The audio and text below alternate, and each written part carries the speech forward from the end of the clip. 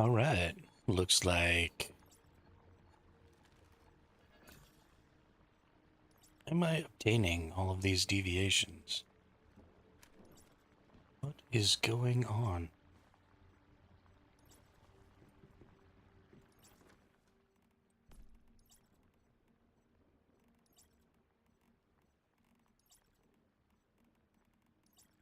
Okay. Well, it looks like it's going to tell me that I am obtaining all of the deviations that I had previously. Is cool, I guess. Happy fun time for me.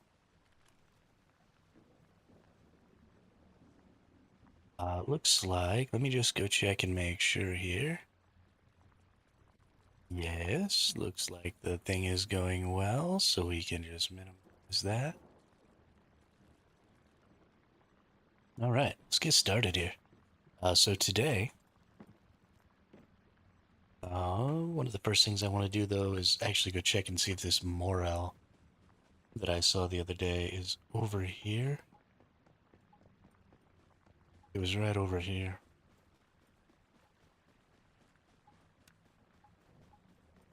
The one that I picked up that was deviated.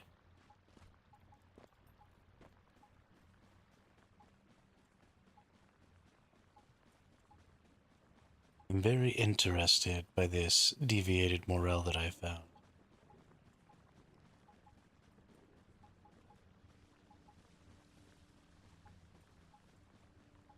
Right, it was a deviated morel, right? Starting to say it was, okay. Starting to second guess myself over here. But let's go see if we can't find it. Snapping turtles over here.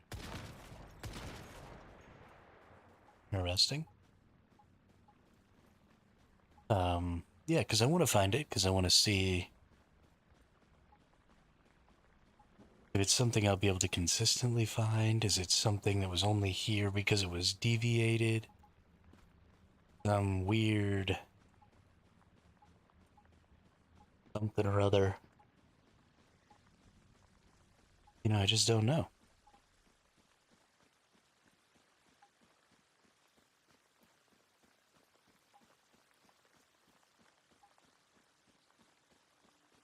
I don't see it.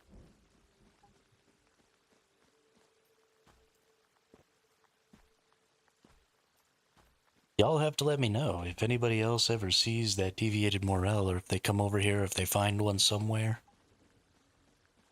Let me know what the circumstances of that are. I wonder if maybe you can only find deviateds. Did I even get any seeds? No, it doesn't look like I got seeds at all.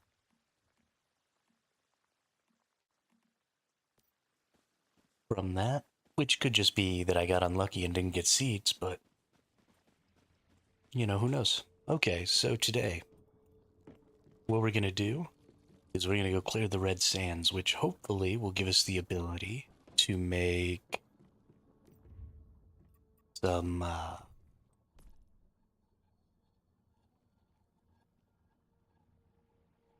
tier 5 gear, which is why I'm not gonna upgrade to tier 4 armor. I'm gonna go try and get what I need to make some tier 5 gear and then just upgrade straight all the way to tier 5.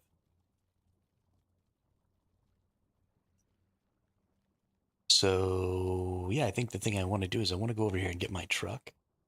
I'm going to drive my truck up into the red sands.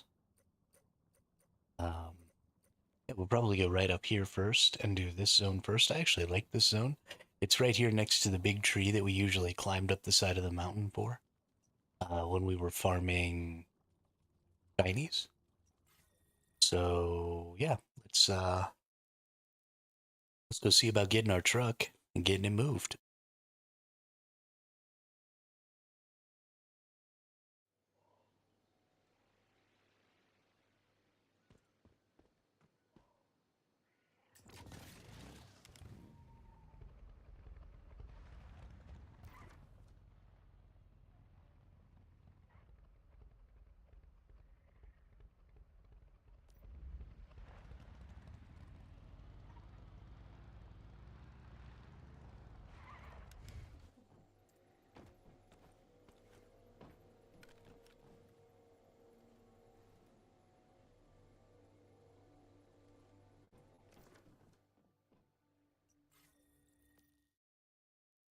Take me over here, please.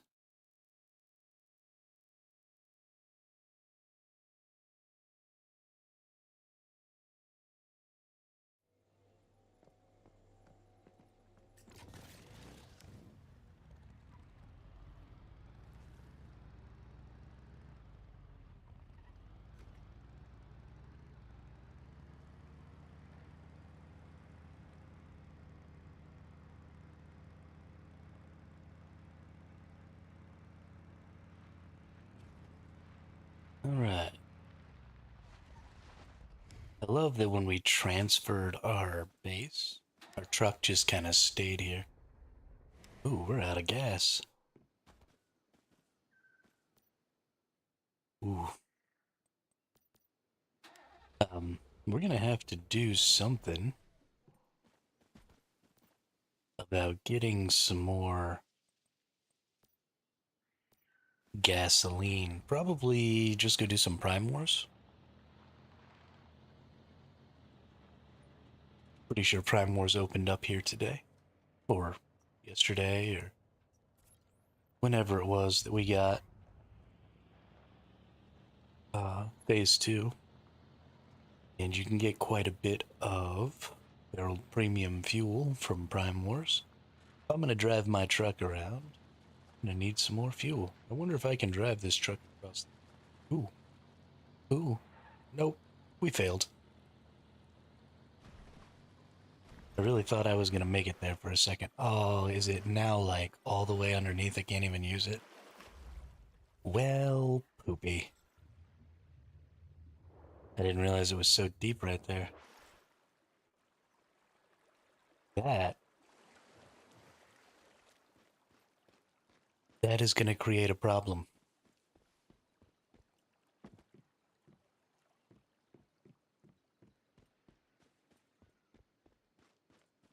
Because now, like, my base is all the way over here, and I kind of want it to stay over here so I could move it to get the truck back. But whatever. Guess it's time to abandon the truck life. I really, really like my truck, and I really, really like mobile based stuff. And I think that this game really could benefit from the ability to have truly mobile bases, but they just will not lean into that at all. And it's kind of driving me crazy.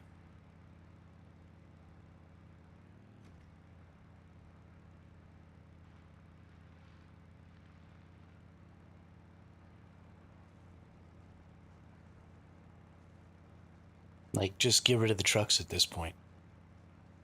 They're doing nobody any good.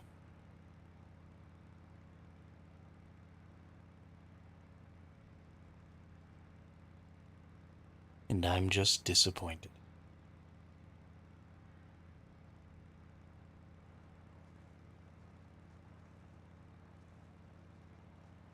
But anyway, we're going to clear the red sands today, and then we're going to go see about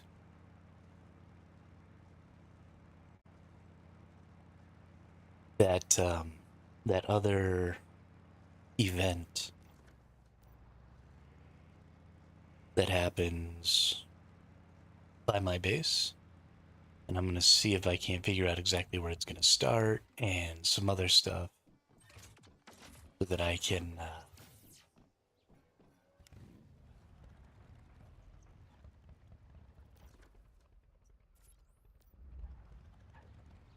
start looking at using that. Let's see, it wants me to go in here. Okay. Wants me to do some crazy things, but that's fine. Because the road that it wants me to get on is actually right above me right now.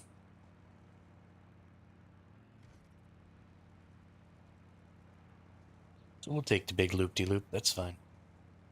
We have quite a bit of the type of gas that this motorcycle uses. so I don't mind.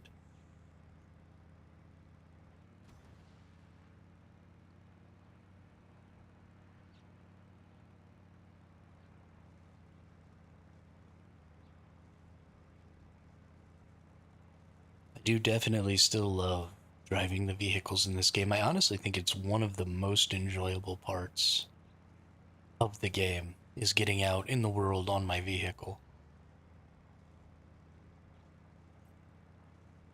and just kind of driving around and looking at stuff.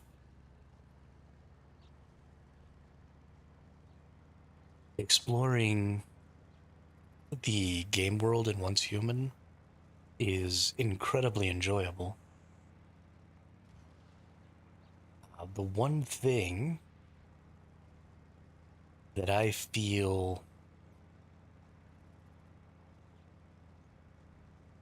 sort of holds that back is how unrewarding exploring the world is.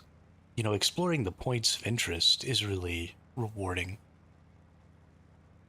As you clear each zone, you get lots of resources and stuff that you probably need. But um,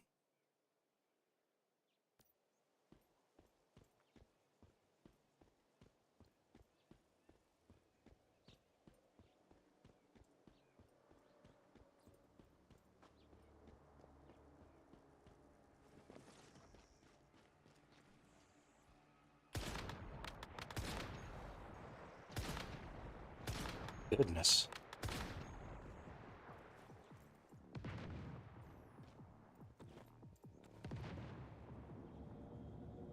Okay. That was interesting. I don't really think I was prepared for the fact that I was going to die that easily.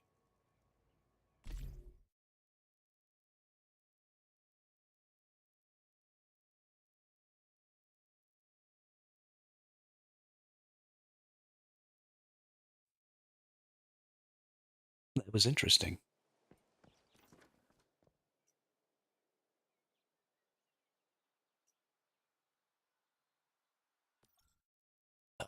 Nor was I prepared for the fact that it was going to take so much to kill those enemies. That is remarkable.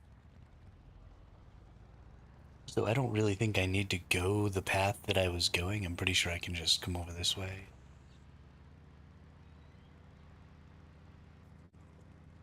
In here, here's the tungsten I'm gonna need, which is gonna be great. Glad to see that we're gonna be able to get tungsten real easy. But let's go ahead. For some reason, my sanity is at half. Let's open this up. Sure, why not?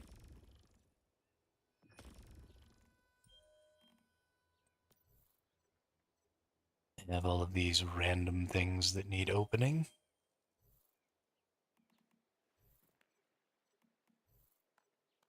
Oh, nice, got some barreled premium fuel here. Lots from that stuff comes from the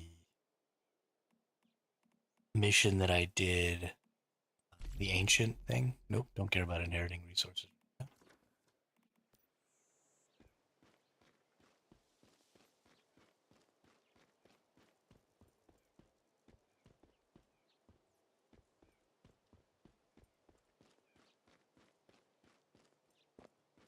Whoops. Went in here specifically to drink some water and eat some food and then just forgot.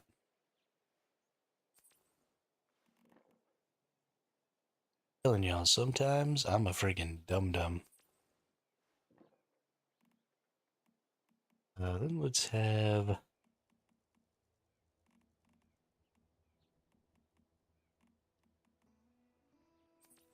There we go. Cornbread. Ain't nothing wrong with that. Yo, what's up, Quizza? How are you today?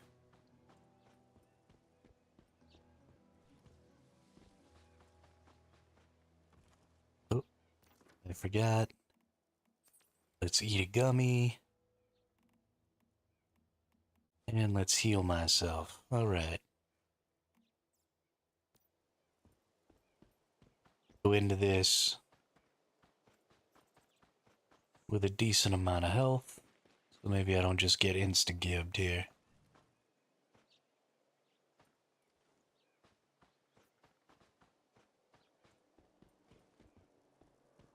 Now, last time I was in, I think it was during Prism versus Clash. Last time I was in this particular map. Oh no, it was the first time we had hard mode, that's right. There was a... You mother puss bucket.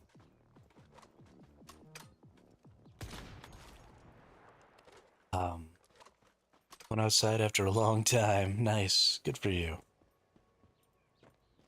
It's been a couple of weeks for me.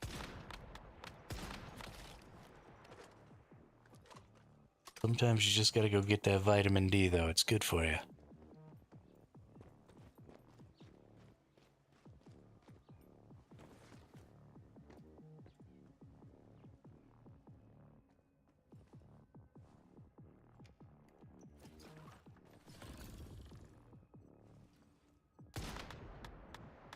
But anyway, the last time I was in here,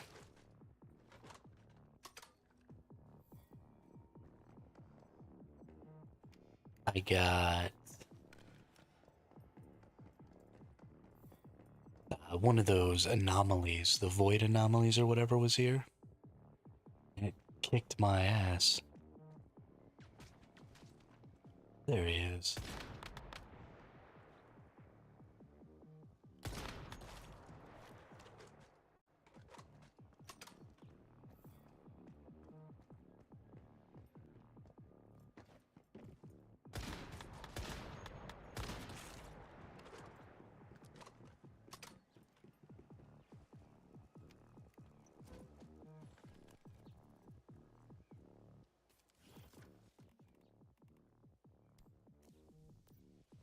Put these activators down here.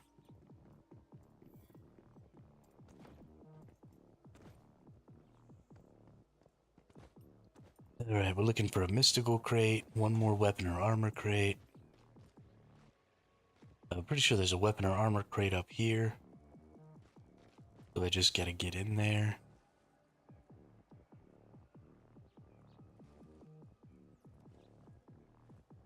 And then I believe the mystical crate's down over here somewhere.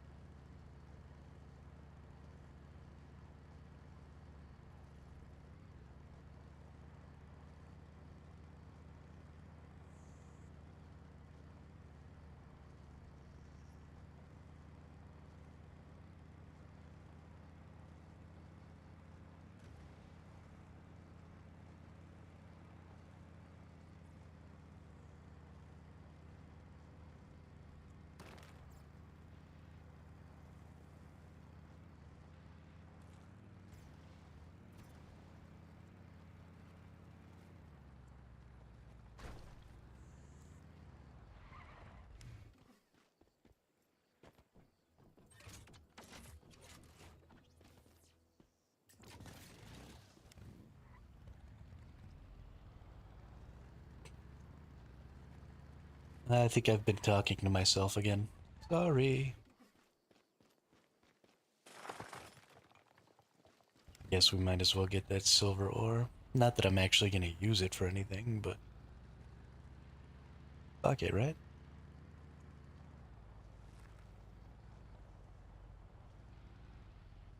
Alright, so we got our teleport. So next, we need to go where we need to go. Let's go get the city and then we'll do this big region here. I love the area next to Blackball City. I really, really like that zone. It's a lot of fun to go into. It's a lot of fun to kill everything in. It's nice and large and has lots of enemies to snipe with my sniper rifle. It's very fun. Hopefully beating that region will also give me everything that I need to go ahead and make my tier 5 weapons at the very least.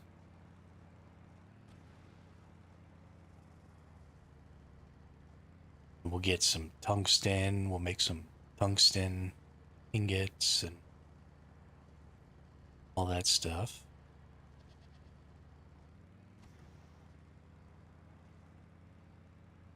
Lots of people closing car doors outside. You all have no idea how much I wish that I didn't notice every single time anybody outside my house does something.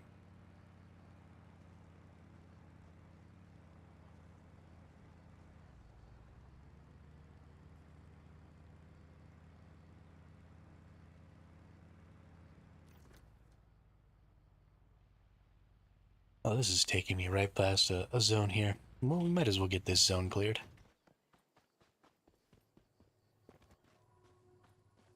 Since we're right flipping here. Oh, is this the golf course?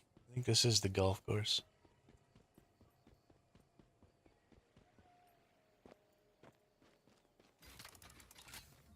Golf course is like over here.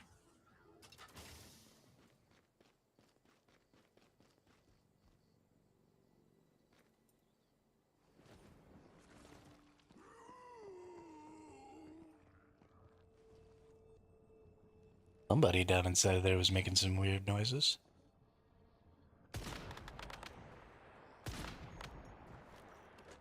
Bye-bye.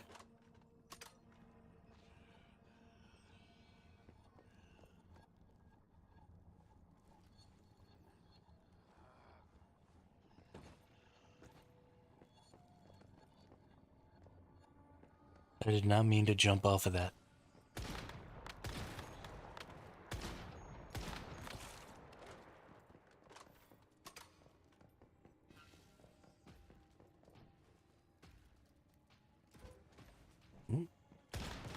Bye, spider. Stupid spider.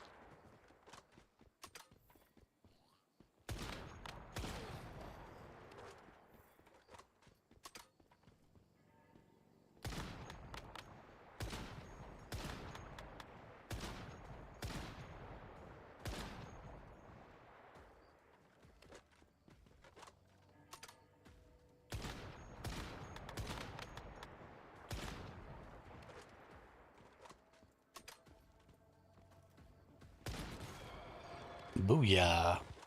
Get wrecked. Get Rizzity wrecked. So, tomorrow, at I don't know what time, I need to look into it. I need to figure out when this patch is coming out. Did I do any boss fights? I did the dog boss fight yesterday. And we're probably going to be doing the giant today.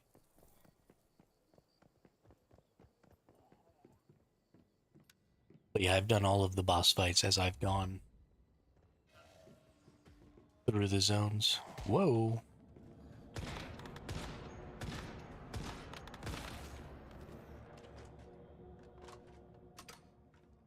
Okay, game. Look here. Need to not sneak up on me like that. That was completely unacceptable.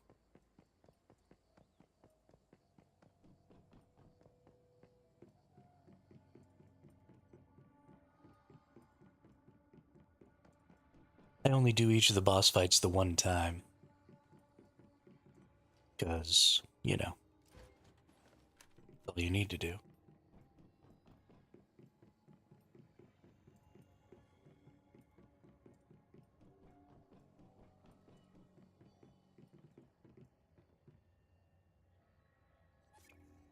At least until you get to the hard difficulty or hard difficulty on them. And then there's some value in doing them over and over and over again.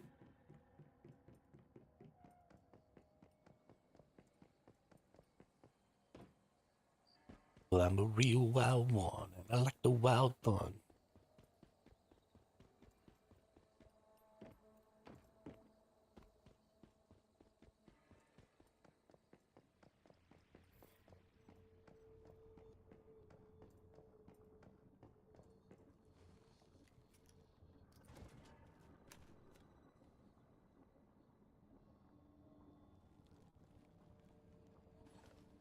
Hey, you got some special plastics. These people in the face. And I haven't found, like, any of the stuff in here yet.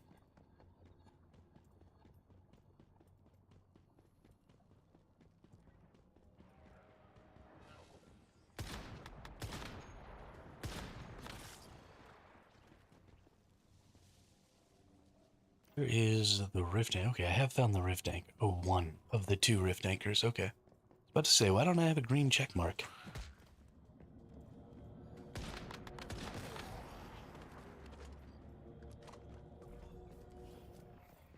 We're gonna hit 9 o'clock soon, too. And I am not equipped well enough.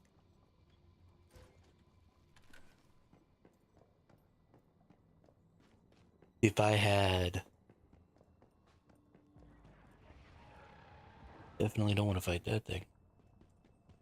If I had tier 5 weapons, then I might not be too worried. Got more of those annoying artwork bots in chat today. So annoying because they keep saying your channel looks like shit to sell stuff. I mean,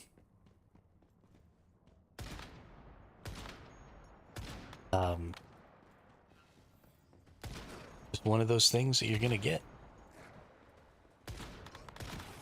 Once I got affiliated, I hit my 50 viewers, 3 concurrent viewer thing. Pretty much stopped seeing them. I think it's mostly a follower count thing. So, I'm up to about 190 followers now on Twitch. And since I've been at about 100, I've only seen maybe a handful of them in the past 2 or 3 months. So, I mean, they go away once you've stuck it out for a while. But that's exactly what they do. They go after people who are brand new and don't really know what's important or what's not important. They're trying to get you to think that, this thing that you probably don't have a skill for, right? Because not everybody who streams on Twitch is going to also be an artist. So they're banking on you not having the ability to draw really well for yourself. And so they're just trying to capitalize on that, make you feel bad about your channel so that you can give them some monies. So you just have to ignore them because they don't matter.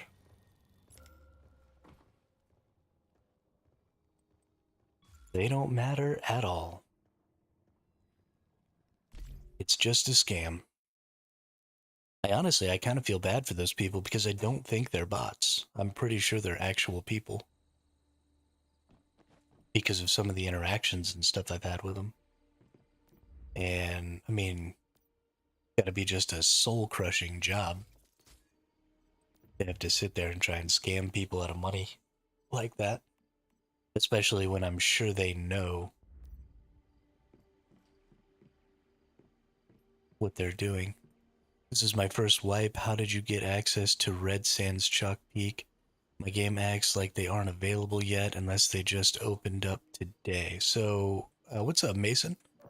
Welcome to the chat. Welcome to the channel. Let me show you how the content rollout works, and then you'll be able to check to see whether or not the Red Sands and stuff is available to you.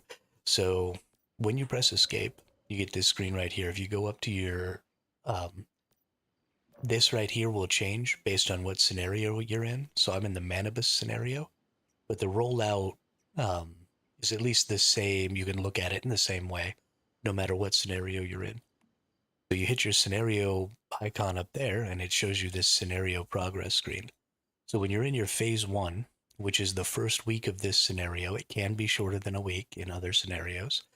It tells you that I have locked the Chalk Peak, Red Sands, and Blackheart region. So all I have right now is the first 3 zones in this first week. Once I get into week 2, which is phase 2, it tells me that phase 2 is going to come to an end in 5 days and 19 hours. And that's going to mean that phase 3 is going to open up during phase 2. I unlock all areas.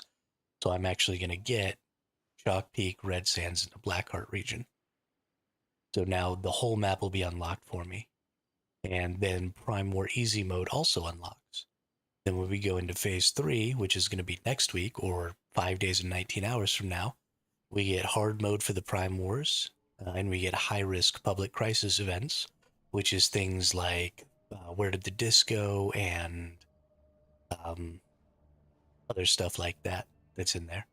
And then higher multiplier when obtaining essential materials, which means like when you're mining and stuff like that, you're getting more materials.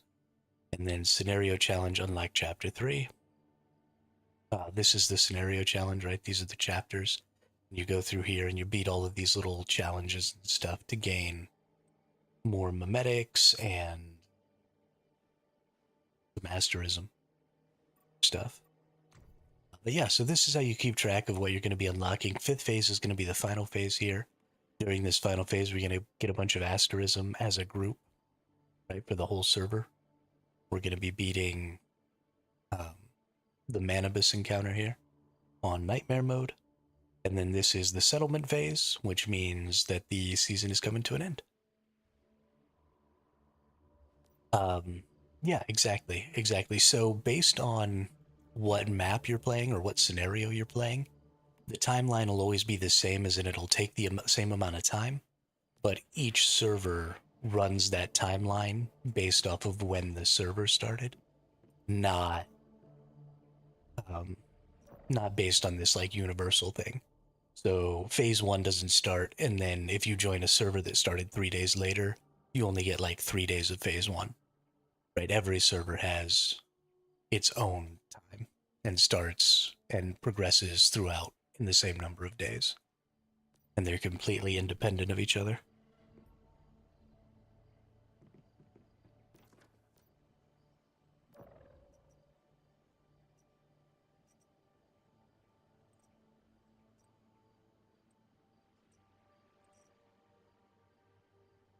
Yeah, of course, Mason. Anytime. Anytime. I love, more than anything, I like explaining stuff like that to people. I got a long history of teachers in my background, and while I could never actually be a teacher, I do love answering questions. So if you need any help with anything, you just let me know. I will happily explain it to you. Now, what was I wanting to do here? Right, I need to go into my medics. I need to unlock. I actually think I might have these unlocked already. I do. I want to unlock the advanced workbenches. Then I want to craft me some advanced workbenches.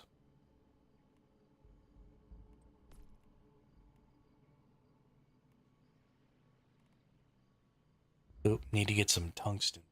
Okay. I've made some mistakes here.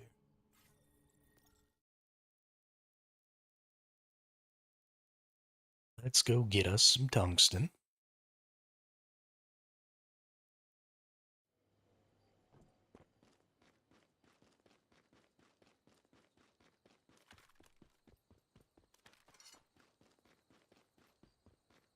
Super glad to see that there are new people coming in and joining and playing the game.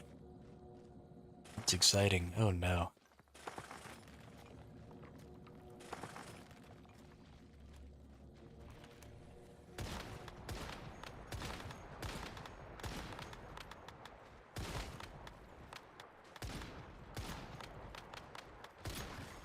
Yo, this tier 4 gun sucks against these guys.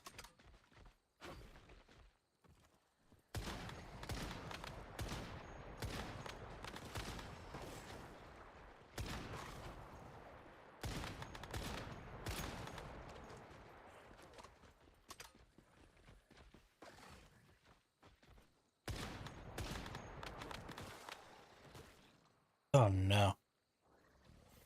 Oh no. Yo, this Lunar Oracle thing is so hard. Holy cow.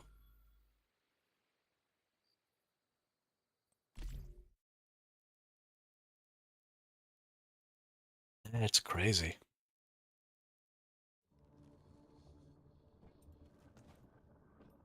I did get some tungsten. Let's make some tungsten ignites here. Hopefully that'll be enough that I can just go ahead. Yeah, I only need 25. That'll be cool. I'll just go ahead and make this then. And then we'll get our tier 5 stuff going on, and then we won't have to worry about this stupid Lunar Oracle crap.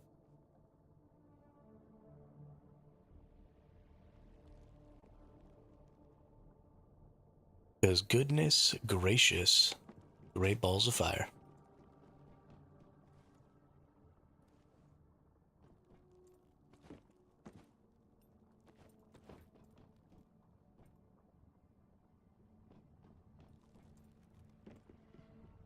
I think probably I need to move this back. And let's move this back. And let's move this back. The reason we're moving these back is because we're going to move these over. Because we're about to get the tier 3 ones and they're going to be a little bit bigger. I want to be able to just put them all in a line instead of all catty corner like that.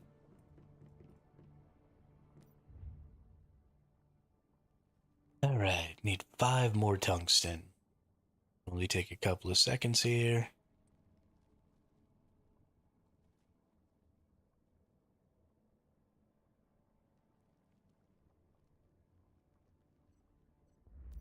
Alright.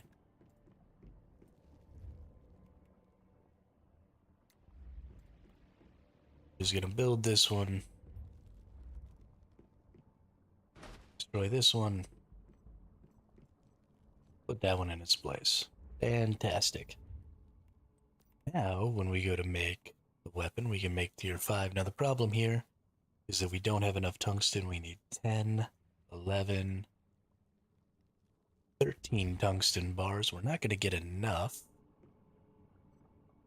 from here. No, I need 4 more. I'm going to have to teleport back over there where I just got my butt kicked. Which will be fine. We need to go ahead and get our resources anyway. Because we did drop a little bit when we died. Thankfully, not very much. I think all the enemies are gone. I don't think they last very long. Oh, nope. That was incorrect.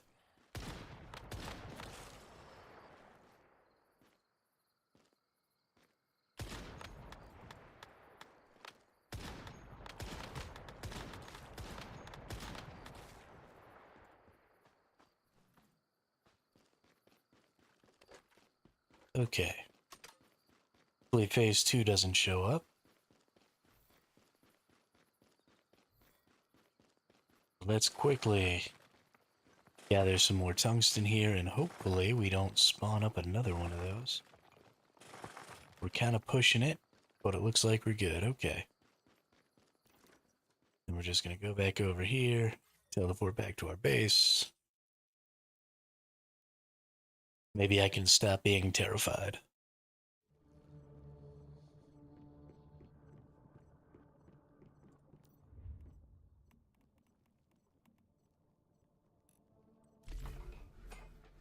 Oh yeah. Should be plenty of tungsten coming there. Oh. One more deviation. I'll have the whole thing purified, and then guess I get staroids.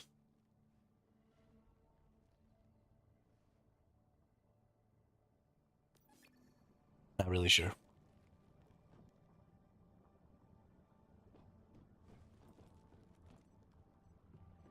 Alright, should be enough to make this gun.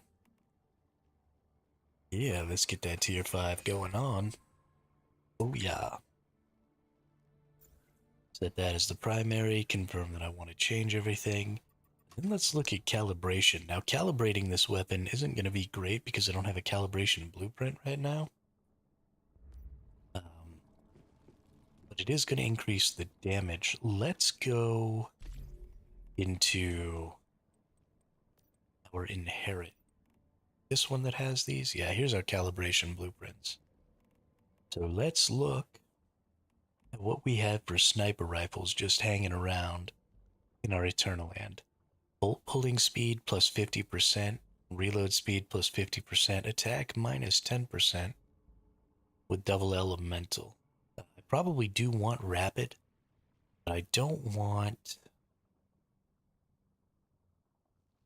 I actually might want rapid crit rate. How close am I to max there? Not very.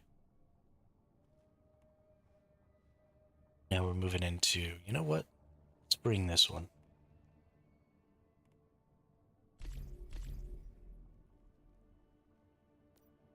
Let's calibrate this bad boy.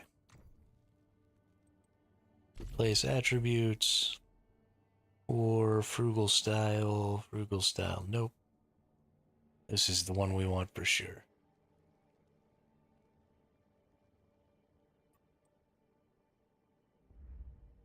And when we're looking in here, to get to here, we got to get to +4, so we're going to need quite a bit more. I just really love... Oh. No, this is bolt speed. I'm a dum-dum. I have a semi-automatic. I'm so used to using the Black Panther. Holy crap, I'm an idiot.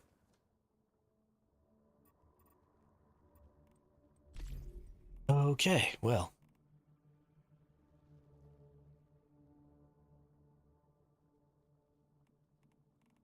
What are these? Are these both frugal as well? Yeah, I don't care about that. Let's go to...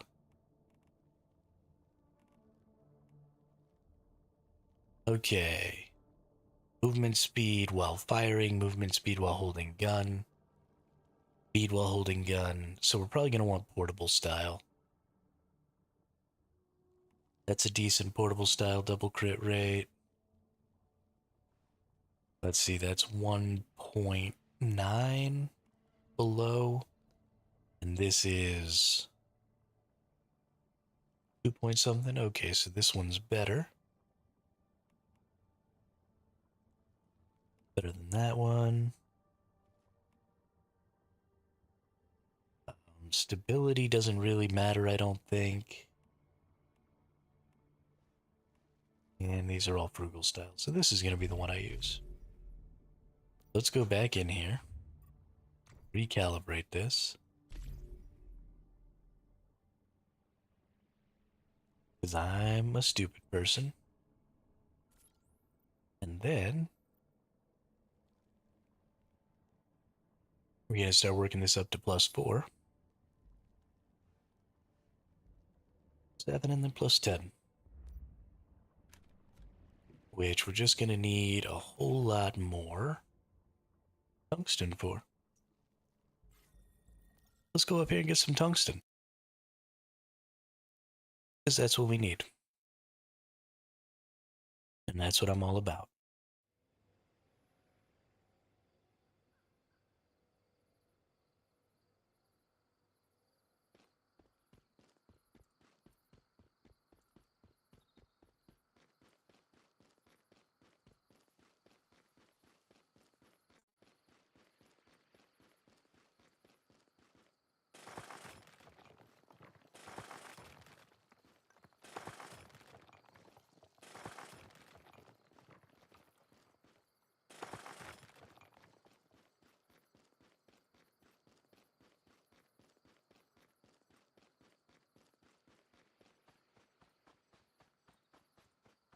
So it does look like failing at the event when I summoned those waves is actually going to cause me not have to deal with them again.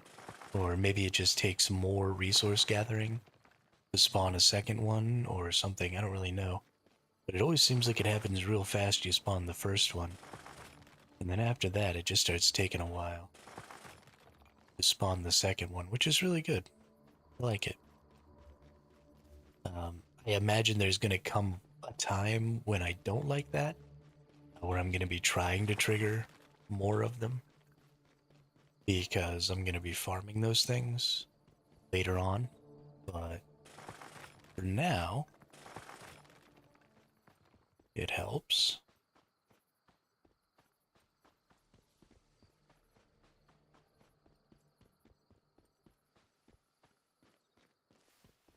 So that I don't get super bogged down.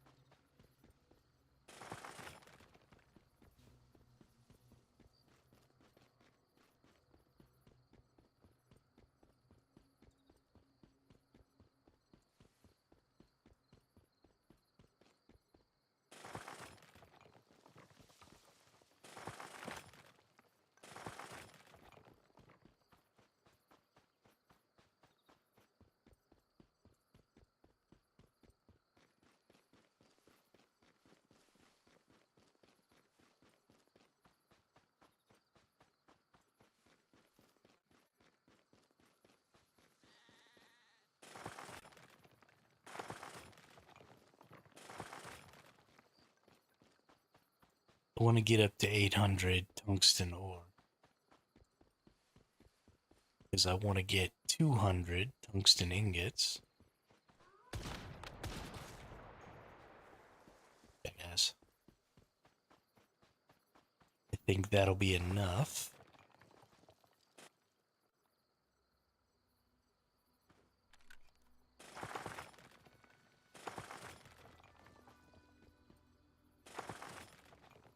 Alright, this will be all.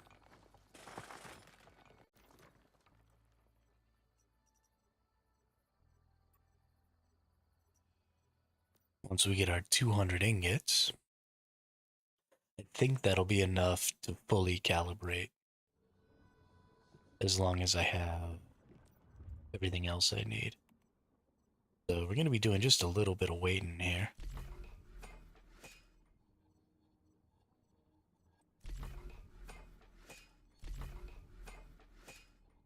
While this all cooks up.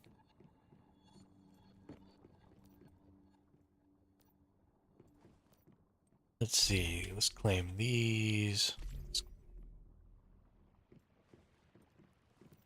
claim these. I need to start taking a lot of these resources with me.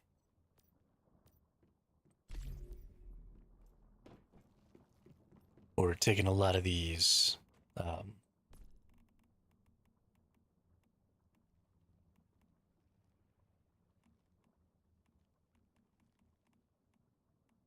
Well, doo-doo. That doesn't go in there. That needs to go on the ground.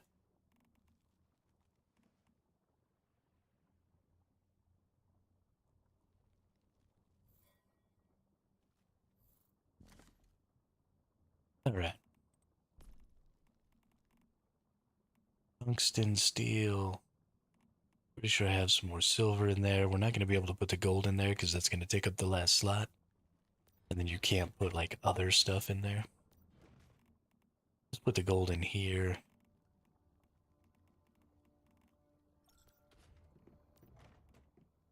And then all of these other resources.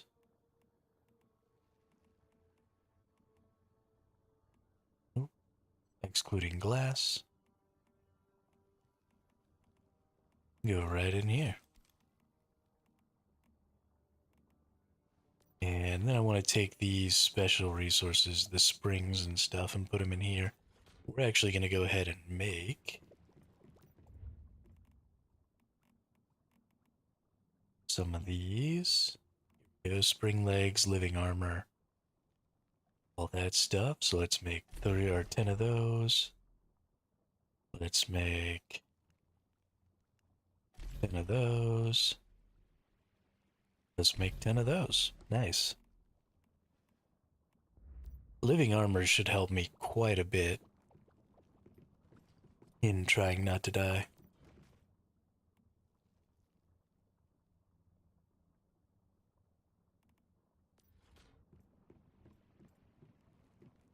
Let's go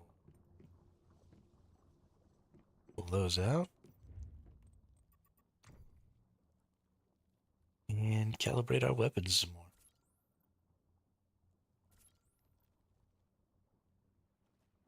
I want to get 2 more calibrations. I need more platinum crystals and tungsten. Now there is an event going on right now.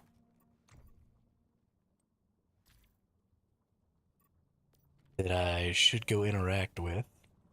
This return event. So because I'm returning to the game after a pretty long absence, there's this little return shop where I should be able to get some platinum crystals.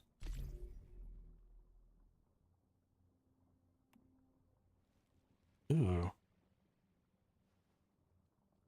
Didn't realize it had those. That might be nice.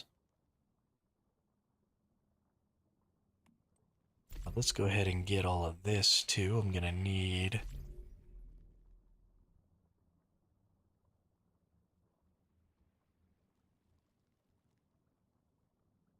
Okay.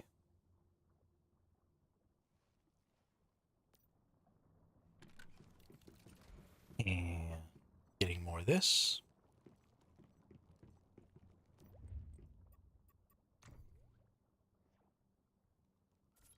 Calibrate. Okay. We are going to have enough to do one more calibration. We just need to get the tungsten, which we actually might not have enough. The tungsten. How much more are we going to make? 30, 60. Okay, no, we're going to be at enough. Fantastic. Let's go get our scenario rewards.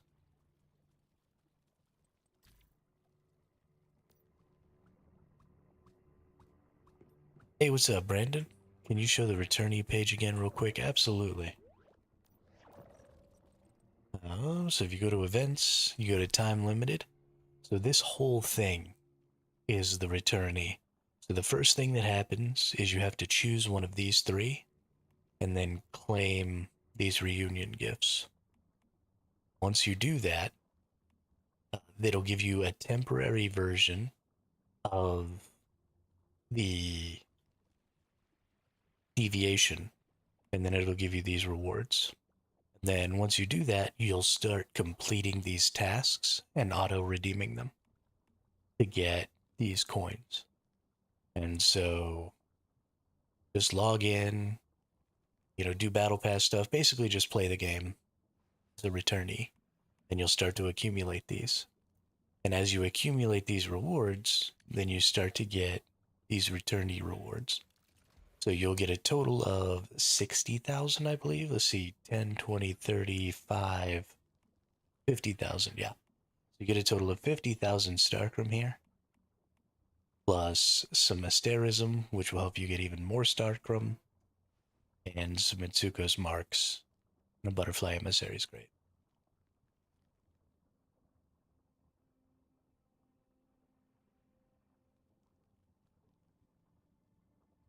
I don't know how long you have to have been away. You get about a month to do it.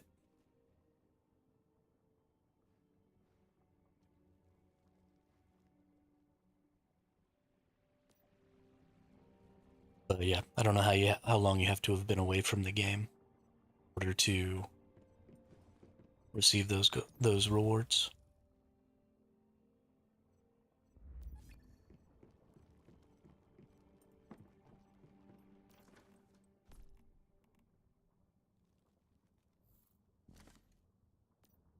I have the returning thing also, but I think it's based on time away since mine is about 15k Starcrum total.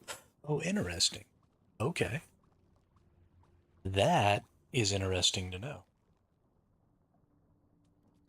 So it seems like if you're going to take a break, it's better to not even log into the game until you feel like you're going to be playing for a while again.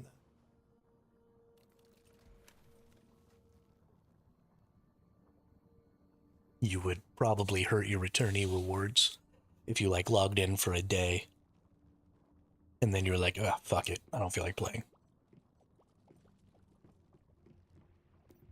1650 or then 3 times and then the final. Okay, cool. Yeah, so if you're going to take a break, just take a break until you definitely know you're going to come back and play a bunch, and then you'll be good. Okay. Let's go see. I just used up most of my crystals. I don't think I'm going to be able to. Nope, not going to be able to make this. Okay, that's fine. I only really need my sniper rifle right this moment. But let's go change. We want our accessories.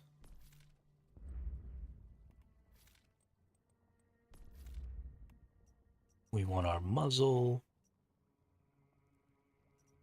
What do we want out of our muzzle?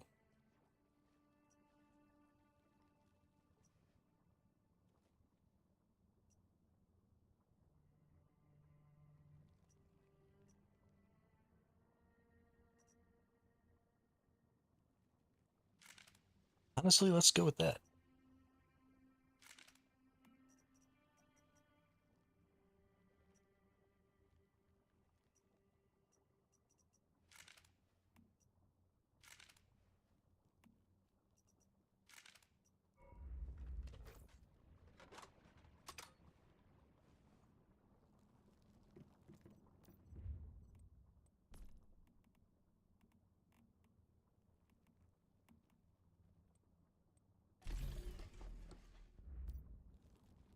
Give me that steel sniper rifle ammo. Played for a couple of days back in January, so rip me. Only got to level 15 or so at the time before not playing again until now. Yeah, that's really unfortunate. It's also possible, I suppose. Did you quit at the same time I did, Brandon, or?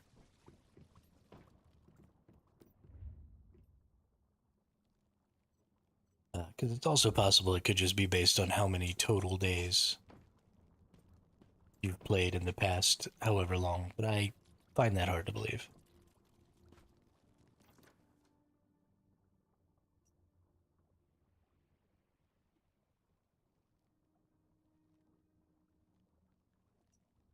All right, let's teleport here and go back over here and finish up this zone. Now that I have my tier 5 gun, and it's not the lunar event time, this should be much easier.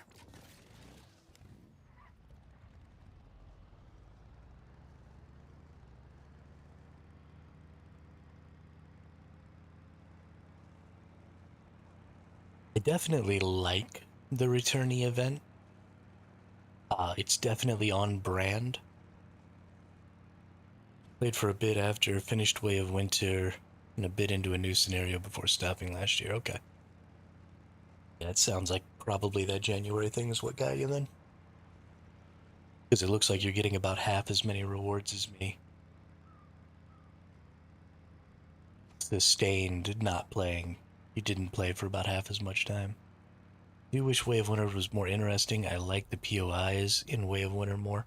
I agree. The map was definitely more interesting. I believe we are getting the full map. So the next scenario that comes out, I believe, is going to be everything, right? The entire Way of Winter map and the entire map down here. And instead of opening up based on like how many days, the phases are going to progress based on your unlocking of certain things by doing like the mechanic for the scenario.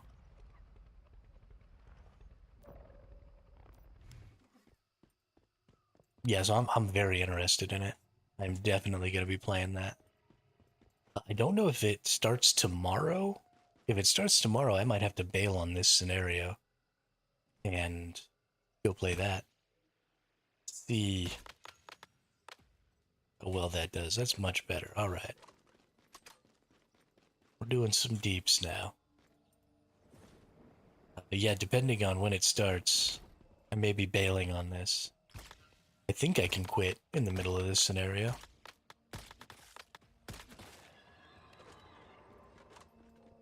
Not tomorrow?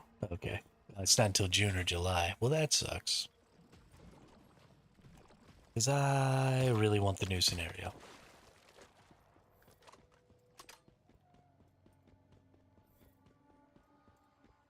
Really want the new scenario, but that's okay. Having...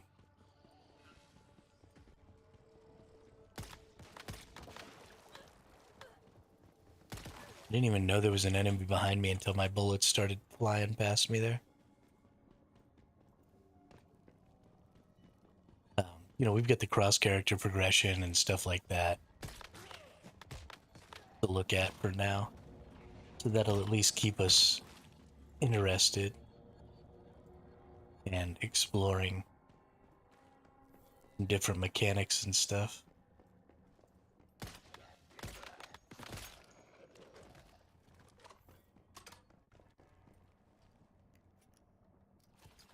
Get my weapon crate. The final countdown. Be-do-dee-doo. Be-do-dee-doo-doo. Be-do-dee-doo. Be-do-dee-doo-dee-doo-doo. Be-do-doo.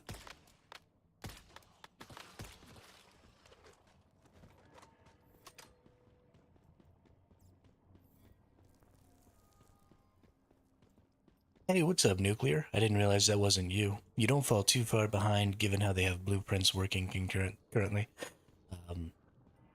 Yeah, no, I feel the same way. I honestly don't feel like I've fallen behind at all. I haven't played since October. I mean, I'm sure there are people out there who have more blueprints completely maxed out than me. But especially because you can move star levels from blueprint to blueprint and stuff now.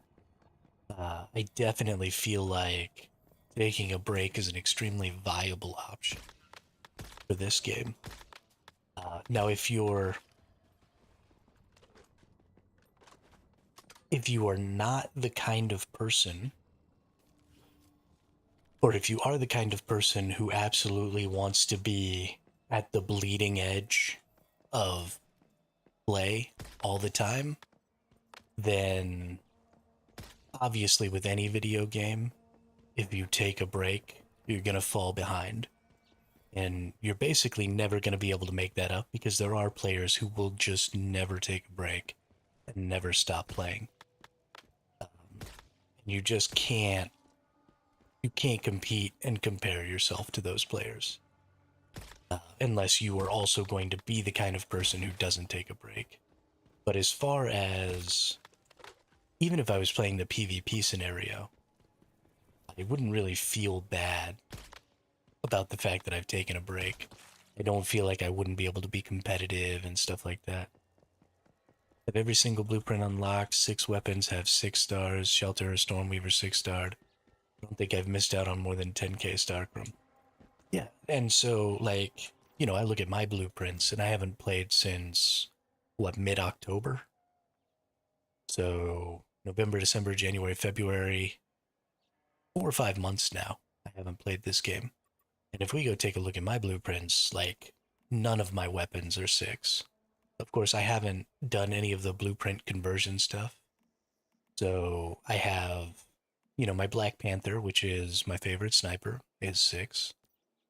Um, None. I don't think any. Oh no, that's not true. My Dual Fury shotgun is also 6, but these are only 6 because they are weapons that you get consistently during Manibus scenario. So I've gotten a bunch of those. None of my armor like has any stuff going on for it. Although that's probably more a lack of me looking into it, because if you look over here, I've got tons of fragments that I could be putting into a lot of different things, and I just haven't. I've got so many fragments on weapons, it's not even funny.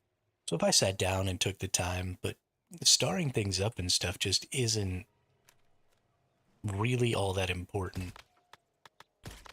Even if you're wanting to play PvP, I think you can really just get away with kind of doing whatever the fudge you want. This is just not a game that requires extreme focus and extreme optimization.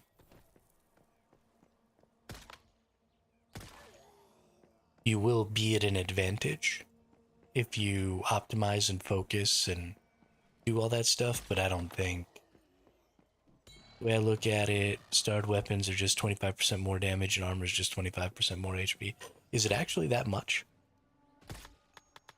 Didn't think it was that significant. Of course, that's 25% over 6 stars. So if you have 2 stars, you're getting almost 12%. Or almost 10%. Yeah, almost 10. So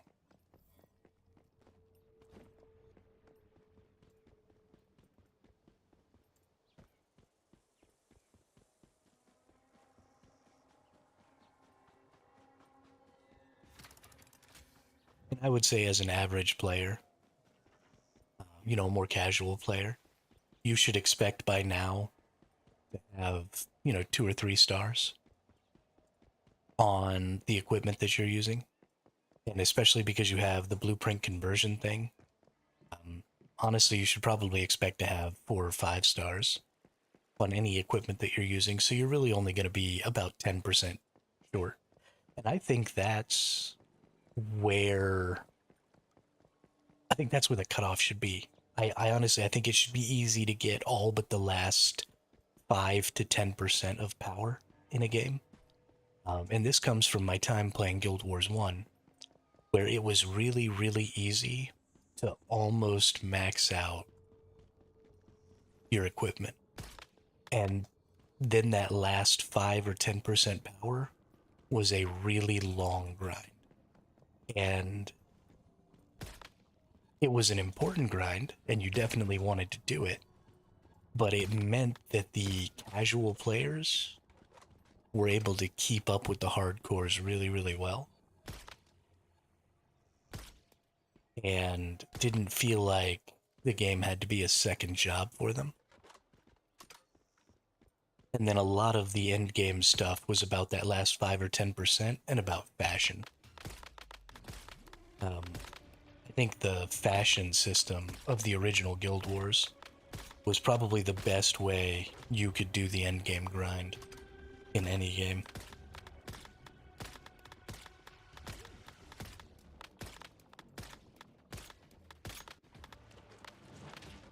Yeah, many people stop at 4 stars here too. The 5th and 6th stars are really expensive. Yeah, exactly. Exactly.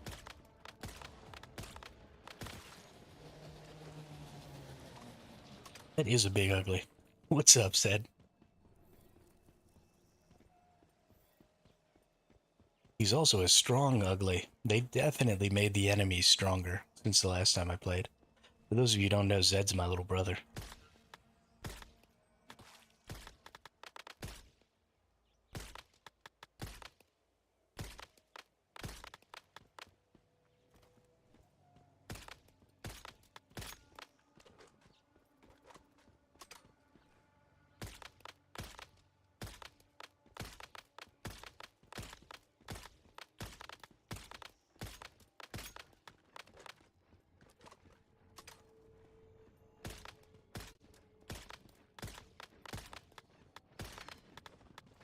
Oh, thank God.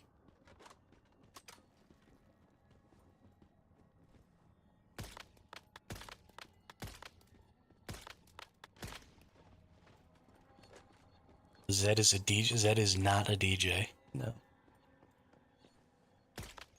Zed comes from a series of books that we read when we were kids.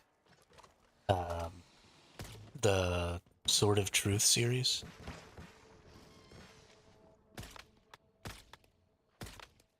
Which now that I'm older and understand um, some of the underlying themes of the book series, I probably wouldn't recommend it. But when I was young and a little more naive and more about the action than the underlying themes of the series, I would have absolutely recommended it. But it's pretty decent. I enjoyed it. Zedicus Zulzerander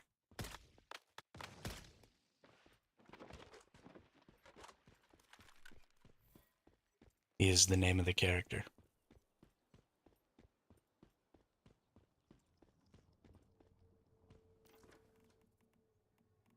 But that series of books was kind of a huge part of our childhood.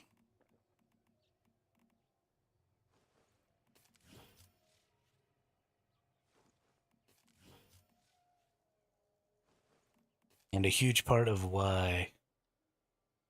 Yeah, don't go back and repeat. I remember you telling me that.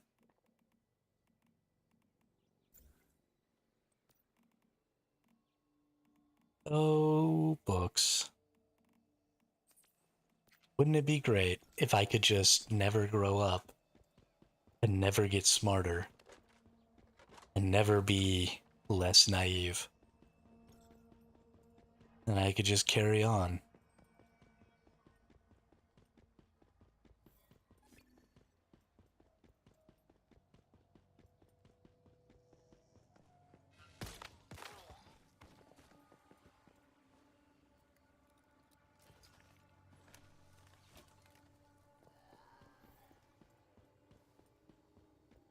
Alright, where's my mystical crate?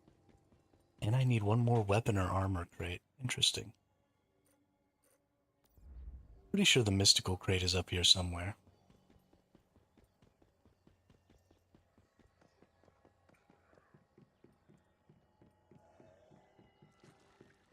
It's weird to come back to this scenario because, I mean, I've already played this map 3 times. We played hard mode, we played normal mode, and we played the original PvP.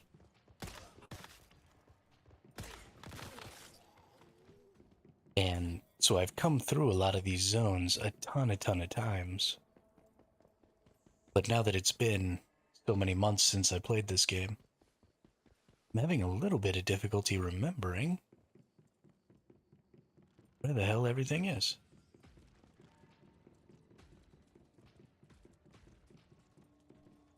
Spider with a baby doll head.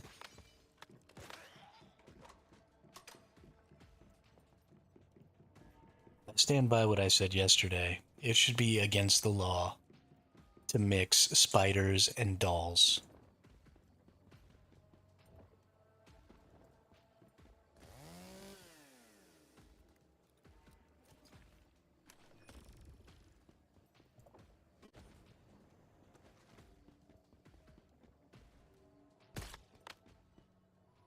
Like, why? Why does that need to be a thing? Can we not just have one or the other? Don't worry, I've played so much Prism Burst, I memorized every single spot for weapons, armor crates, even memorized the spawn locations of elites. Yeah, the elite spawn locations are fairly easy to remember. Just kind of go in the places you would expect them to.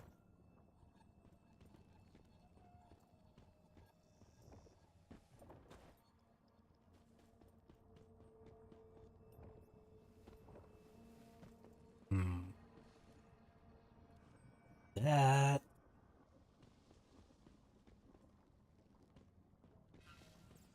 must be down this way then. Maybe I was wrong.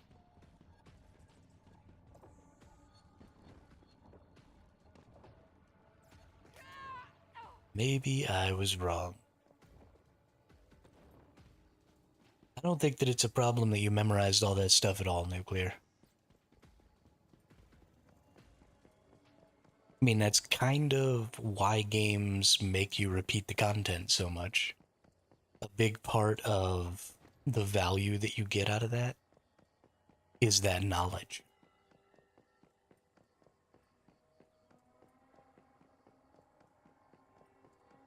So that the next time you can complete everything that much faster. And especially when you're going to be playing PvP, being able to complete a large chunk of the game and a large chunk of the progression faster is a win condition. So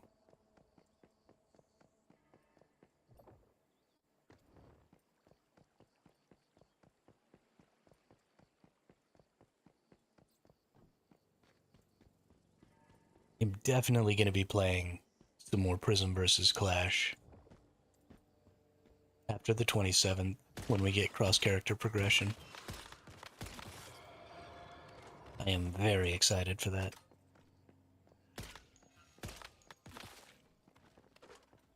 I'm excited to see how they changed it.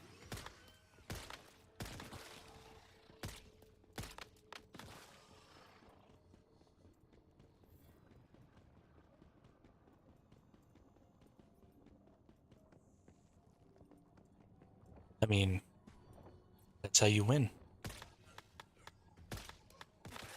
I love the PvE scenarios because you don't have to optimize, but if you're going to play PvP,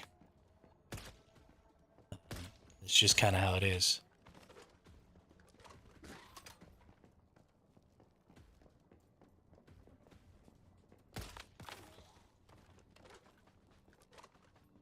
Well, good. I look forward to that.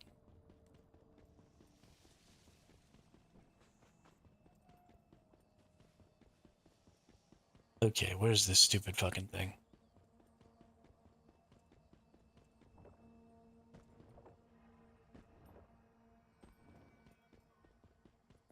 Starting to get upset. Why can't I remember where it is?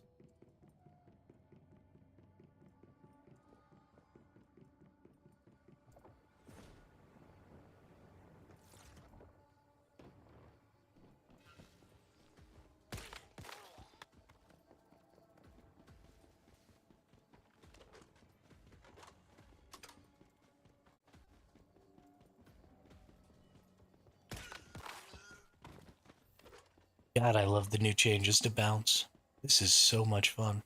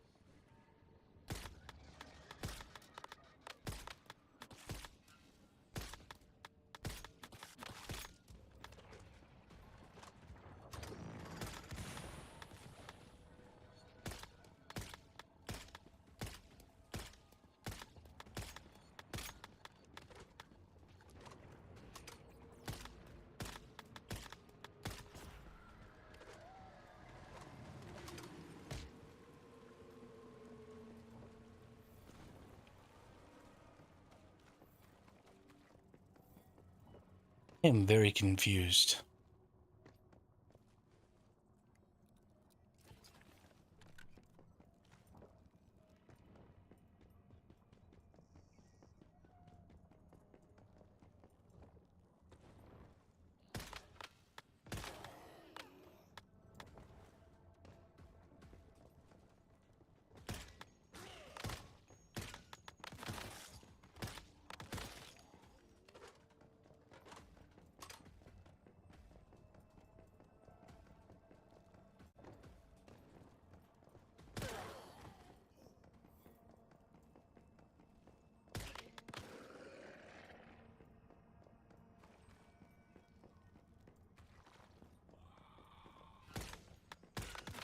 Where is it?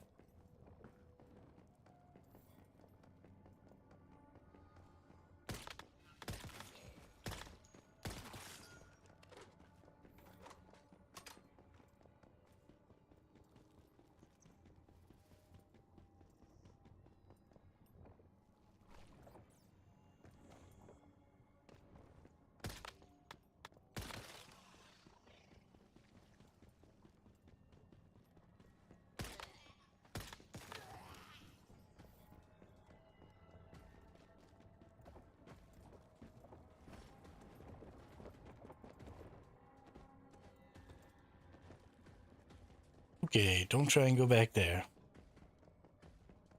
Almost got stuck. Is it up here somewhere, maybe?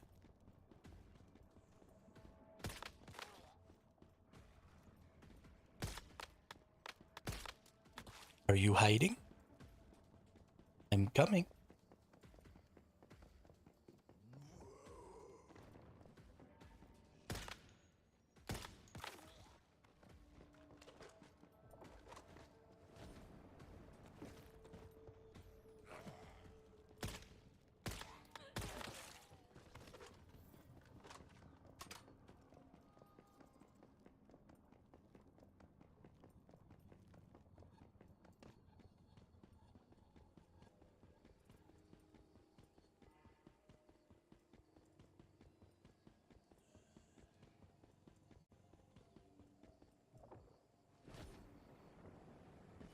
It's definitely not in one of these little small buildings. Where the hell is this thing? Does anybody know where the Mystic Crate is out here? I could have sworn it was maybe like in one of these middle areas or something. Next to one of the elites. Oh. Bet you it's up there.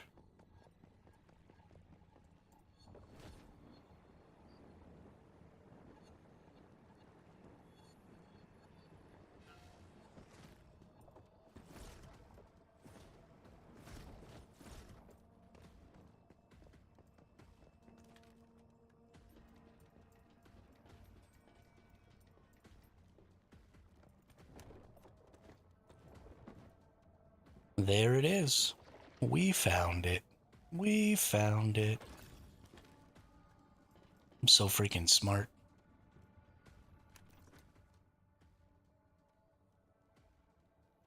Alright, now let's go up here.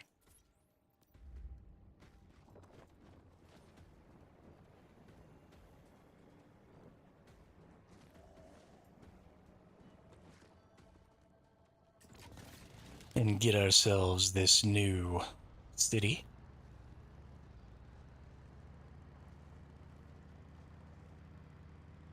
Crash. Crash. Tee.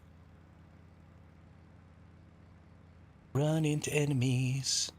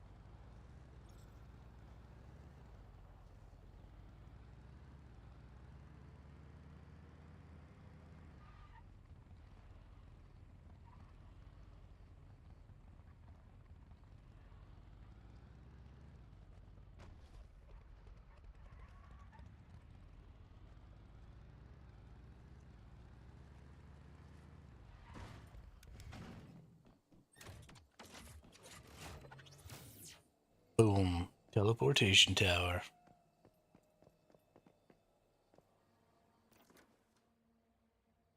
Alright, next place I need to go to. Probably this tower right here.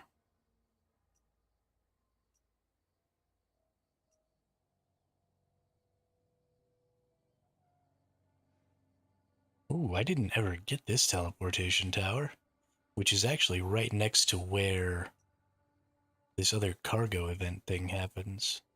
I'm definitely going to need to go get that. Because it's pretty important. So we'll go get this. Go get this. Beat this. Well, beat this. Go get this. Go get this. Beat that. And I think that'll be the end of it. Oh, and then we'll have to get this teleport too. Cool, cool. Cool, cool, cool.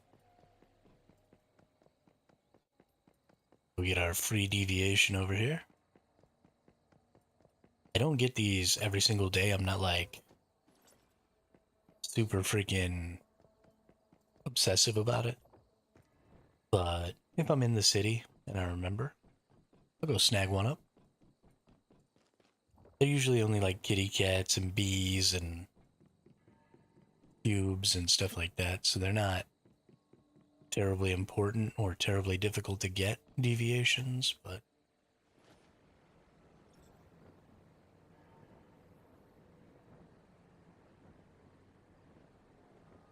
I like them.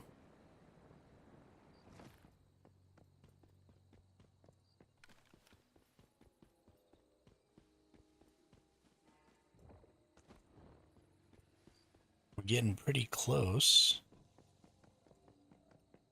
to 9 o'clock again in game time, which means we're going to get the angries out again.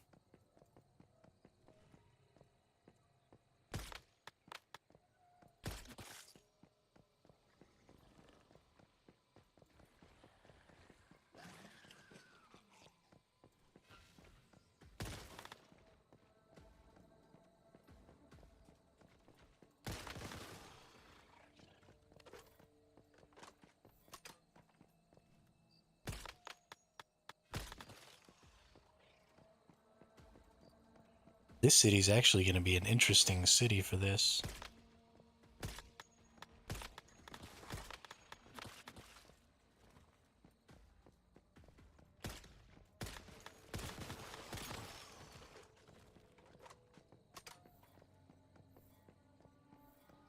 Because there are a lot of enemies all scattered around already anyway.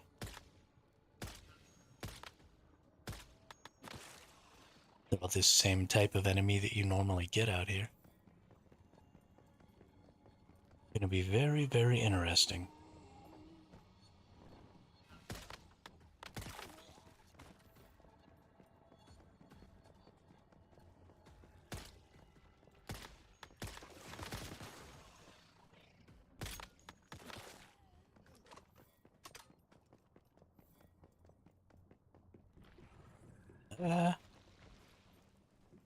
Why am I still rolling?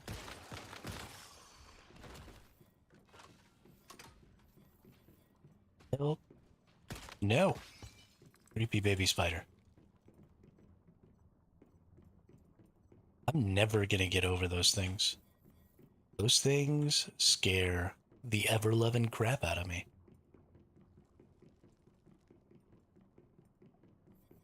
I hate them.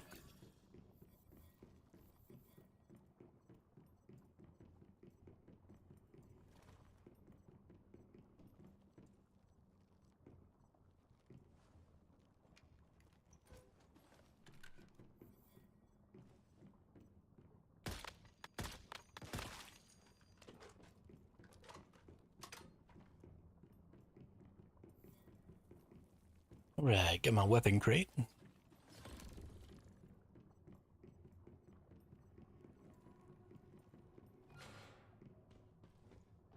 Get wrecked, nerd.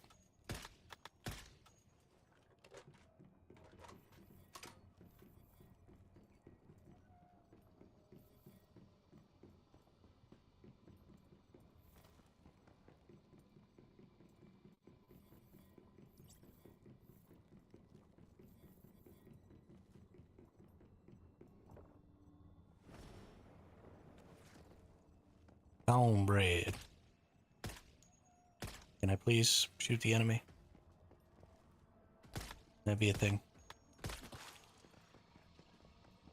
I mean, I understand it's my fault if I can't shoot the enemy, but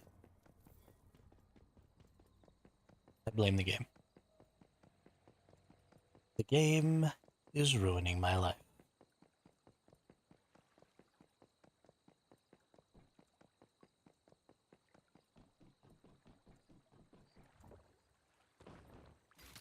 Got the rift anchor. It says I need to defeat an elite enemy. We actually had that elite flying enemy over here. Is it still here? It is. Let's go ahead and eat this bad boy.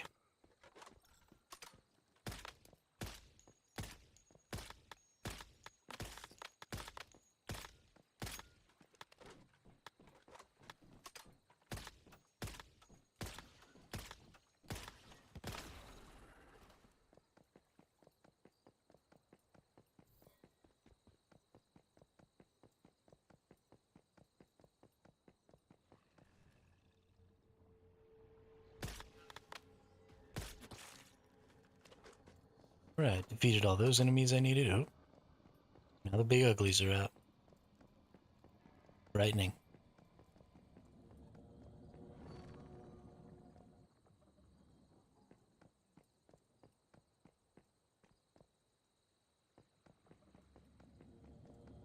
We have no hit points again.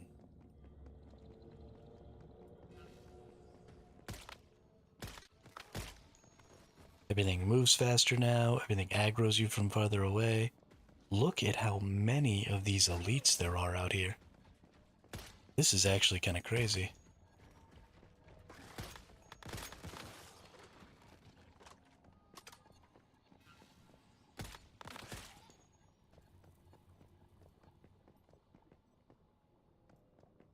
Holy cow.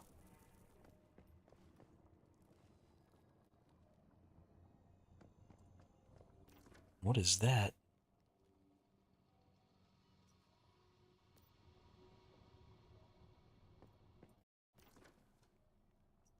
Ah, the cargo conquest. Do kind of want to just stop it right here in the middle of this town.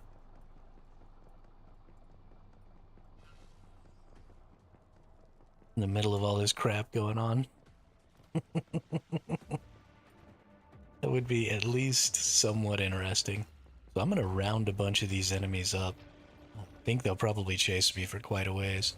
And then I'm just going to turn and see what we can get done here.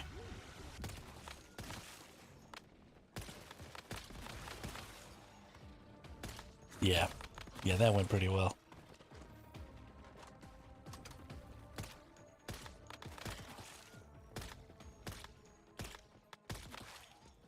That was actually pretty fun.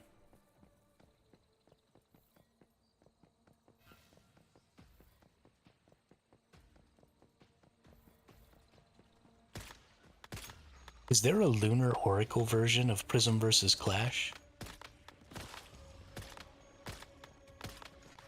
I feel like that would actually be pretty entertaining. Ah, shit.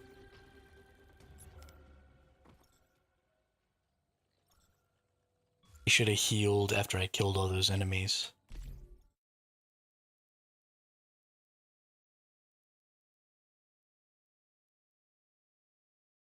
Yeah. So the way this Lunar Oracle thing works, which is why all those enemies were all red and glowy and angry, is there's a mechanic called Sanity in this game, and you see down on my health bar, part of it's like grayed out. That's because I'm going insane. And as you go insane, your maximum health gets reduced. And I'm a trash can, so I don't pay attention to my sanity. So I basically just run around with no hit points all day, every day.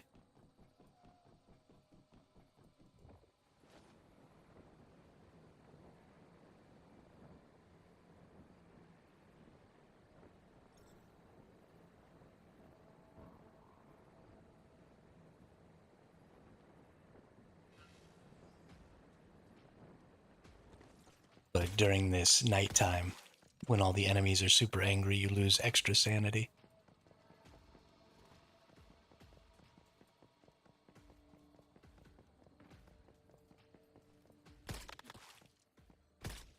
I'll save you, little buddy. Oh, he's got the electric crossbow going on. Nice.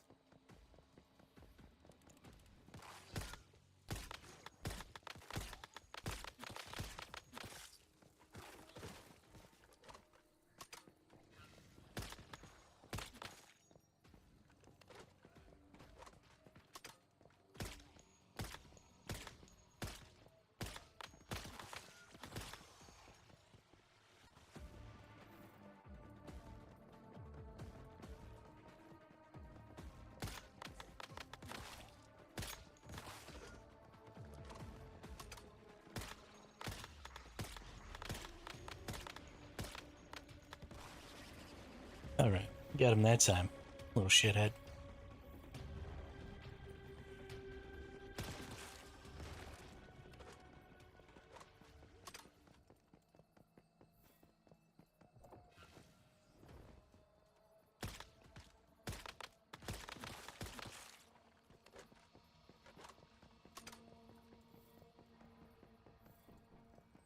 Gotta love the silencer on the sniper rifles.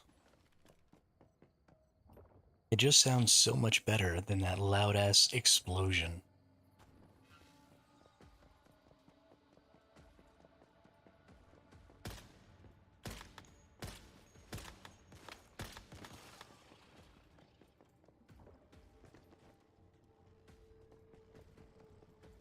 Gather up all these guys.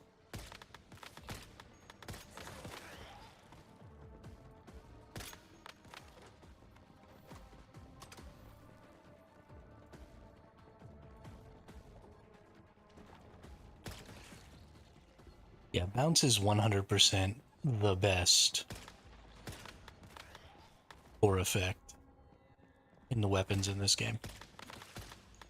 I don't know how anybody plays anything else. This is so much fun. Shoot one bullet, hit 3 enemies like 6 times. Yes, please.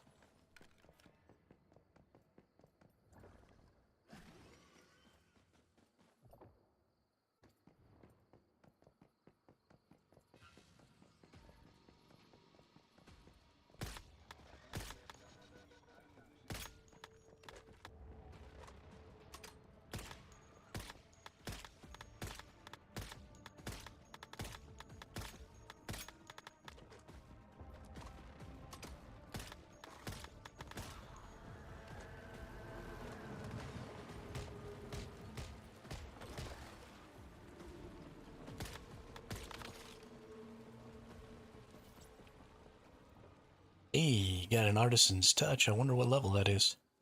I don't actually think I have a high level Artisan's Touch. Ooh, 5-4. Never mind. I now have a very high level Artisan's Touch. Fantastic. It's almost max level. That's pretty nice.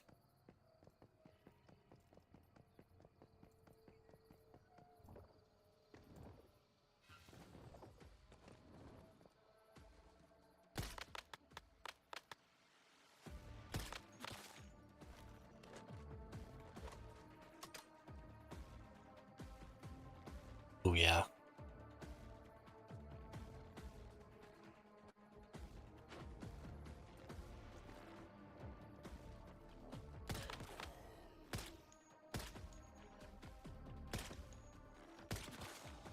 I am not very good at hitting enemies that are running perpendicular to me.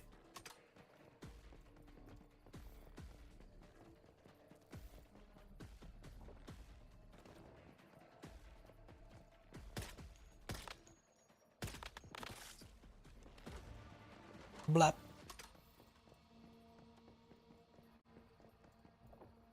Okay. I accidentally jumped off the side of that and broke my legs.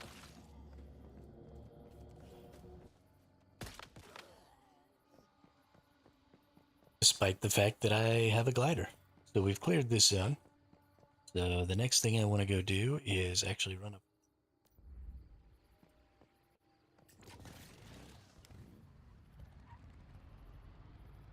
Thanks. Yes, it is. Yes. Yes, it is. I told you.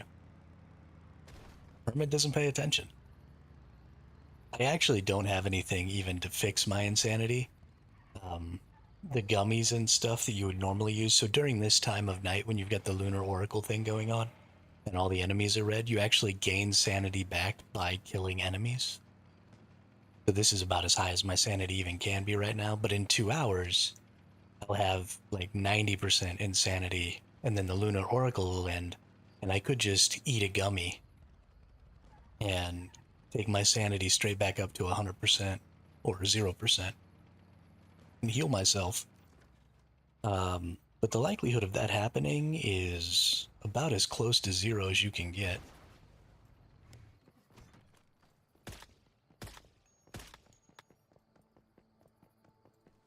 Come on, fall down.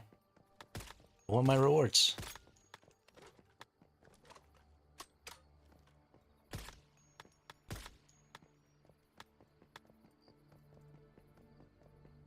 This bus just like roams around the map, and every day you can knock it down and come in here and get your gear crate. And then when you do that, all these little enemies spawn.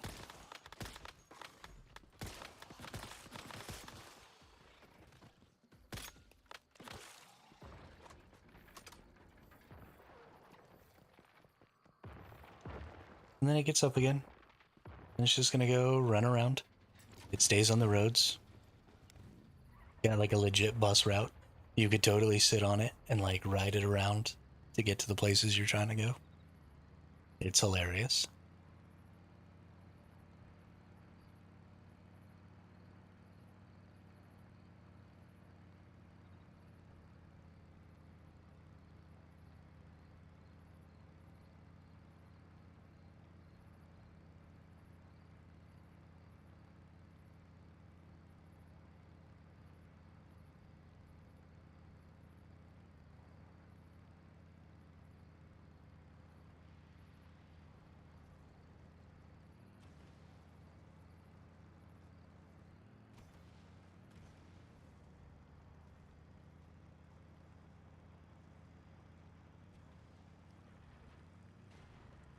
I'm not really sure why it didn't tell me to come across that bridge right there that I just came across to get over to this teleport that I'm trying to get.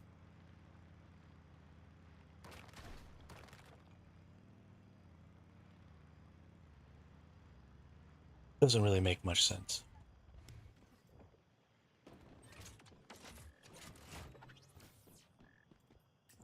Oh, my motorcycle's almost broken too.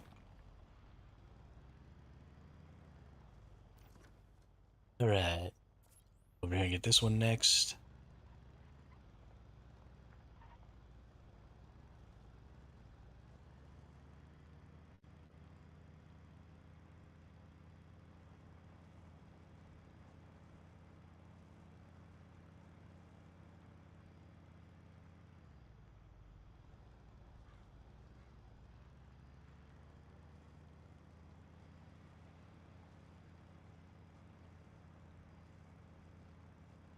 Oh, now.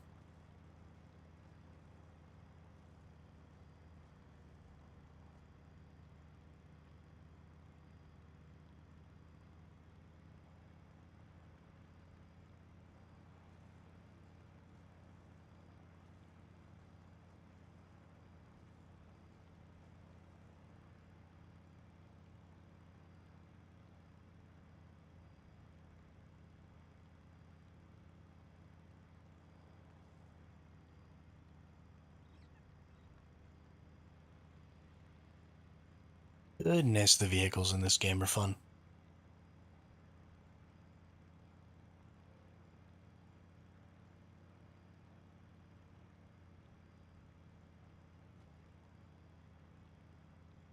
be cool if maybe they add some more vehicles in the future. I know they're mostly doing different types of vehicles as skins instead of like full on new vehicles. So, instead of getting like a bunch of different types of cars, you've just got the car and then you've got a bunch of skins for it, and that's totally fine. That totally makes sense. I would like to see some like earnable vehicle skins.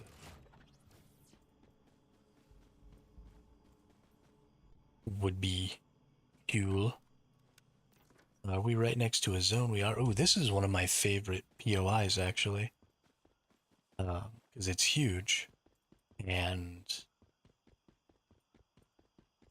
just has a lot going on for it. This is nobody cares about your cheap viewers, Carlo.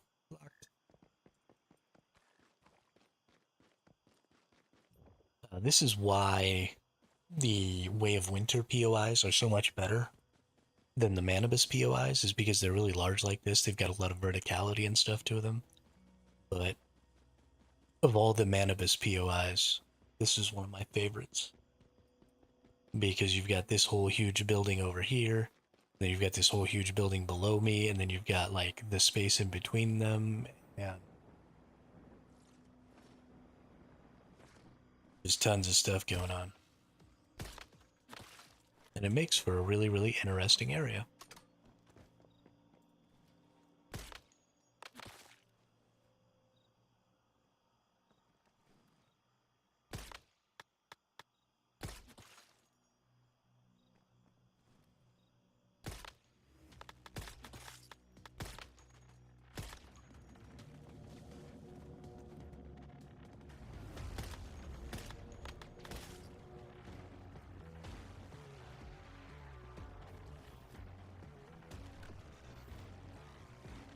Speaking of half sanity,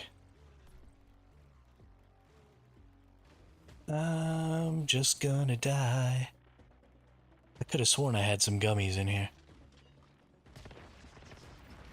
No bad day.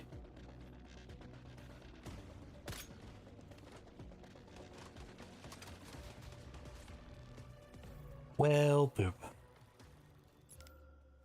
Damien, what's up? How are you today?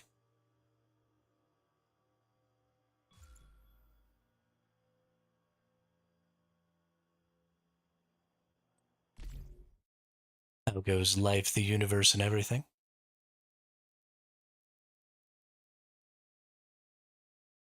We discussed this already. You know what's up. The fact that you think that I remember what we talked about yesterday, much less who I talked about it with, is giving me way more credit than I deserve.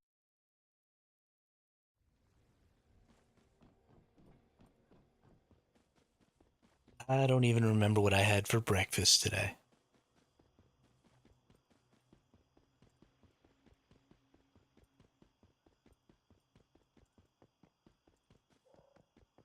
The only correct answer to the what's up question. I personally prefer chicken butt as a response to what's up. What's up, chicken butt? Don't ask me why. I heard it from somebody at some point in my life. Thought it was hilarious.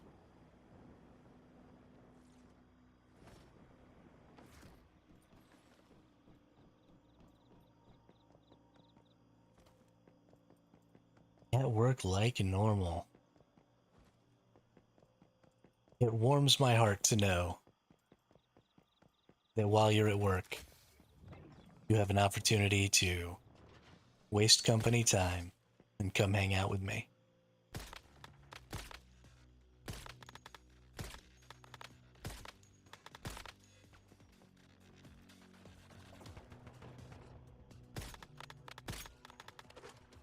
Very glad to be able to help you stick it to the man.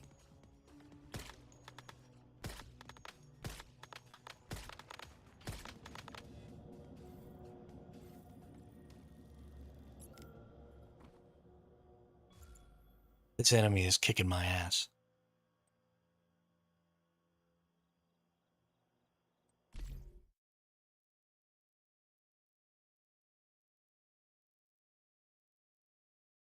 I think that's perfect. Absolutely perfect.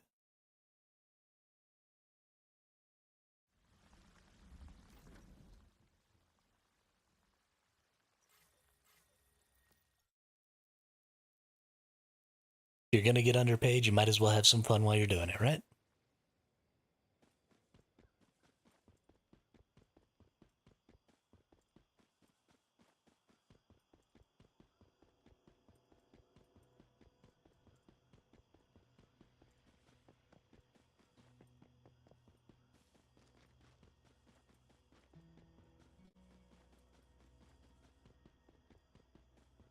I'm gonna beat this stupid enemy. Although probably not before I run out of bullets, holy crap.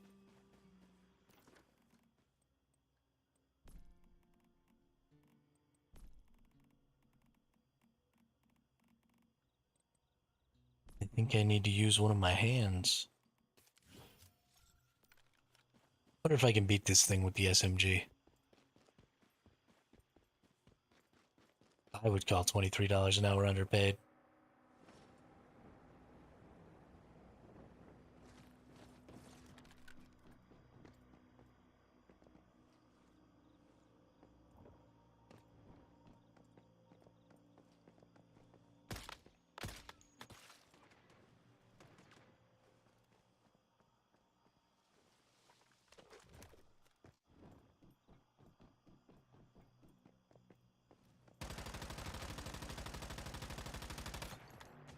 Oh yeah, no, my tier 4, I forgot that this SMG is still tier 4.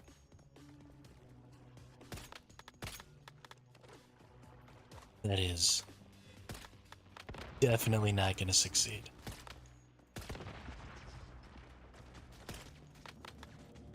Holy crap.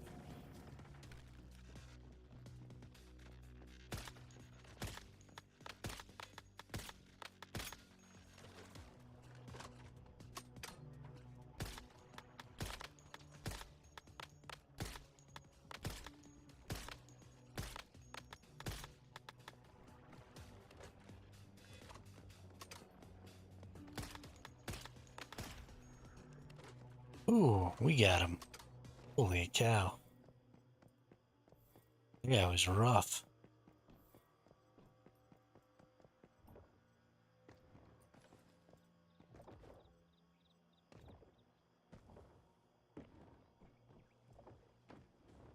Don't forget, there's a recipe out here.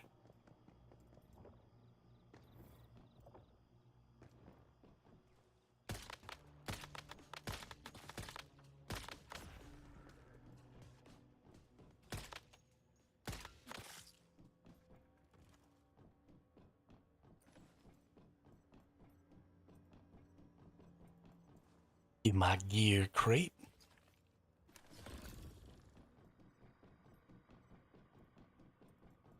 I am so glad to be in the Red Sands and Blackfall region because the points of interest really do just get more and more interesting up here. And I forget sort of how much fun I have playing. Okay. Dying? I forget how much fun I have dying.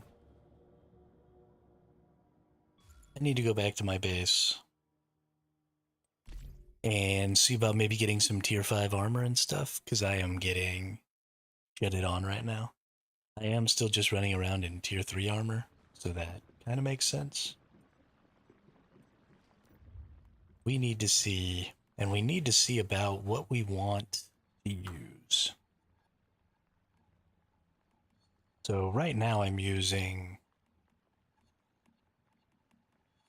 um, Renegade for the weak spot. But honestly, I think I'm going to be switching to the crit. We might go ahead and do get 1 stack of Lone Shadow with every 2 weapon crit hits. Lone Shadow crit damage plus 6% for 30 seconds. Second stack up to 8 times. Increase max stacks to 10, so you can get a total of 60% increased crit damage. Crit rate plus 8% for 2 seconds after reload. Yeah, I think we're going to go ahead and do the Lone Wolf instead. because that'll help the submachine gun just as much as it's going to help the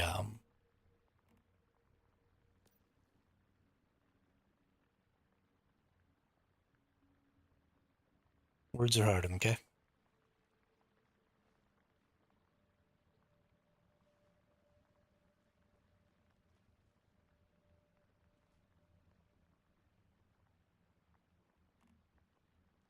Can help the submachine gun just as much as it's going to help the sniper. There we go. So let's do this. Right now I'm using Renegade Helmet, so let's go ahead and do Tier 5 Lone Wolf. We'll equip that. I definitely need Hot Dog Pants.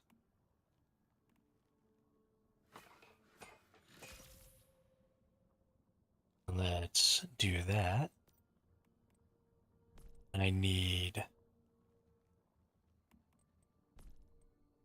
think I'm using Bastille Mask for HP above 70%, weapon damage plus 10%, which is hilariously never actually going off. Because...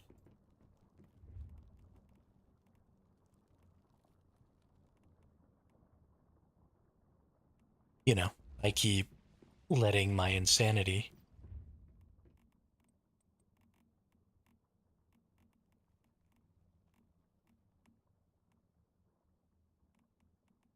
let's get some rawhide. Can I make rawhide with leftovers?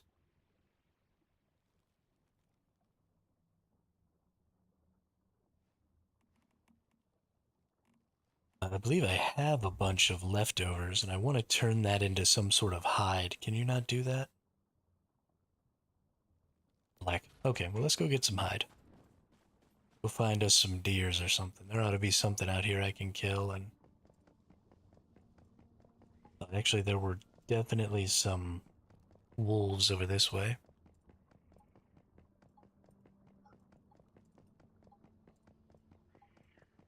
And a bear, I think.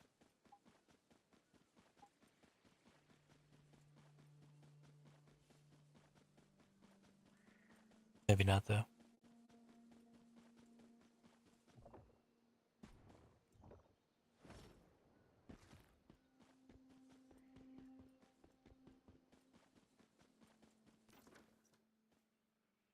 Pretty sure I can stay on this side of this bank over here. As long as I don't cross the river, I don't think I'll cross into the other zone that I'm not supposed to be able to get to. I really can't wait until we get this area over here as part of a scenario. I'm so excited to see more map, but I'm also excited to see new maps. I don't assume that we will have a completely new map until significantly later. I mean, I'm talking like maybe another 2 years before we get a new map. But I am very excited to see what they come up with when we do finally get that in this game. I'm excited to see the growth of this game in general. I think that it's kind of par for the course nowadays that, you know, a lot of games come out and they feel a little unfinished and like they're going to be really good in a couple of years. I felt that way about New World. I felt that way about a lot of games that I've played recently. But seeing a lot of the changes that have been made to Once Human specifically in the last 7 or 8 months that it's been out actually gives me some legitimate hope for the future of this game. And I already enjoy playing it so much as it is that with some refinement and with some changes in the future, I don't know if I'm ever going to be able to stop playing this game. One of the big things that's going to lead to that is the cross character progression, and not feeling like playing more than one character is kind of a waste of my time, and being able to, you know, play multiple scenarios at a time is really going to add to my ability to really sink some time into this game. I cannot wait for that at the end of this month. I probably shouldn't have come back quite as early as I did, but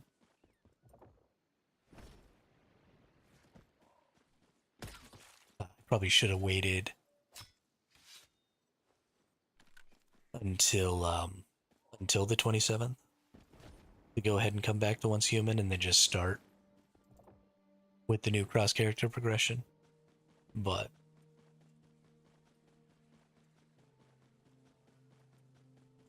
well, I couldn't wait. I wanted to play. Sue me.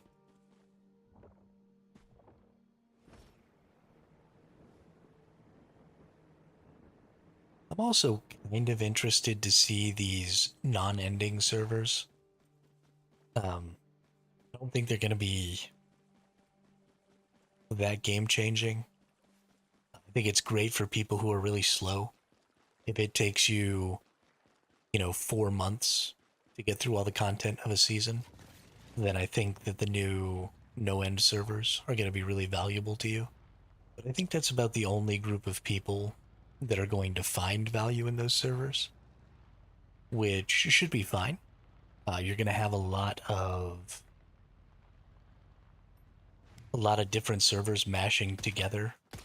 They said that they're also going to merge worlds on those servers. So it's not just that all of your worlds on your server are going to mash together to create a single world on um, on the no wipe server, but also when you're on the no wipe server, as worlds start to dwindle in population, they're going to start mashing them together over and over again to keep the population up on each of the worlds. And so some people will probably dislike that because it may dislodge people who have bases in the same places as each other. And so there might be a little bit of difficulty trying to get some of the premium base locations. But that's just kind of a common problem as is. And so I don't think it's going to make that problem worse. You're just going to continue to have that problem, and you're going to be reminded of the problem, I think, more often, because you're going to be merging worlds and then losing your base location, and then merging worlds and then losing your base location, and having to re-put your base down and stuff like that. And so it's going to cause a little frustration, I think, for some people, but I don't think it'll be too bad. It'll be fine. And I'm honestly kind of curious to leave a character on a permanent server. I think something like a Prism versus Clash or something like that could be fun. I don't know. Ooh, actually, that's interesting. Because I don't really know what a permanent Prism versus Clash might look like. There's a point at which somebody wins, right? So you're not just always permanently keeping score, but maybe on one of the no wipe servers, um, they might just permanently keep score. And with lots of worlds and lots of people on each team and people hopping around and doing stuff, there actually might be a lot of fun to be had in a no wipe Prism versus Clash server. Hmm. Hmm. I'm actually pretty excited about that. I'm definitely going to have to jump in a Prism versus Clash. I probably won't leave my main character on there because I'm a little worried that you won't be able to get new blueprints with your alternate characters. I think only your highest level character is going to be able to get new blueprints. So I want my highest level, my main character, to be able to hop around to different scenarios so that they can get anything special that's going on in those scenarios. But I think that having a secondary in Prism versus Clash in a permanent server will actually be a hell of a lot of fun. I hadn't considered, I had only been considering like Manibus and stuff like that for the permanent servers and the implications it had specifically on those.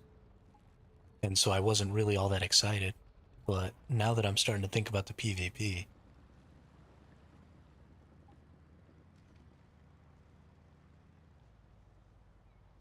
seems like it's going to be very, very valuable. I'm having a really hard time finding creatures to kill right now to get leather from.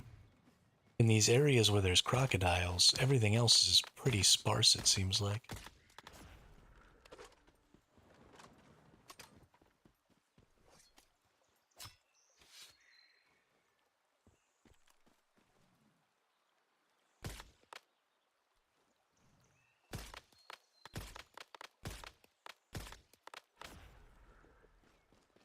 Am I gonna swim across croc-infested waters? Absolutely. Abso-freaking-lutely. I think I've almost got enough crocodile hide. We'll get one or two more crocs and then we'll go back to base and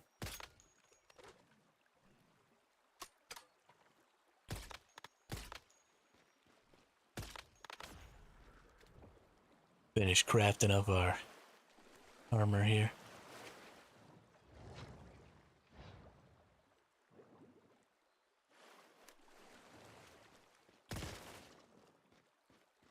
What's up, snapping turtle?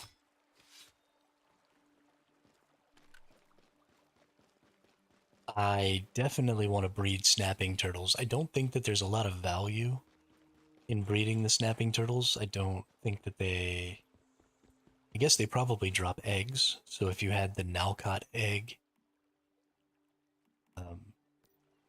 mimetic specialization, they might have some value. But it doesn't seem like they drop any sort of hide or anything, right? Because they're turtles, they don't have hide really. They've got their shells. And right now you can't really make... None of the armor seems like it would be made out of a shell material. Although it could be cool if they allowed you to do that, and maybe it gave some sort of an armor bonus or something like that. But I don't think any of the shelled creatures really give anything right now. I think that's enough. I won't be able to do everything in crocodile fur or crocodile leather, but I'll use some rabbit hides and stuff to make the rest if I need. So let's go ahead and get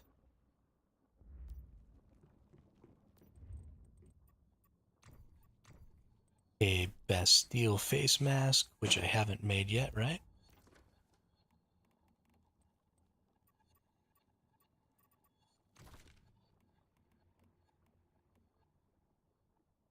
Nope, just have the tier 3 here.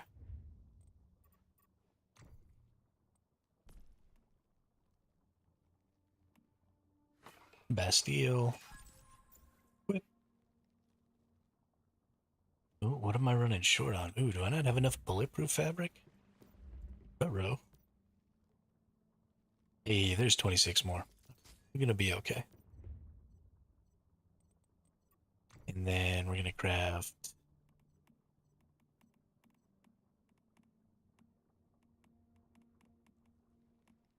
We're gonna need to get Lone Wolf chest. We'll craft Lone Wolf gloves.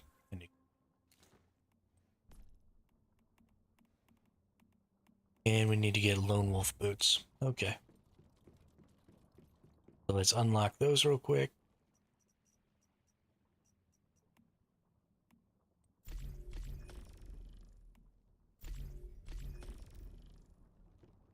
Nice.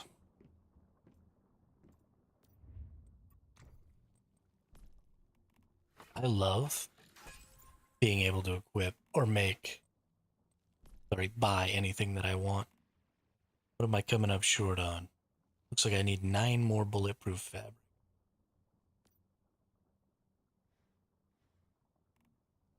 10 more bulletproof fabric? 11 more bullet... 9 or 10 more bulletproof fabric, it looks like. Unless I had some sort of other fabric that I could put in here. But I don't have any of these jean things, because that's a Prism versus Clash thing, so. That's fine. Let's go over here. Take gravel out. Ingots that. Silver ore.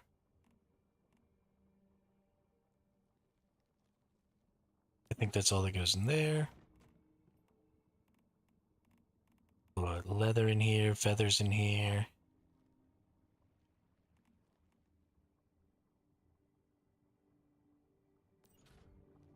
All the rest of this stuff. Where's the merge button? There we go.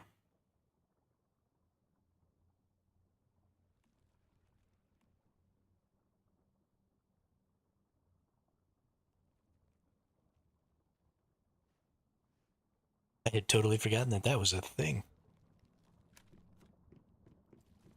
Okay.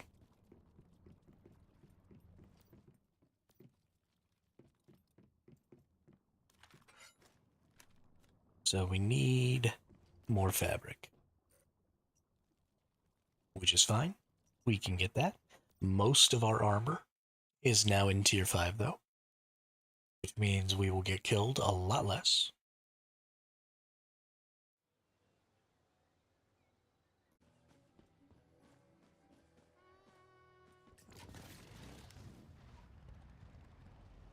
So now maybe we can actually make it through here without just getting absolutely shitted on.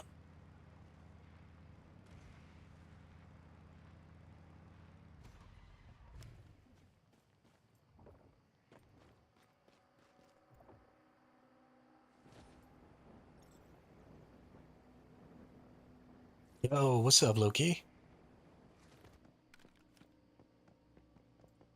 Been a minute. How are you?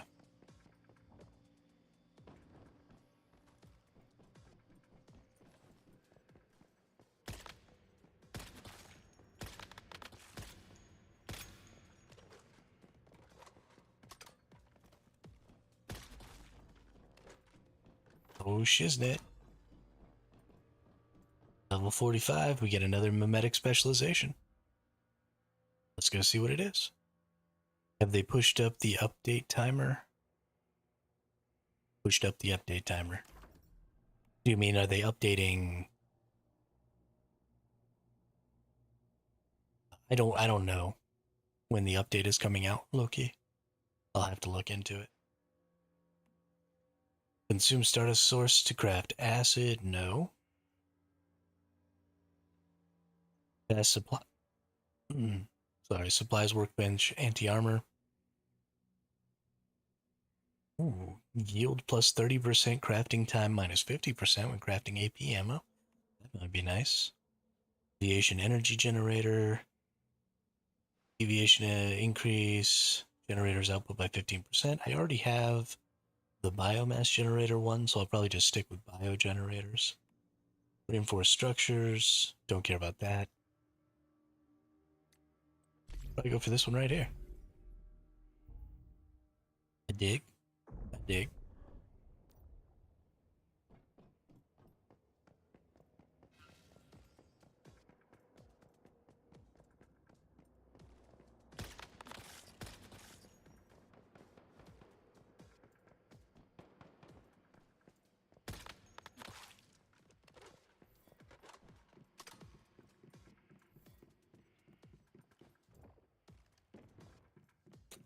Update tomorrow, but I heard they're possibly doing it today. Interesting. That'll be the first time in gaming history somebody puts out an update early.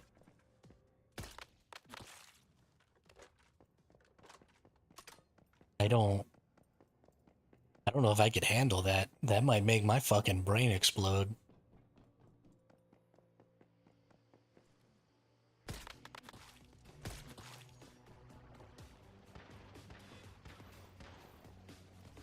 Oh, it's a big guy. Dead big guy.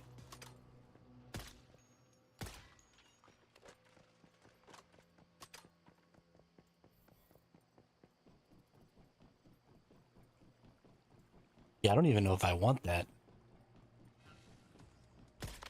Like, kudos to them for maybe taking less time than expected to get an update prepped. But, like, I plan my days around update timers. Don't throw that into craziness by putting it out early. I'll be so confused.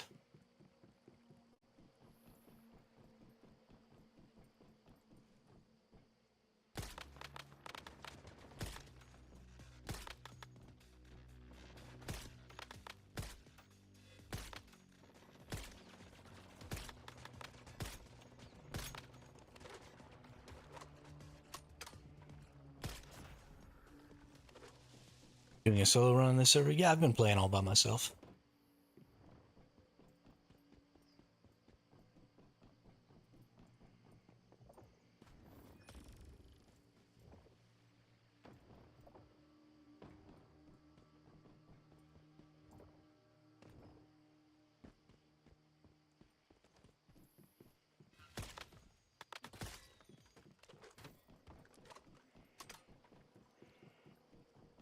You know me. I like to run amok. All by me onesie. I'm just not great at coordinating things with other people. So I just tend to be better off playing by myself.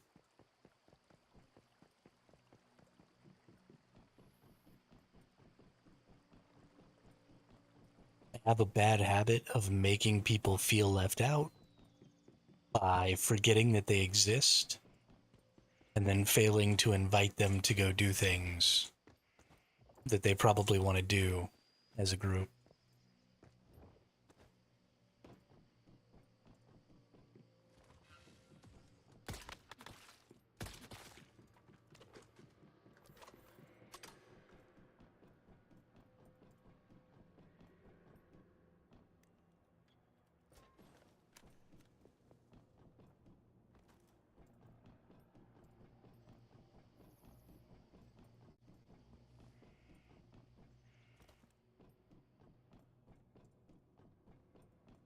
How have you been? Have you been playing Once Human this whole time, or have you kind of taken a step back from it, or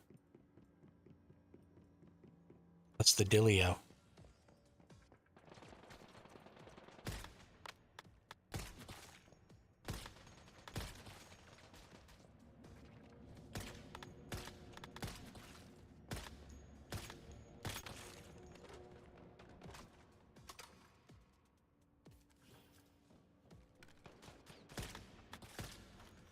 Only play OH? Wow. Always aim in a hive, but I 90% of the time end up running around solo. Can't believe you've been playing Once Human this whole time. I guess you and Nuclear both been getting after it. Good for y'all. Way to stick it, or stick with it.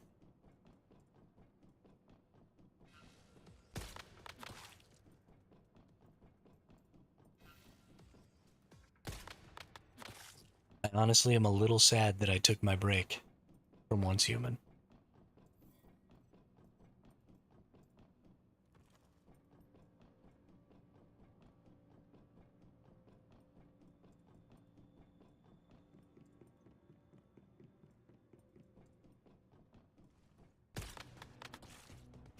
Especially with these freaking bounce changes. Oh my god, it's so much fun.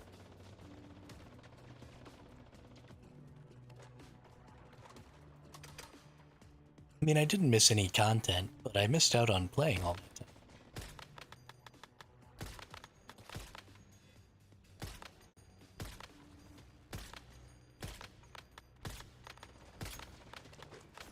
And I gotta admit, I don't actually feel like the other games I was playing were more fun than this. Especially, this gun is hilariously entertaining. Hey, what up, Drat? How are you today? Doing great? Getting through the red sands? with very few hit points.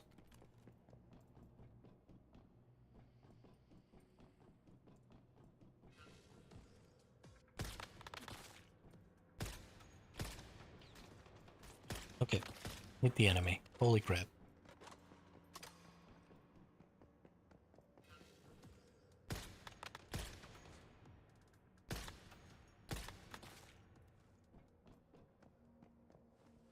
Do I look a little thirsty? Thanks, bud. I got one water left. Oh no. I only have one water left. Oh, I got a tea. I got a fruit tea. Oh yeah. Let's heal ourselves up. Oh yeah, look at that. Look at all that health and sanity and food and water. Oh no. I didn't realize there was glass right here. I thought I just yeeted myself off the side of this building. I was very scared.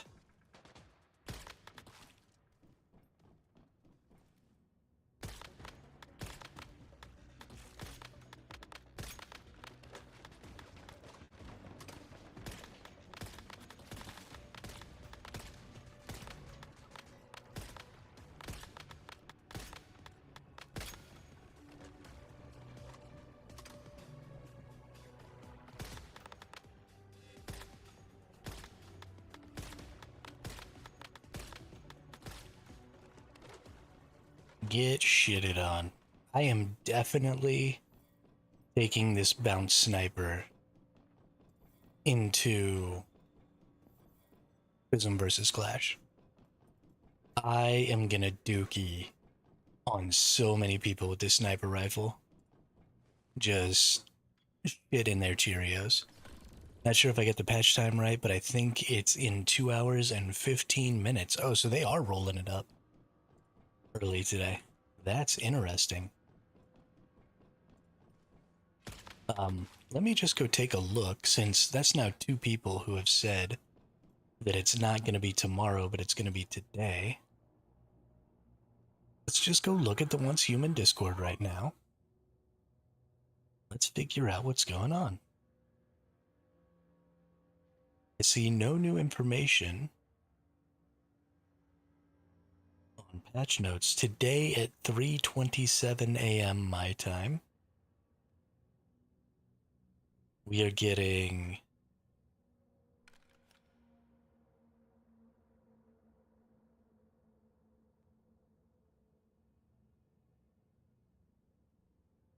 let's see what these images have to say here.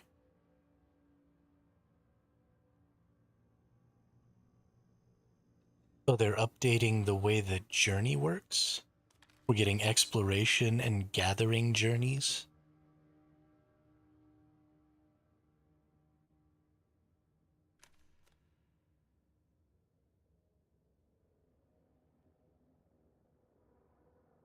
Nope, don't know what that means.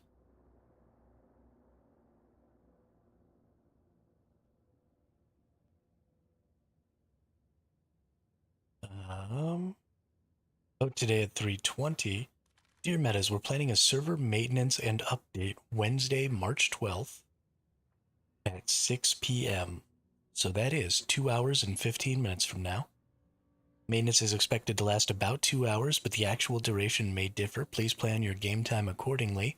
For the best experience, this update introduces non-shutdown servers, Wish Machine Grand Prize Selection, the new Special Hunt event, the new Lightforge Loot Crate, Youthful Glory, adjustments to the journey system, and various optimizations and bug fixes.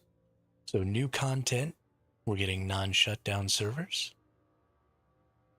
Wish Machine Grand Prize Selection after March 12th. Grand Prize Selection will be enabled for the echoes from the Rift prize pool at the Wish Machine. Ooh, that's interesting. New limited time Wish Machine prize pools. Searing Burn includes blueprint for the Pyroclasm starter. Doom Hunter is going to be for the Doombringer, and Rune Burn is going to be for Fire Rune boots and a Blackstone hood. Blackstone jacket, and Blackstone shoes. New scenario, Harvester's Market. To make trading more convenient, we are introducing Harvester's Markets to the Manibus Evolution's Call and Way of Winter scenarios. Oh, so it's not coming to Prism vs. Clash. That's interesting.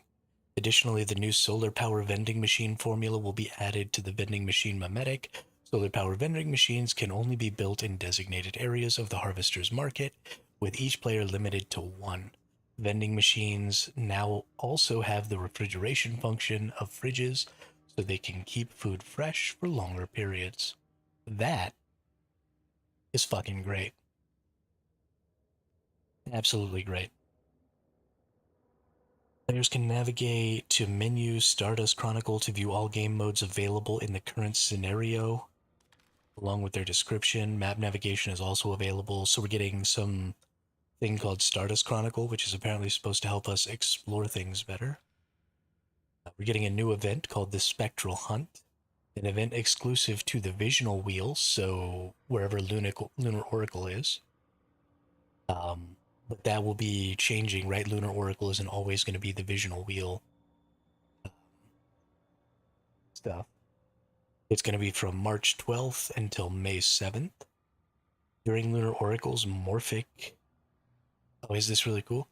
So during Lunar Oracle's Morphic deviants that resemble players will appear in settlements across the wilderness. These deviants, known as Lunar Spawn, will assume the appearance and absorb the abilities of any player they kill. Lunar Spawn grows stronger with each player they kill. Players must work together to hunt Lunar Spawn and fill the progress bar, unlocking Lunar Whispers, themed cosmetics like name cards and eyewear, and many other rewards. Ooh, that's really exciting.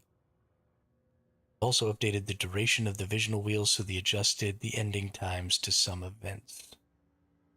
Yo, that's actually pretty dope. Yeah, I'm just gonna go run around. So I wonder if they get stronger each time they kill the same player, or is it for each different player they kill? Because I would just go run and die over and over and over again. It just make them hard as shit.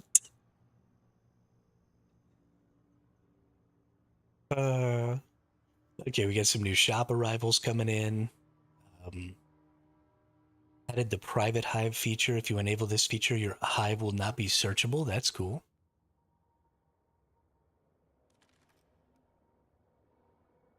Added the option for hive members to invite new members.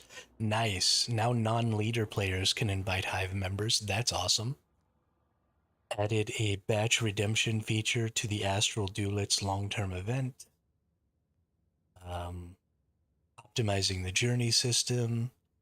Improve the effective range of lighting on deviations. Change. Oh, so that's when you're trying to make them happy, like with blue light and green light and stuff. Change the acquisition methods of certain deviations as per the following table. Increase the maximum stack size for deviation output. Hey, that's really nice. Improve the display of deviations obtained from loot crates. Deviations owned by the player will now be prioritized for display to ensure players don't miss their drops.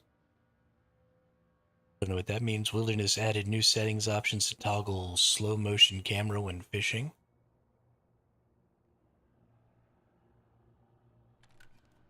Yeah, no, I don't want that at all. I do not need evil me kicking my ass with my own guns.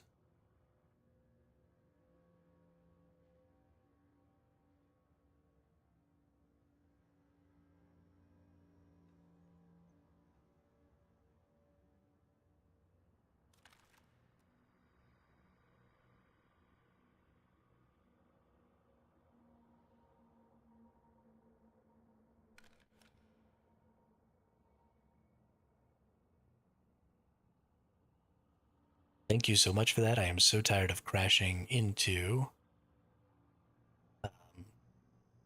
stupid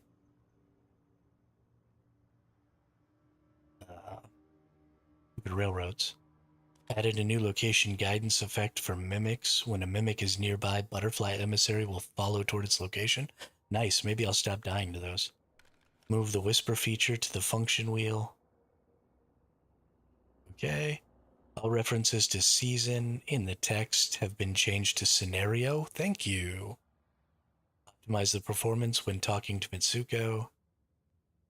Fix some bugs in the wilderness, in cosmetics, in trade, vehicles, combat, and other. Okay, this is a huge update with some very important changes that I am very much looking forward to.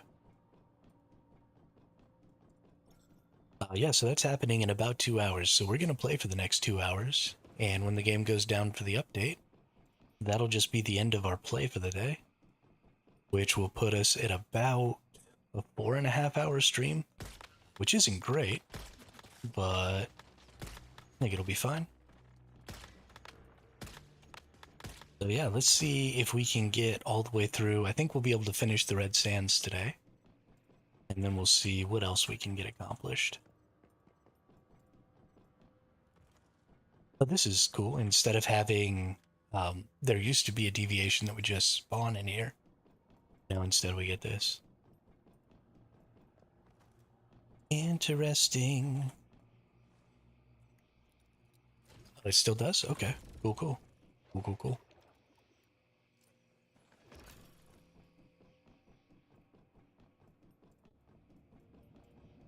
Oh, now it's 9. Life's about to get cray-cray.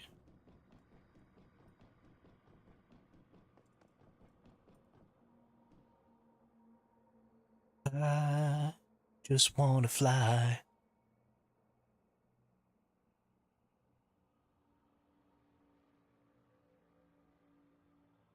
Still waiting for when a brand new scenario comes out with a fully brand new map. No more Manibus or Way of Winter. Yeah, it's gonna be a while. I'm very excited though for getting the remainder of this map. What I'm really excited for though is eventually we're gonna have things other than Nalcott Island, right? We're only gonna get about one more map out of Nalcott Island, which is this big old section over here.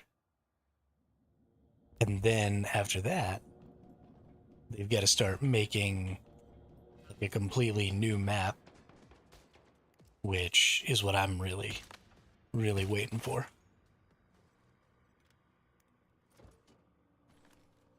And I'm waiting for the scenario that will eventually encompass the entirety of the island. Right, our next scenario coming up in June or July is going to encompass the 2 maps that we've seen so far together. And then likely we'll get the 3rd section. And then likely after that we'll get something that encompasses the entire thing. And especially now that we're getting permanent servers, something that encompasses the entirety of this map, that, you know, has like a PvE and PvP variant that will end up being one of the permanent servers, I think is going to be really good for this game. It's unfortunate that it will likely take, you know, another year or year and a half before we see something like that. But that's going to be huge.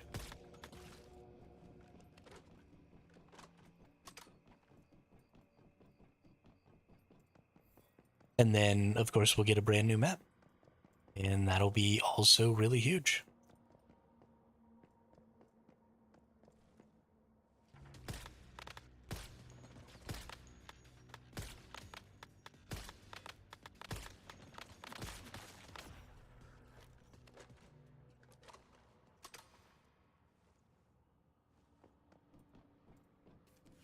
Imagine if the game gets to the point where we have maps the size of like World of Warcraft continents, which would be like 15 plus Nalcott Island sized areas.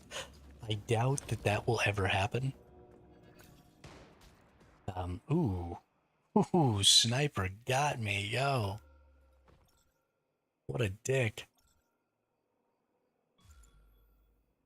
Um, I don't imagine we'll ever see anything larger than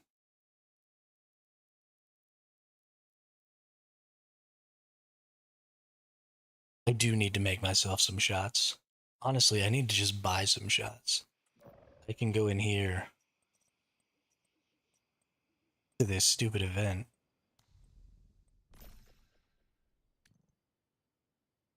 There's some shots right here. Buy these. Max it out. There we go. Ammo, I ain't gotta make shit.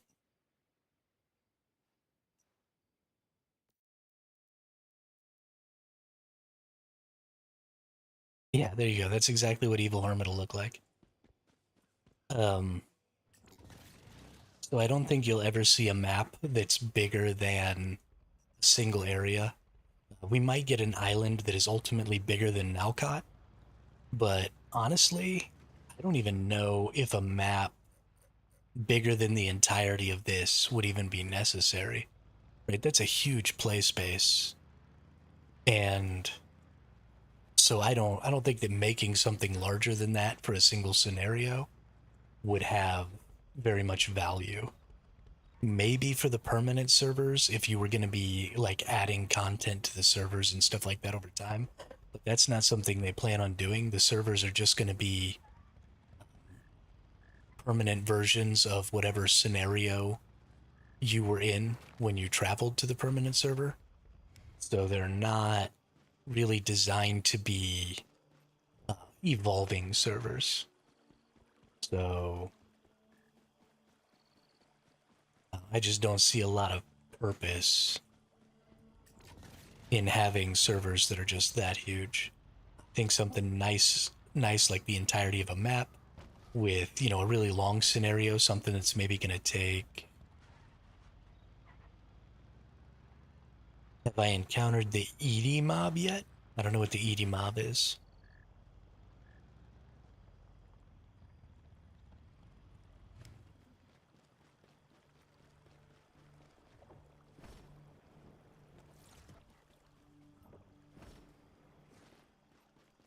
I think continuing to make new maps is the only way they keep players, because right now there are tons of people that are like me and not playing the game until there's new areas. I absolutely agree. 100%. I think they are making a little bit of a mistake with the scenario that's coming in June or July by giving us a new mechanic that is not in a new play space. Right? The June or July scenario is going to be on the entirety of the map that we know so far. So the Way of Winter map and the Manibus map are going to get merged together to make the next scenario, which is cool, but I definitely think that they are making a mistake in not throwing out another map with the new mechanic, because there are going to be people who aren't going to want to play the new mechanic because it's on that same map. It would be fine, I think, to come back and make a new scenario that had the same maps later. But I think for now, we don't have enough map variety for players to be willing to go back and do some of that same stuff right now. So we need more map variety first. He's particularly annoying, like a mini version of the big balloon boss. There's a voodoo doll floating above him on a string. Oh yeah, yeah. That's that enemy is called something. I just killed one like a little while ago. But yeah, they do have a lot of hit points and shit. They're pretty hard to kill.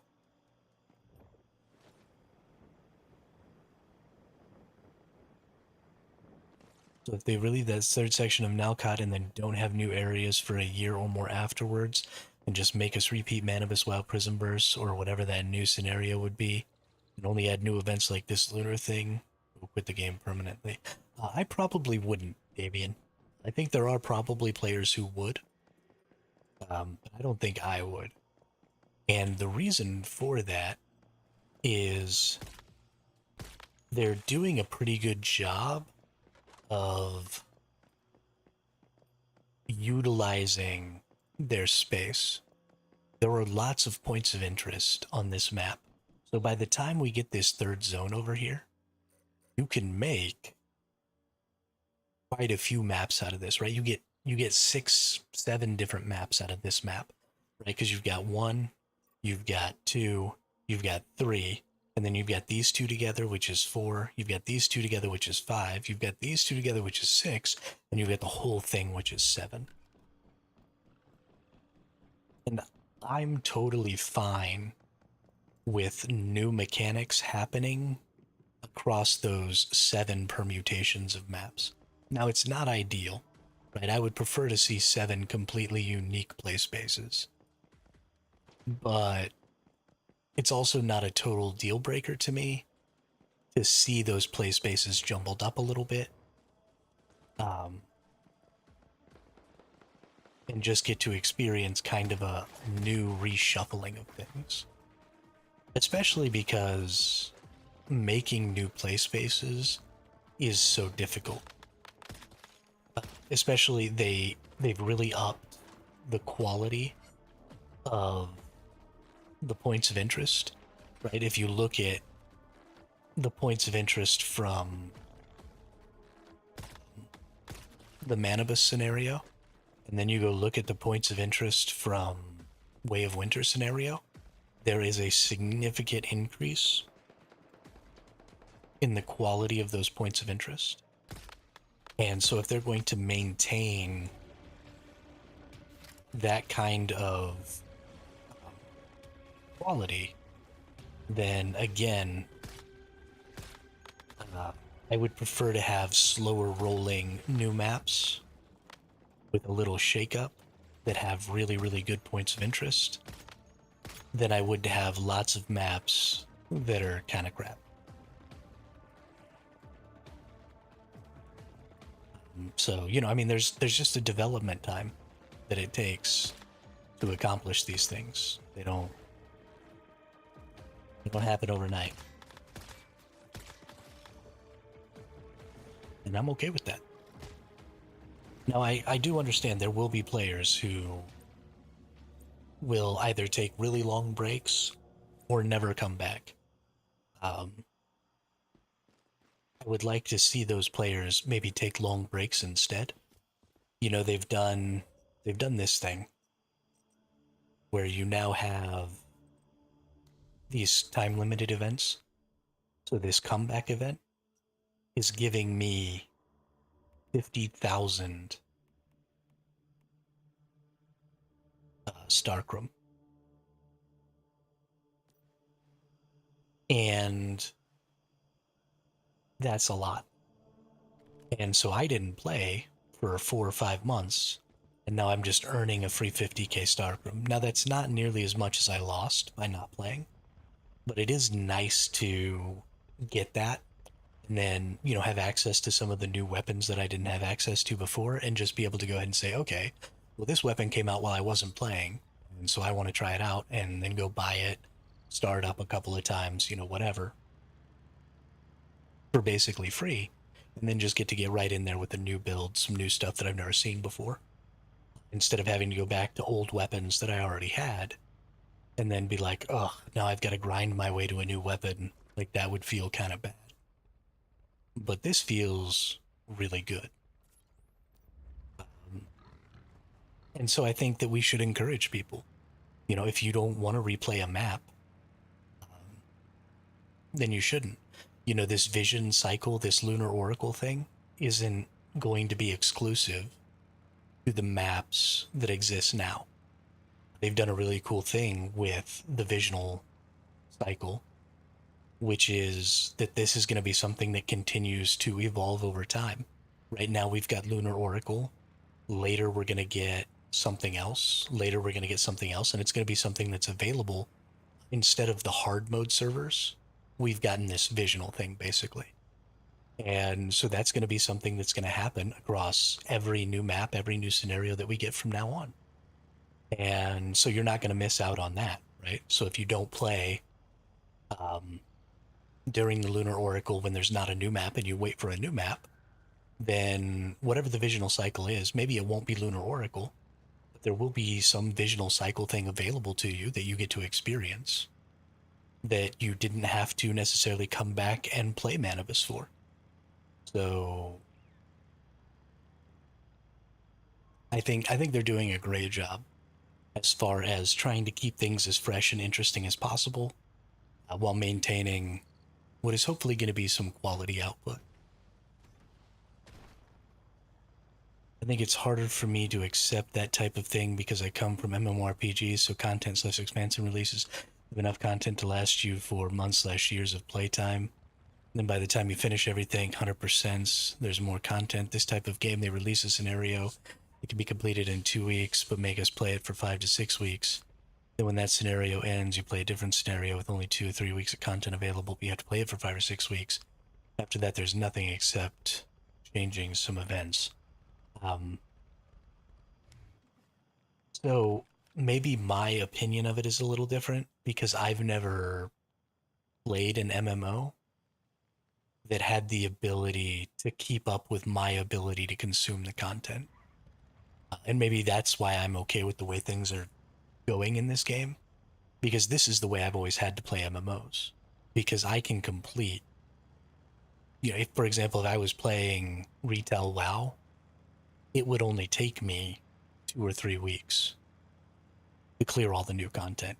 Maybe I couldn't like do the really, really high end Mythic Plus rating or whatever in the first couple of weeks. But certainly within a month and a half, the 6 weeks that this normally would run, I would be able to do that. And then it would absolutely be a year before I got another content update from WoW. And that's just because of the sheer amount of time that I put into games. I mean, I play hundreds of hours a month. And so I guess I'm just kind of used to that.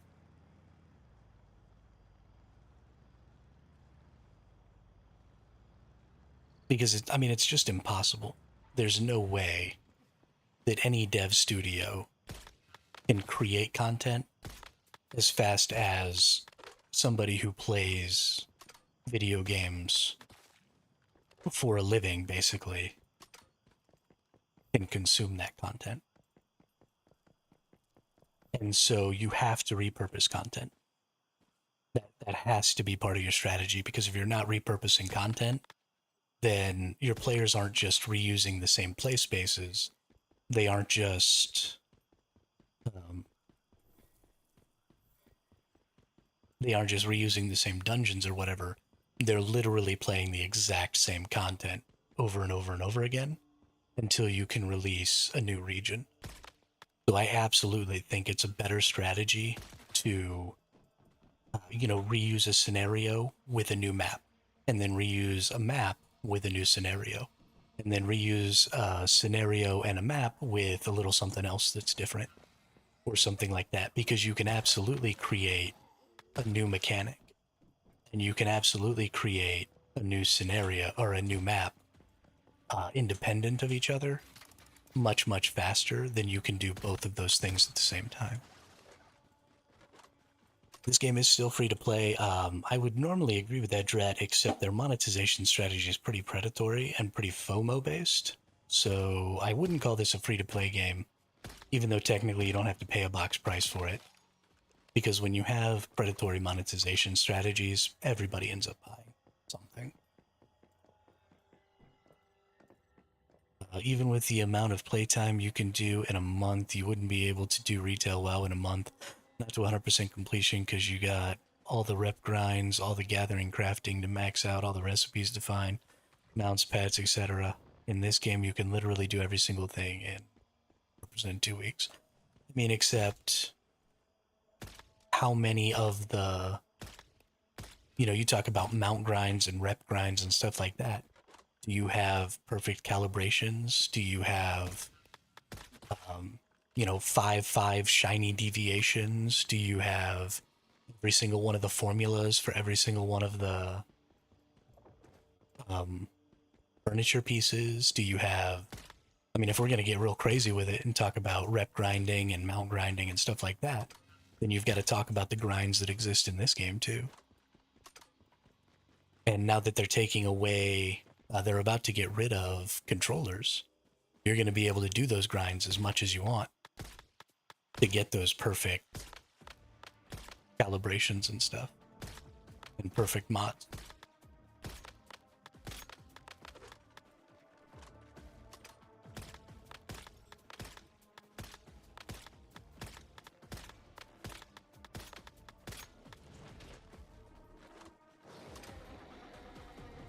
Yeah, I mean, I never used all of mine either, so.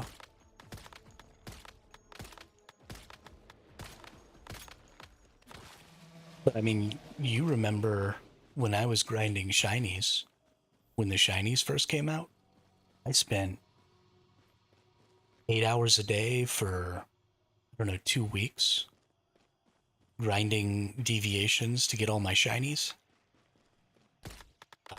Now they've changed the drop rates, and it's considerably easier now than it was when they first came out. But I mean, we spent days just farming fucking butterflies trying to get shinies. It was a huge grind, and not one that I particularly enjoyed. Like, I would rather the butterflies just be easier to get and have to try and create some of my own fun so that casual players have the ability to get those butterflies too. And I'm gonna have to come up with a different way to have a little bit of a good time. Because, like, it's cool to say, you know, we have 1,000 hours of content, but the average player doesn't play for 1,000 hours. The average player plays for a couple hundred in a year, right? And an average gamer plays as much in a year as I play in a month. And so if I can clear it in a month,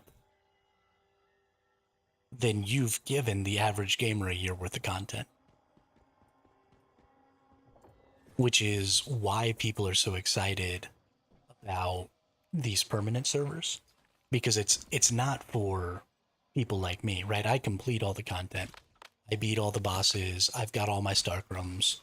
I've got good weapons. I've made a couple of builds to at least almost completion. Like, I've gotten to do a lot of that.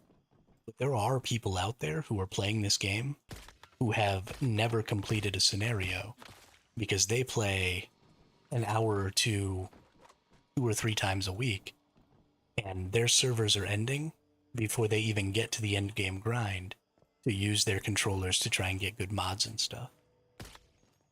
And so that's what they're trying to mitigate. They're trying to find a nice middle ground where those people can still have access to their servers and still do all that stuff so that they can actually complete those things. And the number of people who are in that camp is significantly higher than the number of people who are like me, who are maybe running out of things to do and a little bored. I play games at least 30 hours a week, which is, right, 1,500 hours a year, which is an unhealthy number. You know, I'm not going to knock you for it because I'm right there with you, and I have been my entire life. And I've always played video games like that for 38 years now. But, you know, healthy people with social lives play video. I mean, my little brother, for example, was a super hardcore gamer with me when we were younger, but he doesn't really play video games anymore. You know, he's got his job, he's got live theater, he goes and hangs out with his girlfriend. Maybe I catch him in his room playing a little bit of a Mechabellum, maybe twice in a week, for maybe a couple of hours. That's like if he's really lucky. Normally it's like 1 or 2 games and then he's done. And I mean, he used to be a hardcore gamer with me. But that's the average gamer right there. That's what most people have the time for. And you absolutely have to cater to that. And I'm not, you know, as the hardcore gamer, I can't get upset and be like, no, you need to cater to me. Because that's just not really feasible.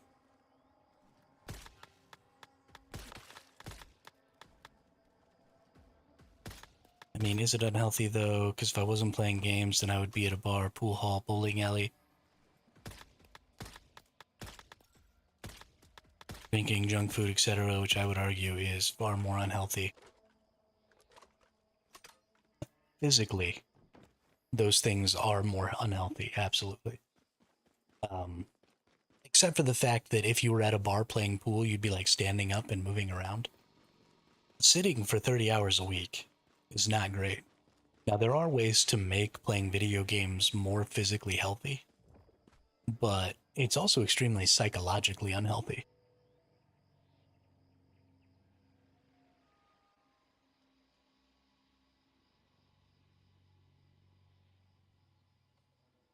Um, just from a socialization perspective, I can definitely tell that, especially in the last 5 or 6 years, since I've pretty much completely stopped going outside and socializing with people in real life, that it has affected my ability to interact with people face to face when I absolutely need to.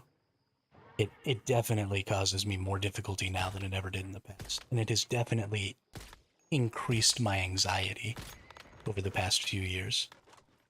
And my anxiety has just generally gotten worse. But, I mean, everything comes with its drawbacks. I'm not saying you shouldn't. I'm not saying you shouldn't play 30 hours a week. You just have to recognize the potential dangers that come with specifically the way you live your life, right? Because there are dangers in all manners of living. And you have to take steps to try and mitigate those. Like drinking water, like moving around.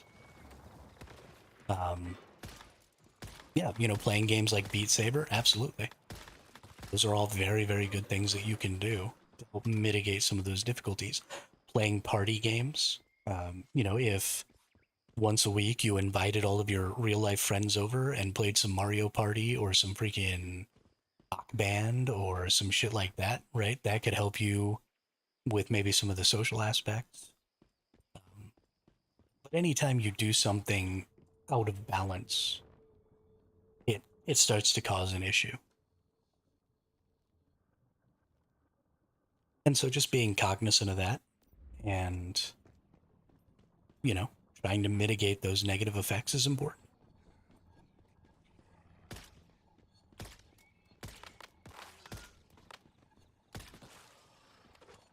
I also think it's super unhealthy to work a bajillion hours a week.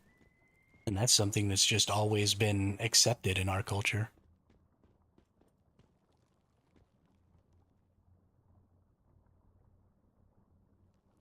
But, you got to have a balance.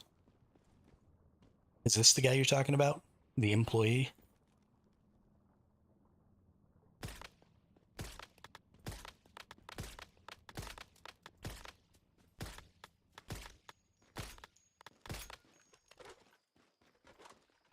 No, this is not. Okay. Well, this is who I thought you were talking about. So, no, I have not run into the person that you were talking about. Yeah, go run away and go mess with that thing. Heck yeah.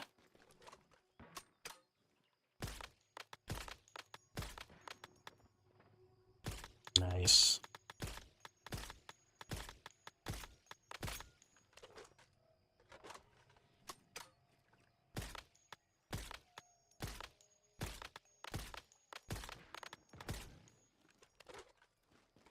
Freaking nerd.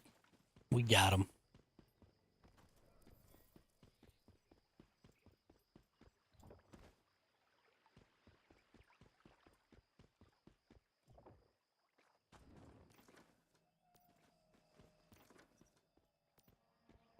Started going the wrong way. Equals annoying, but its ranged attacks are crazy powerful. Well, fuck. Because let's face it, if enemies can hit me, then I lose the fight. I'm only good at killing things that are too far away to fight back. So whenever I run into one of those, I'm probably gonna get shitted on. On the bright side, y'all get to laugh.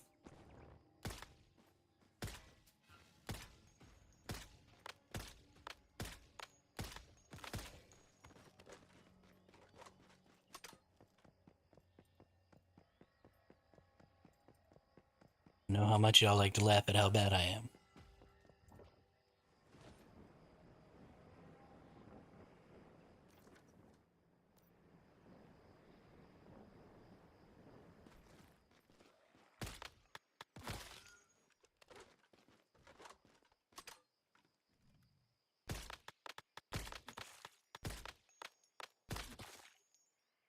Oh, you're a weak little dude.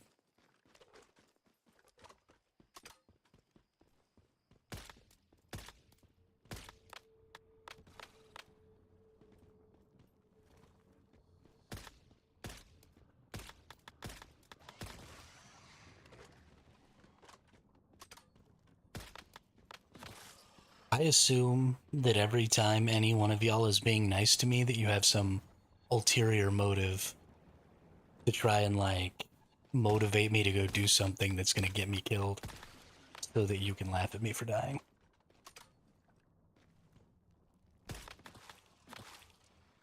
Let's face it, you're all terrible people, and we all know it.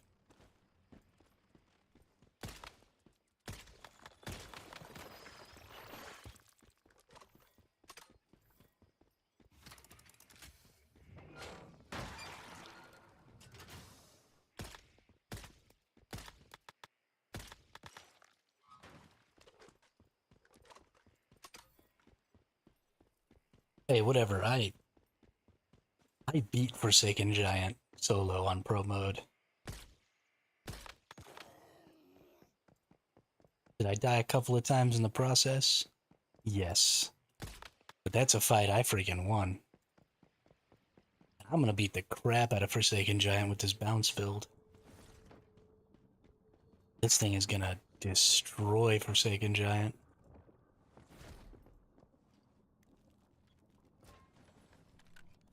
And I'm fairly happy about it.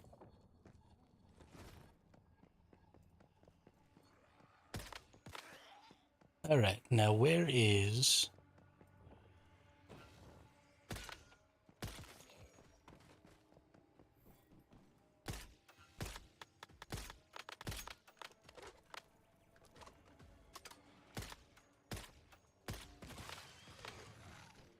my morphic crate here? My mystical crate, not my morphic crate.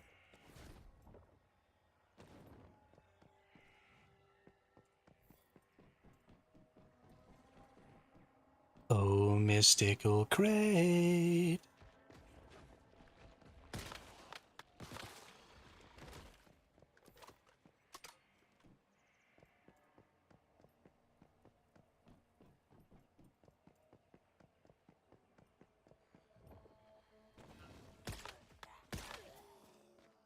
I feel like the UB sniper does more damage per shot, or am I misremembering? I do think that the unstable bomber sniper, the Gulp Lord, does do more damage per shot. The reason I think that this sniper is going to be so good against the giant is killing the elites and the flying creatures that spawn during the invincible phase is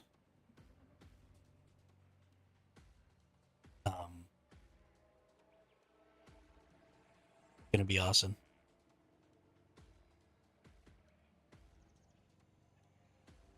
I think the bounce is going to be really, really good for getting rid of ads and stuff.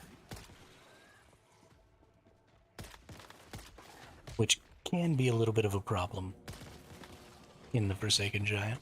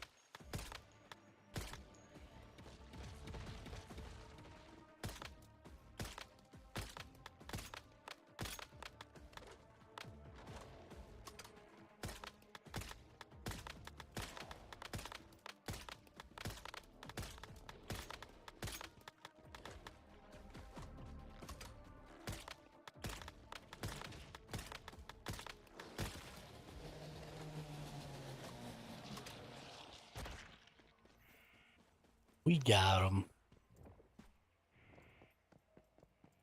Yeah, no, the unstable bomber build did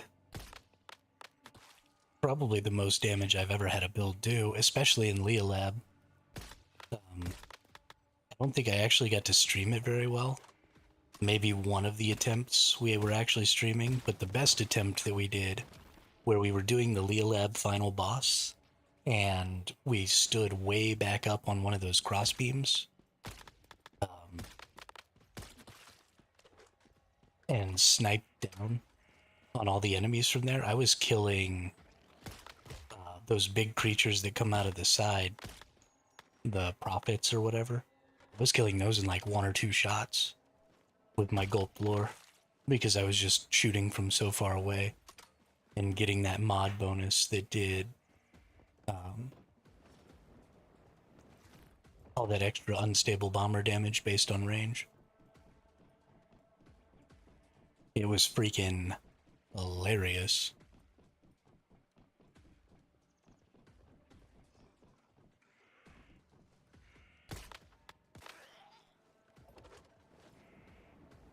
Hello, my exploding unstable jaw. Jaw sucks. Everybody knows jaw sucks. A garbage weapon.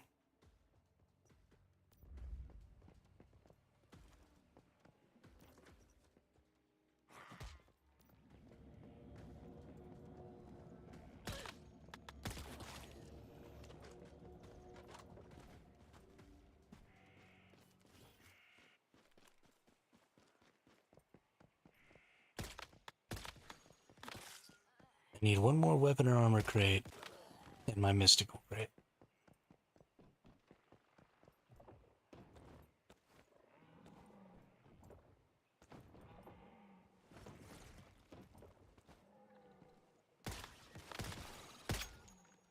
Jaws is my universal go-to pistol. I mean, I get it. You gotta have a go-to weapon. Just wish that you had a little more class.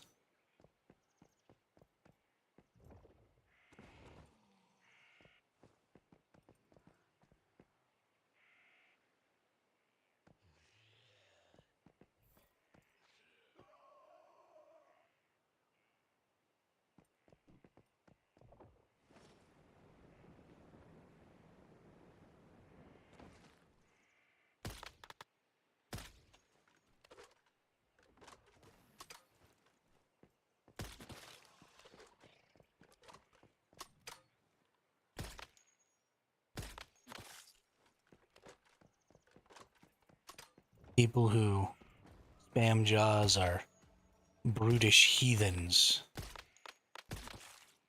People who use sniper rifles and go for weak spot hits are the connoisseurs of death.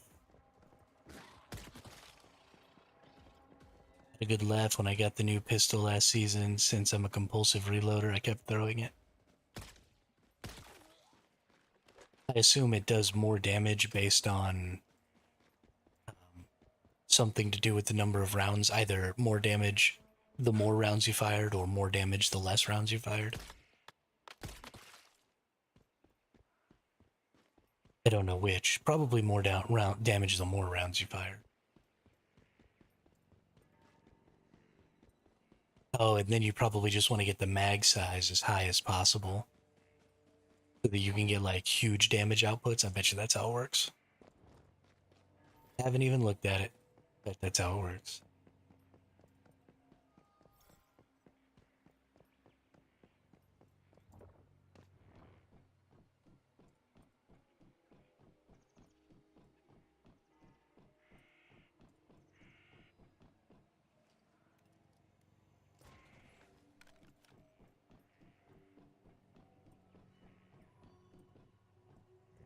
Okay, surely the Mystic Crate's down here, right?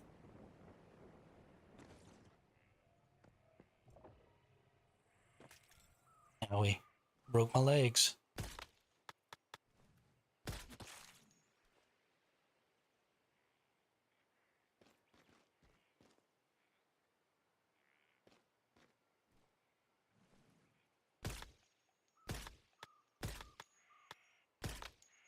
I really wish that I was playing Prism versus Clash right now.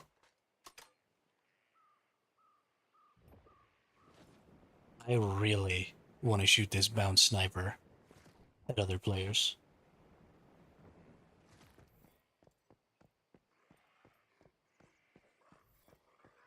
I can't wait for the end of the month.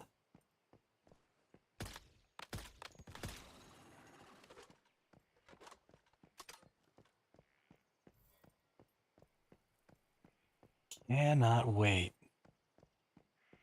Oh.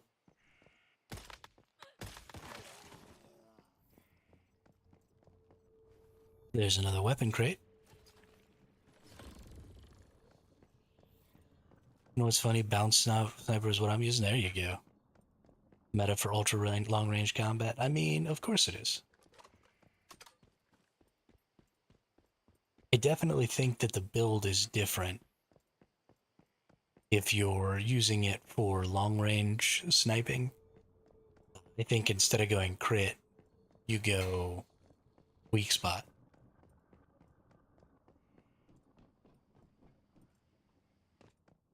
I think you only go crit if you're gonna backslash the SMG or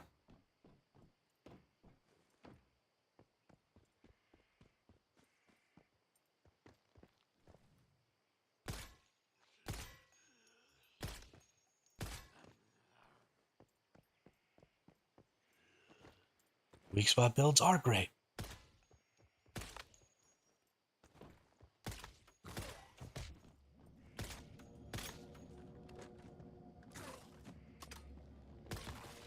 I'm gonna prove you wrong.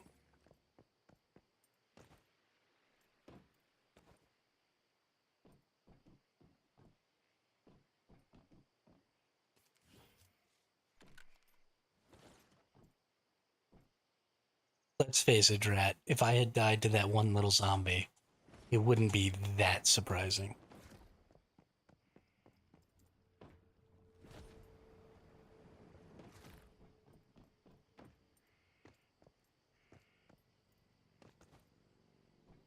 Especially when I get talking, I get real stupid real fast.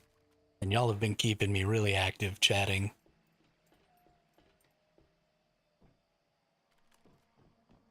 Pretty much all day today, and it has led to me playing real stupid.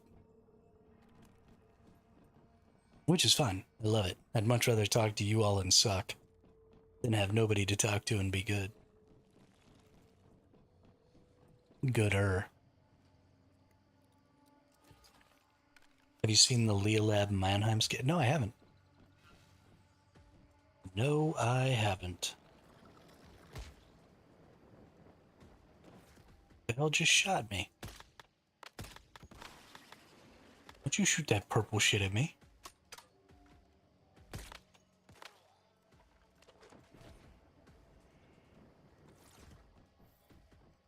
Why would you want to skip the Mannheim boss?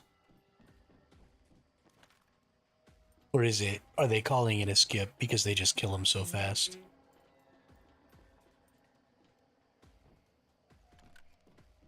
I agree with that for sure, Nuclear. I definitely think that's exactly right. I have a plan. And it's even a good plan, really. I don't just wake up, rub the sleep out of my eyes, click the go live button, and pray to God I can string together a couple of coherent sentences.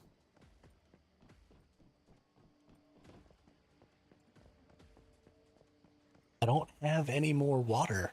I don't know what you want from me. Here we go. We got assorted canned fruit.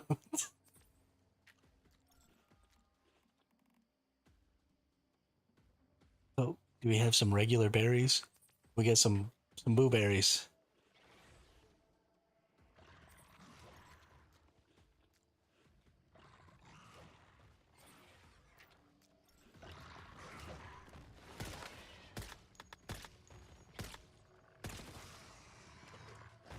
You can insta-kill Mannheim so you don't have to go full up the resonator with the elites and stuff. Oh, interesting.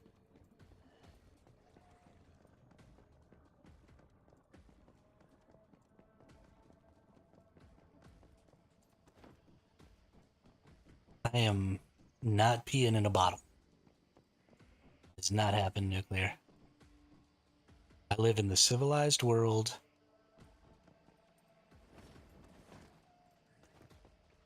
I have running tap water. We are not resorting to drinking our own pee.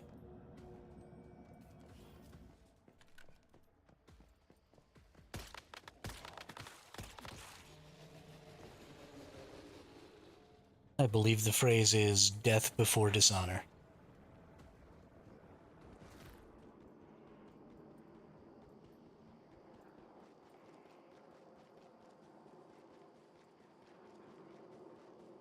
Oh, come on. I'm having a really hard time finding this friggin' mystical crate.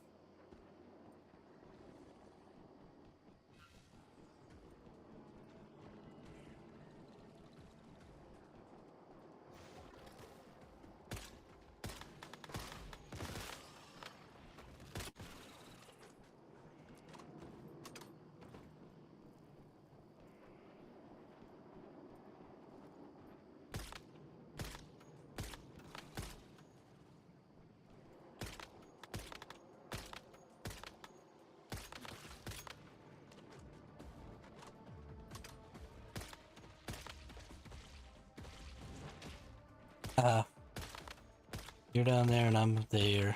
You're stupid and I'm smart. You're just gonna take these sniper bullets right in the weak spot. Just bam.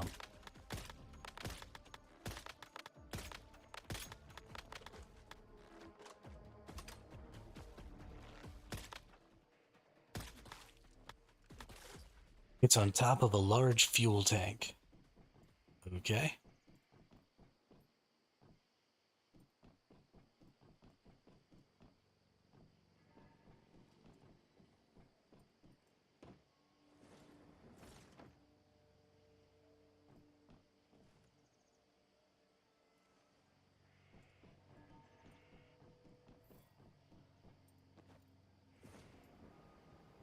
Isn't it closer to the other rift anchor that's in the pit? Is it close to the one that's in the pit? Okay. I honestly have no freaking idea where this one is. I have no memory of it at all.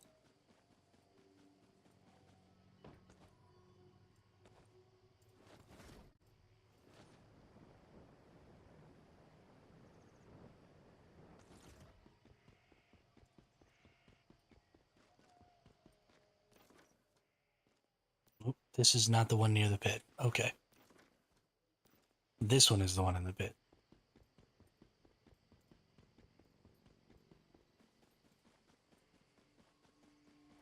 On top of a large fuel tank over this way.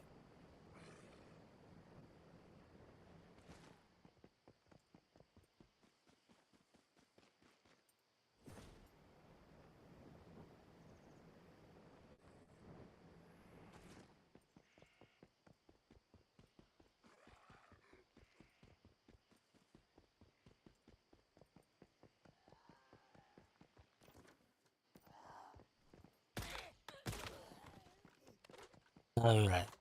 So here's the rift anchor down in the pit. Oh, there it is.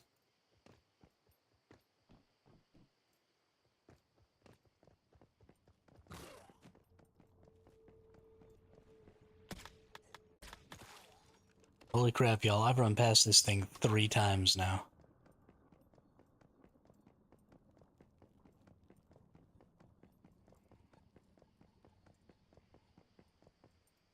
Oh, yeah, okay, I remember. Yeah. Did you? Yeah.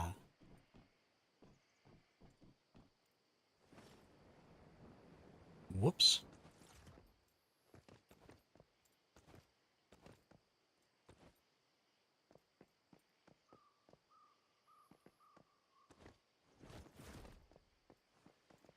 Okay, let me up.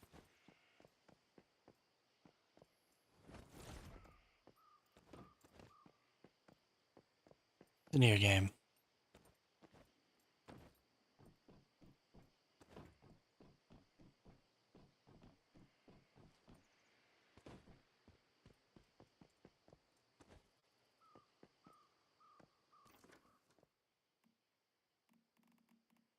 We're going this way. Chubby Acute. Used to gain 50% damage reduction if your sanity is below 40%. Wow. Wow.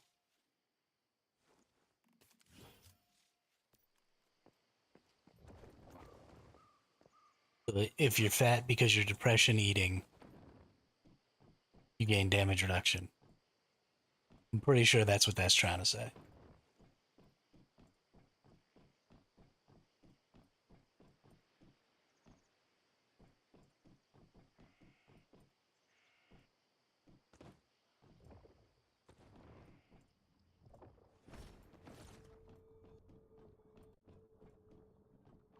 Oh yeah. Gotta go up the ladder my ass.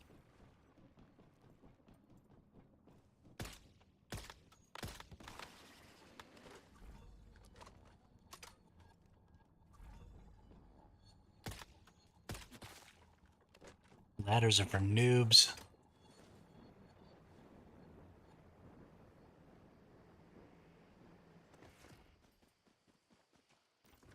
Alright, I think that's the last zone. I think I've cleared all the zones here. Oh,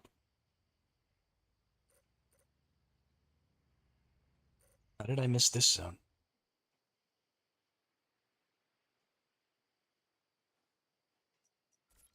Well, alright then. And we also need to go get this teleport. Let's go get the teleport first. And then we'll go clear that last zone.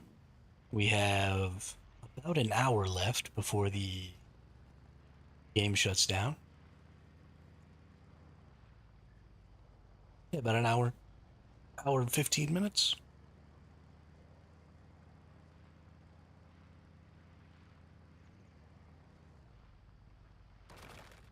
Or do we only have 15? It said 6, right? Yeah, it's at 6 o'clock my time. So about an hour and 15 minutes left. Think we can clear this last zone by then?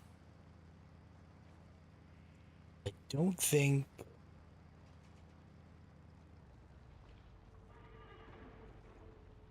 Make some drinks.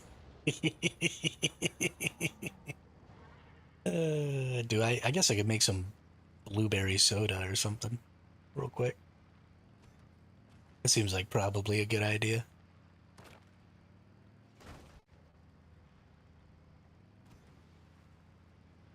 We'll snag this teleport over here. Then we'll teleport back to home base and make our last piece of gear. Did somebody build?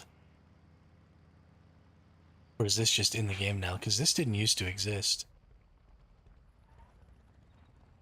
I like that they've gone through the effort of building a couple of little paths. It's down to 7 p normal people time. Oh, okay. Yeah, because only people who live on the east coast of the United States are normal.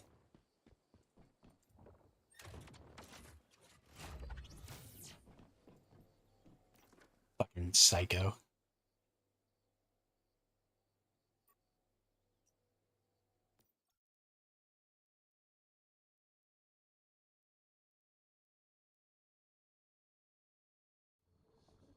By default, if only such a small percentage of the population is normal and the rest of the population is somehow different and abnormal, that would make you abnormal and the rest of the world normal because they're a greater percentage of the population.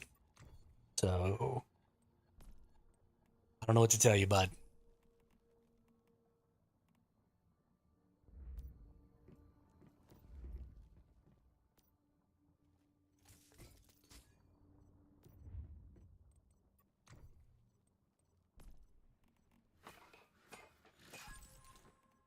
All right. Can I do any sort of armor calibrations? Yeah, let's pump that up. And then pump it up again. And let's get these. Well, get this helmet. Pump that up. Pump it up again. That up. Pump it up again. Look at all them HPs. What do we got? What's our what's our base HP here?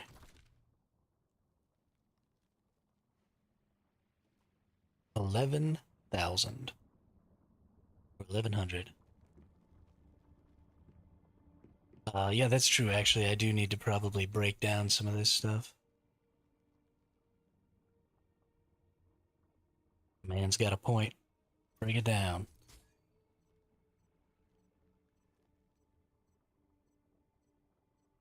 Break it all down.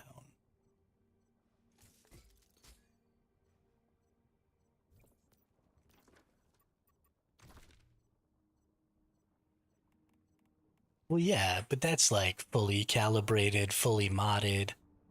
Like I don't even have mods on like half of my gear right now, I don't think.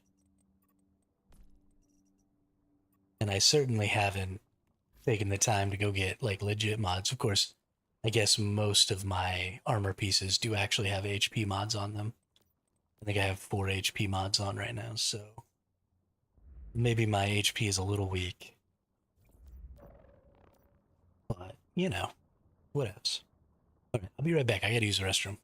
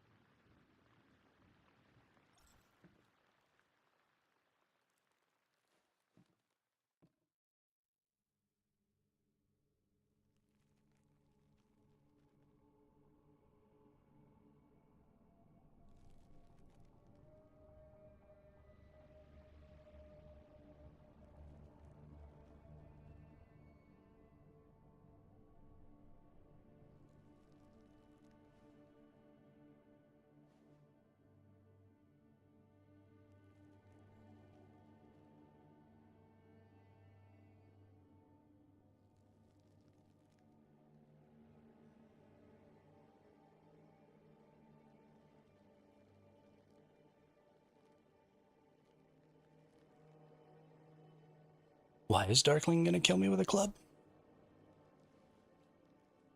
That seems unnecessarily violent. Hey, what's up, Ski? Sorry, everyone. Dream's over. Ski's here.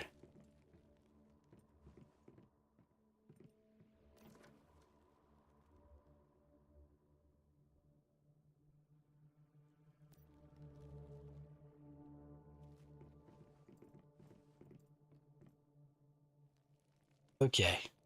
I swear I was gonna do something. It was make beverages. Where's my kitchen? There's my kitchen. Blueberry soda. Some blueberries. And sure, how about some fruit tea?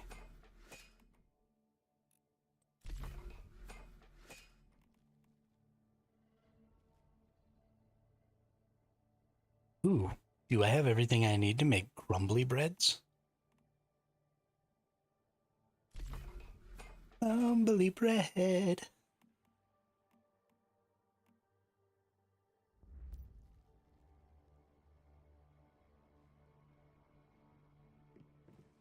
I love crumbly breads.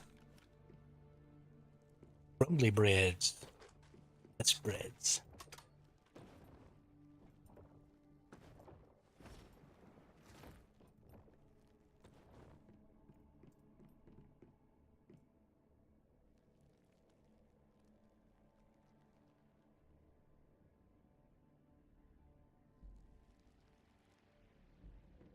Alright. Gonna wait for things to cook up here real quick. While we do that, just wanna go check a little Reddit action. See if there's anything going on over there.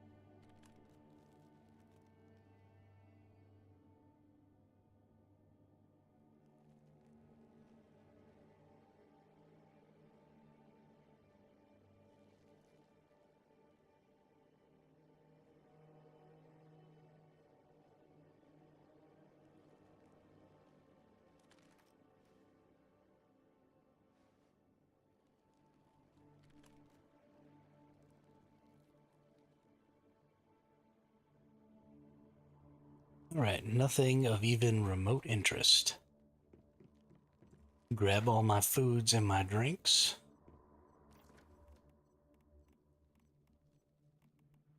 Let's sip down a tea here. Nice, nice, very nice.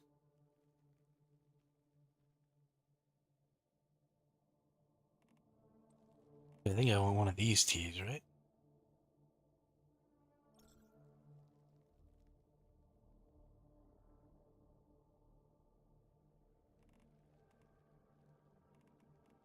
I don't know.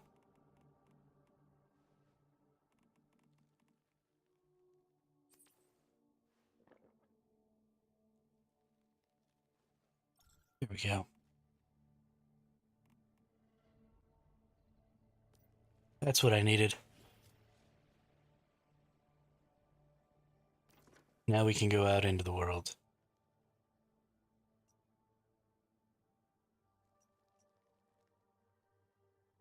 Eat these last two zones. So, ammo. Teleport right up here.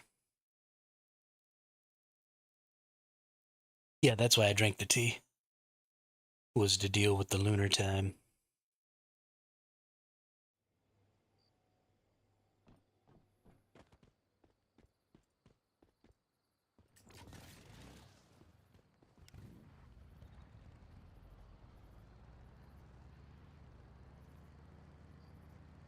Now we get all this HP going on, and it feels great. Really great.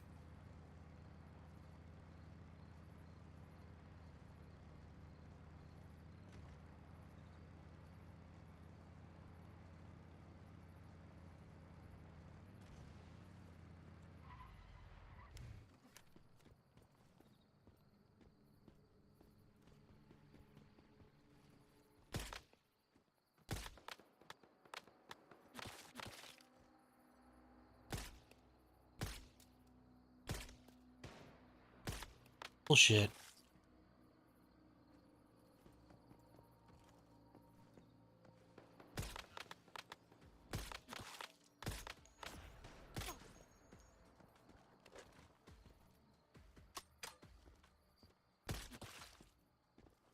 That guy's a dickhead.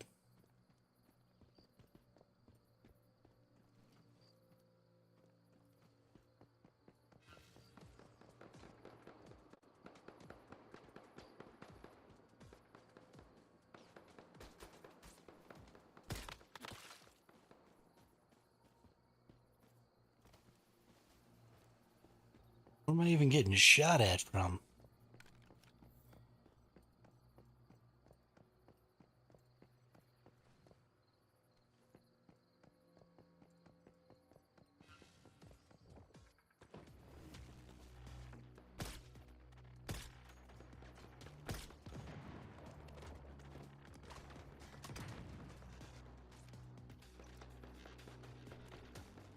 Don't have enough Lunar Whispers. So it turns out I need to learn the BP for my clothes again. Pretty sure I unlocked them last season.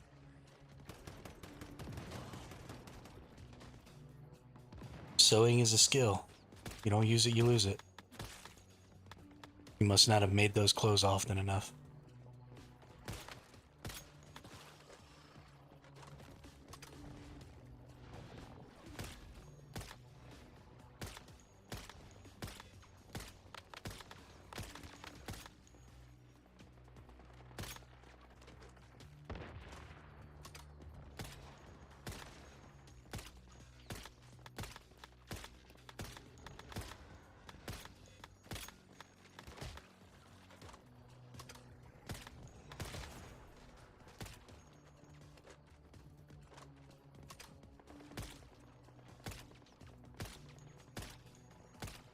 Okay, can I please hit this one dude that's standing right next to me? Hey, stop shooting me.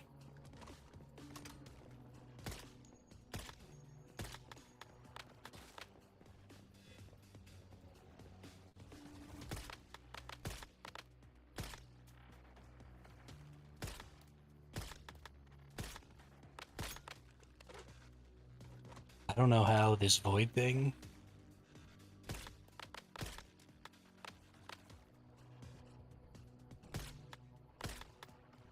yeah, I just haven't gone about getting, I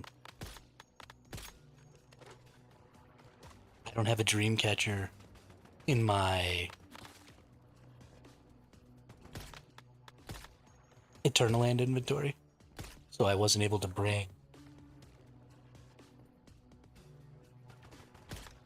a Dreamweaver over here, or a dream catcher. I don't know why I don't have one.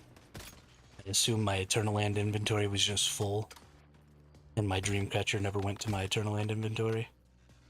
So I'm just kind of in a bad spot right now with no Weaver ability.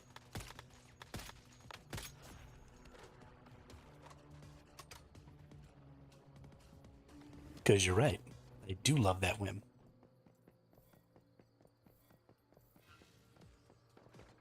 Mostly because it's the best one.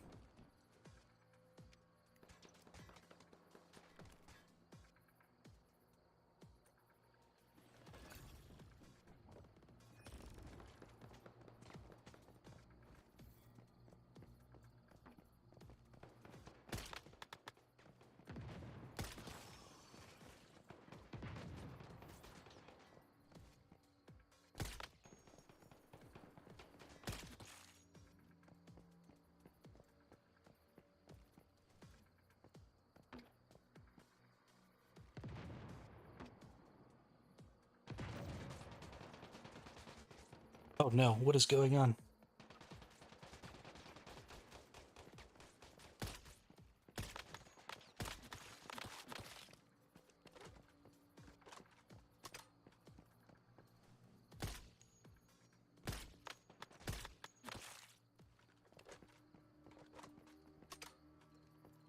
Okay, we are having a rough go of it over here. Running into points of interest during the Lunar Oracle time is rough.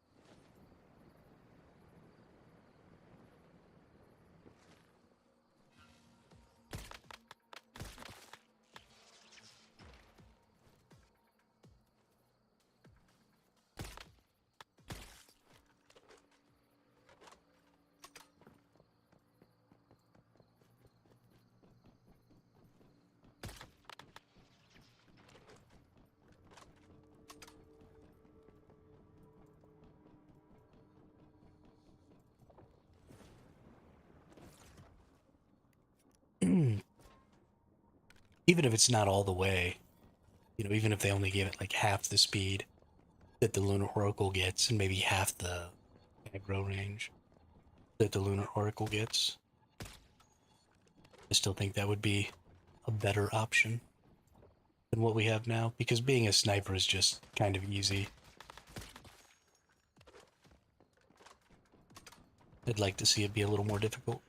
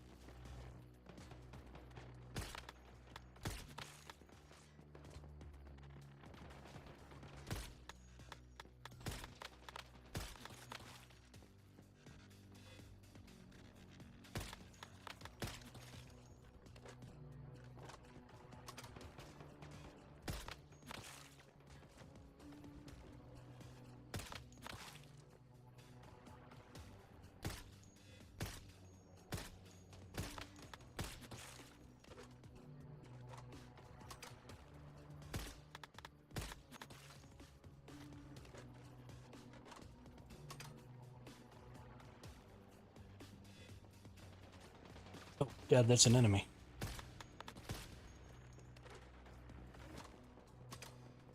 A doy?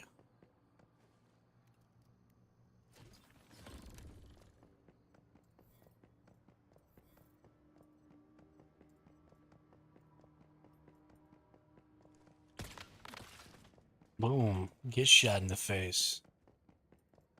God, I love shooting people in the face in this game.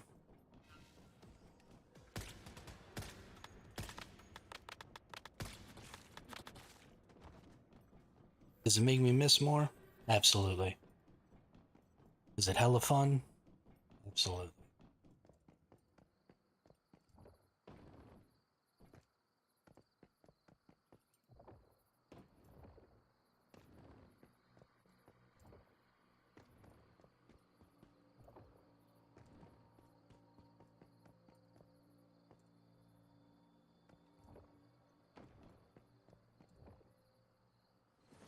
Swoop.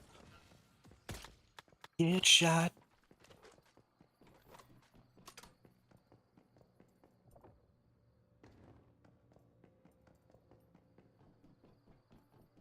Here.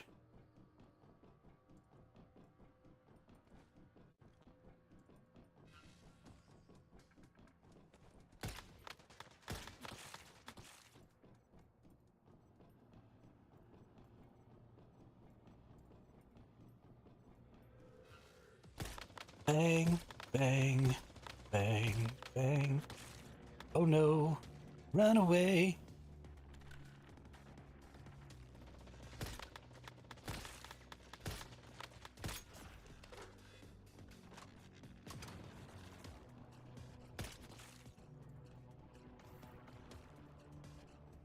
Oh, bye-bye, head.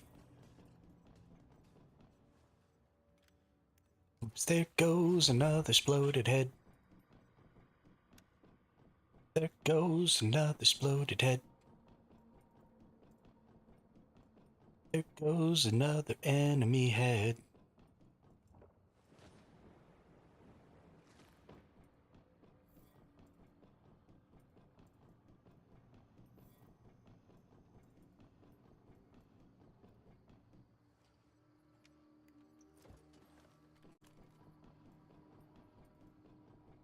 Playing video games. The only time in the world it's okay to sing about making things' heads explode.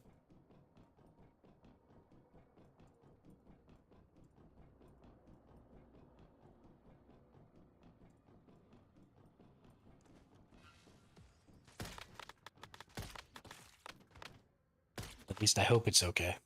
Because I'm gonna do it.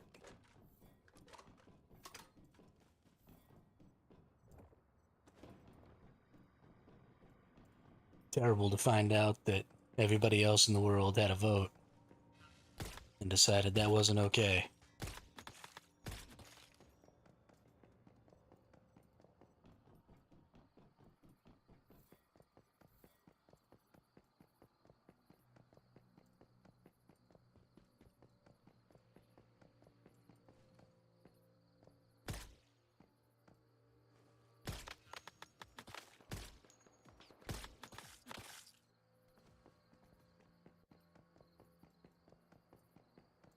Doobly doobly doop. Professor Hawk.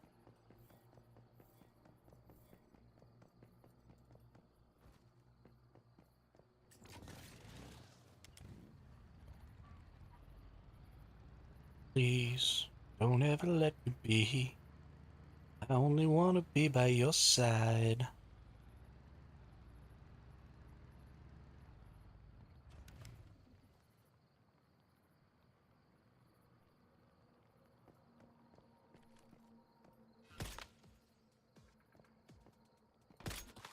Phew.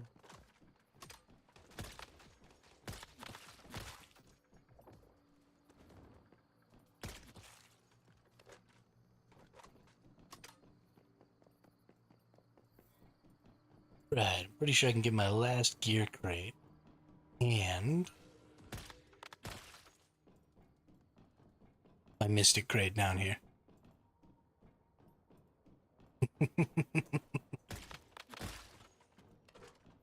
Glad you know what song I'm singing, Wyatt.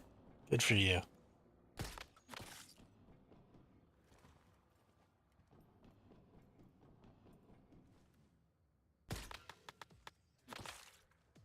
Hmm.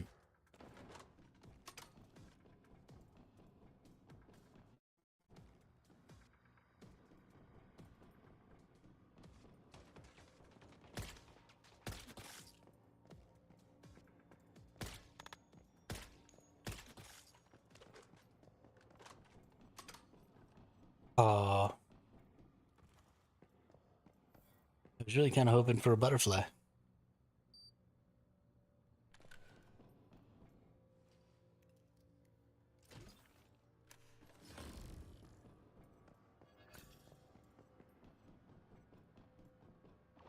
Come, my lady, come, my lady. You're my butterfly, sugar, baby.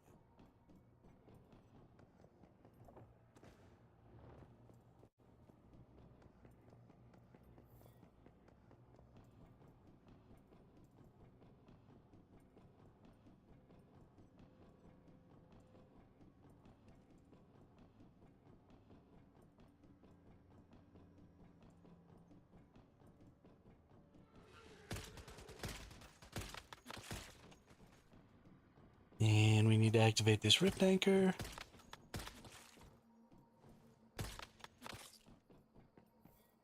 And that should be everything. C'est parfait.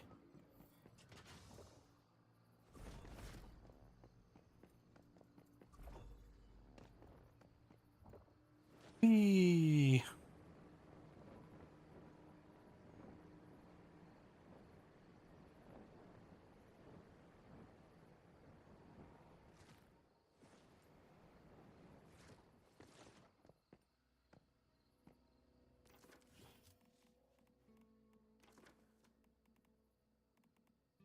Okay.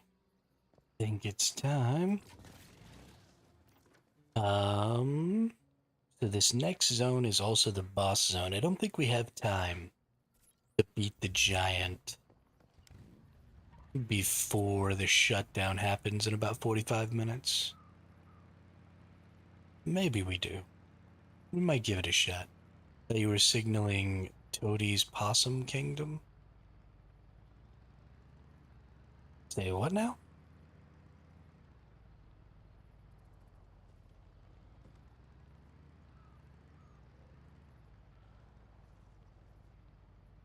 Thought you were singing, not signaling. You wrote it wrong, and then I read it wronger.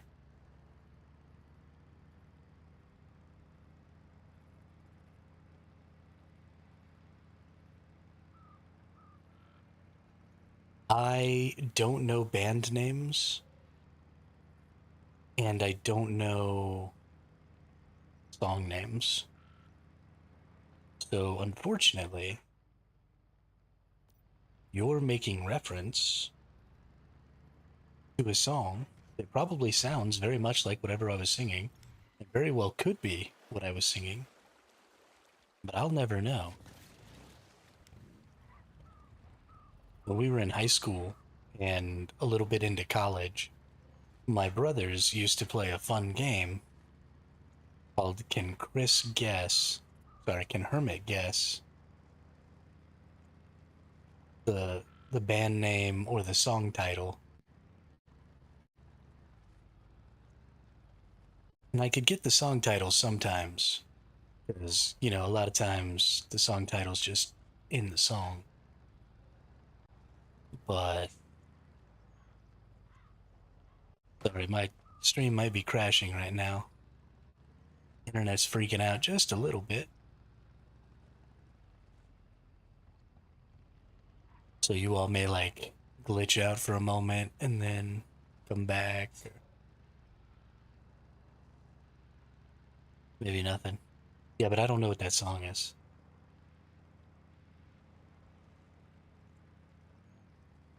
I don't do song titles very good. Ooh, piece of candy.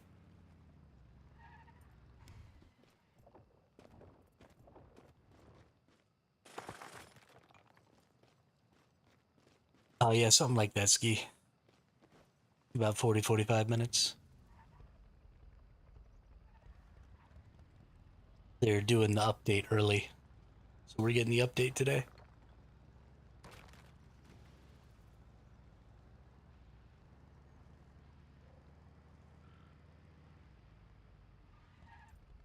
Or I guess it actually probably isn't early, because it'll be the 13th in Asia. by the time they do it. So it's just early if you live in the US.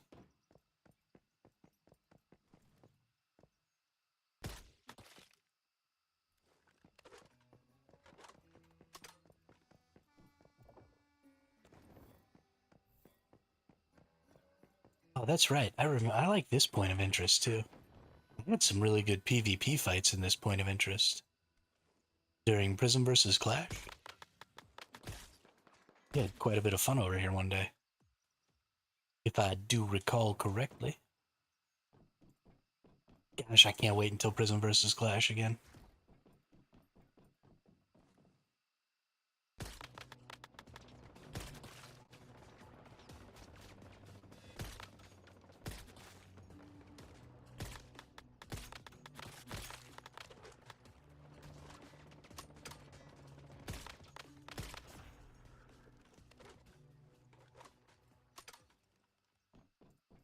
I'm not 100% sure, but I think they also might be consolidating your characters to a single Eternal Land too. Which I really hope, because I would love for all of my characters' stuff to all go to one Eternal Land. So that I could get, like, deviations and stuff from different maps. And put it all in Eternal Land together. I think that'd be great. It'd be fucking great.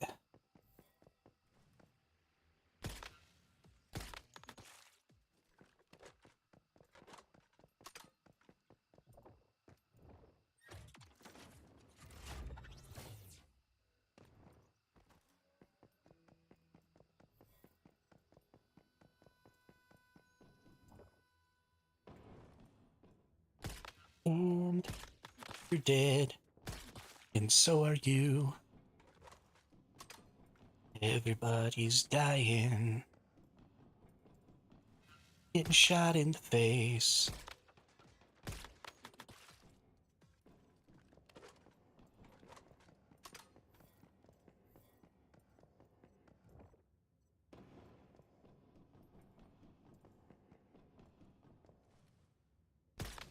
Shoot, shoot, shoot their face. Shoot them in the face.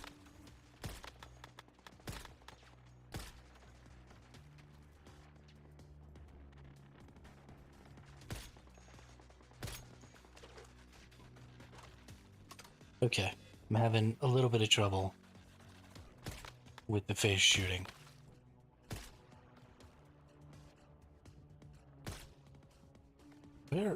Where are you going?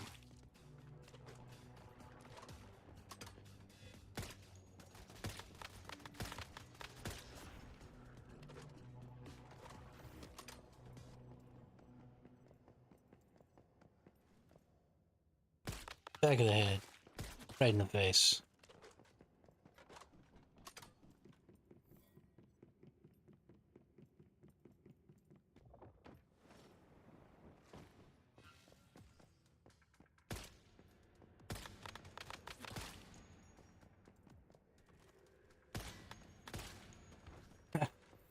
I didn't even have to hit him. The bullet just bounced back and took him out. This is fabulous. Alright, there's a gear chest over there. And then I can go around on the top side.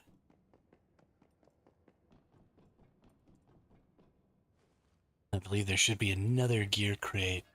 And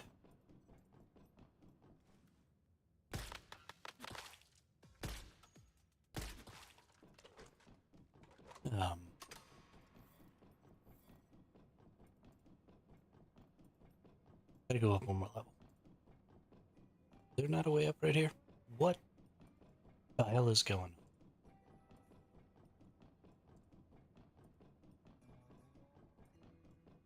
on?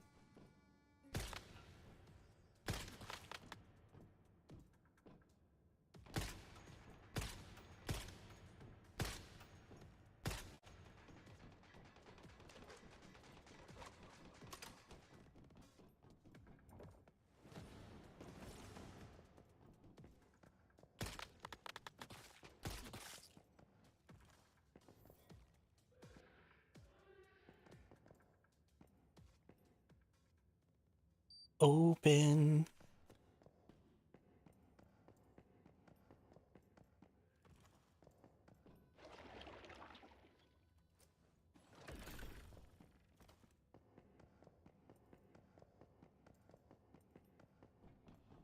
Now, isn't there like a weapons crate around here somewhere? I still have to go back up top to get the other rift anchor. I'd like to get, yeah, you're great. Perfect. Fan. Friggin' fabulous. Now the last thing I need to do here is get the rift anchor, and then I'll come back in and do the boss room.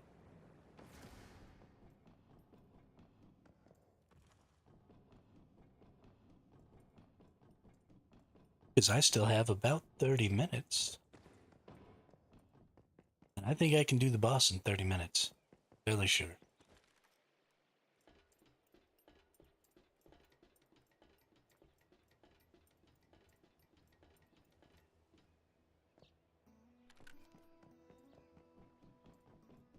Did you grab the mini wander on the top catwalk? It wasn't there.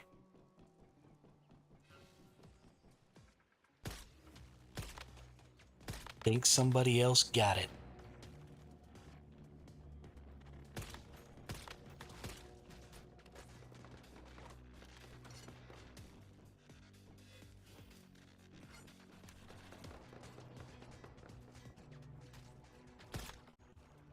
Is it a quest reward? I thought it was just a random one that was there. Oh, things are glitching out again, y'all.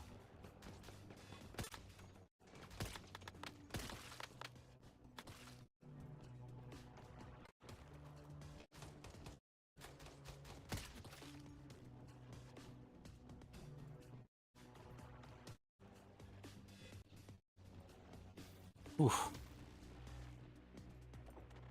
Something's going real wrong. Sorry about that, everyone. Don't know what's up with the visual quality here. There we go. Now we're getting back to it.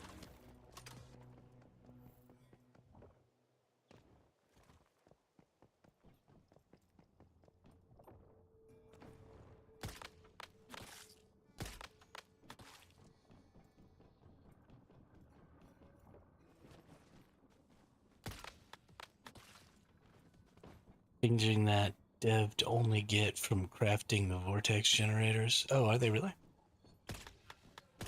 I mean, that's fun. I have lots of mini wanders. I'm not terribly concerned about it.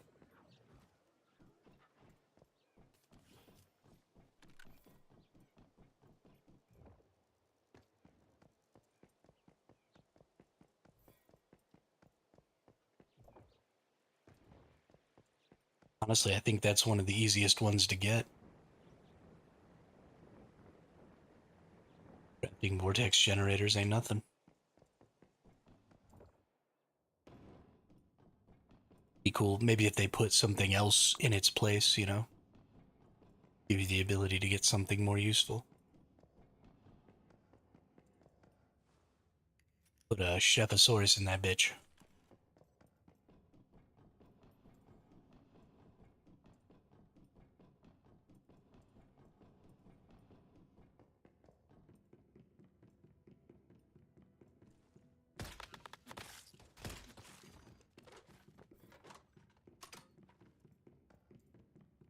Alright, let's go into the boss.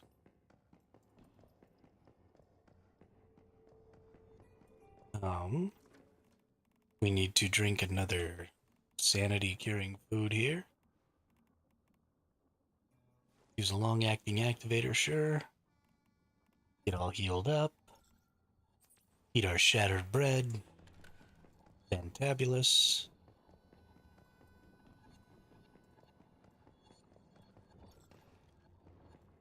Fooded up. We're all watered up. Pretty sure that everything else is okay. Let's go beat the Forsaken Giant.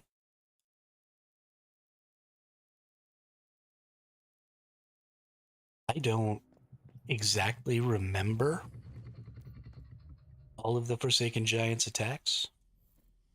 So we might be... Oh. That's right.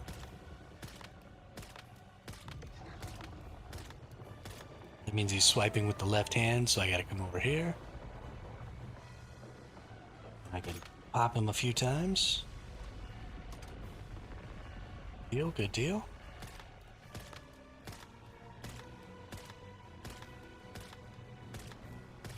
I'm not getting any bounces.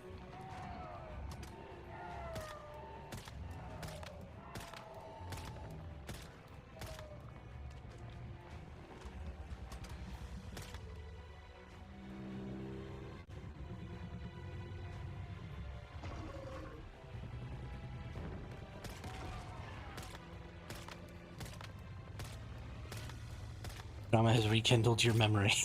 Yeah. I mean, you're not wrong.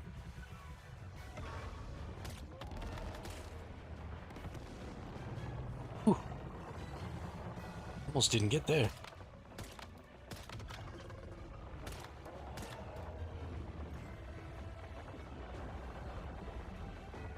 Alright, this is why I wanted to bounce. Yeah, that works real great.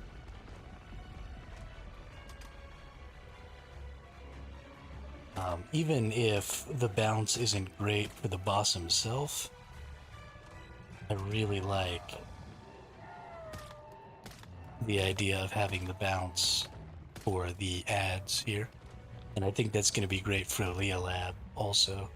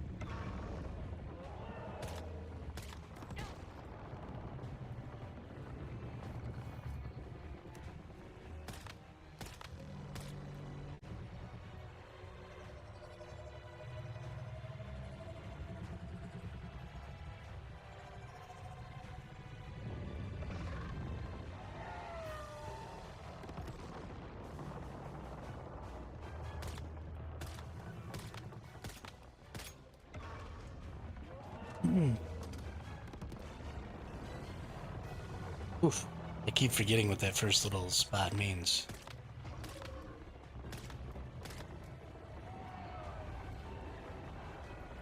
I keep just barely dodging that slam.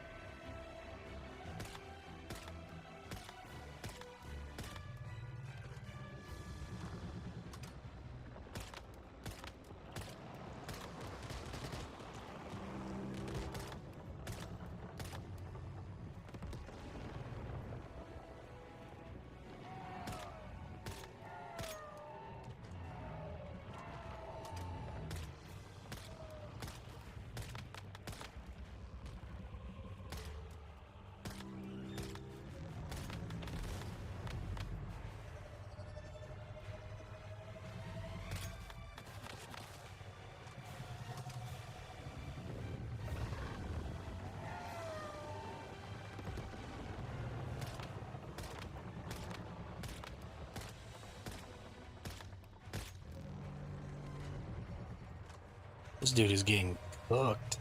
Oh my god. I'm so good at this game.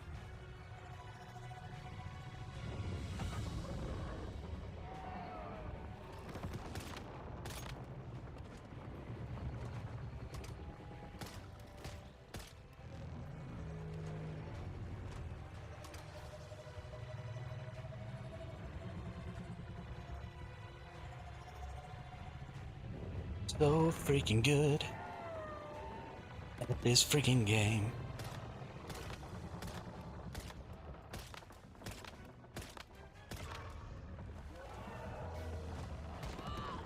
Oops. Okay. Okay. We got a little too big for our britches.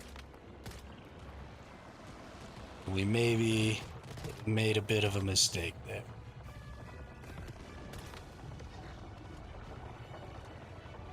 It's actually coming from the other side this time. Oh no. Oh no.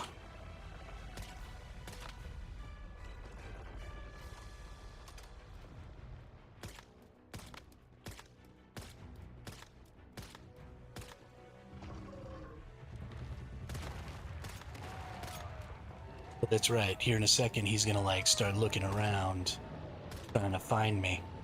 It's the last mechanic I haven't seen yet.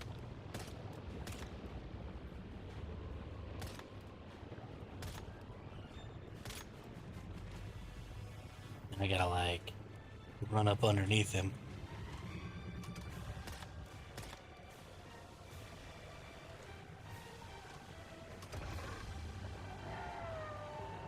Oh, that's not it. Maybe he's not gonna do it this time. Maybe that's a like a hard mode or a pro mode thing.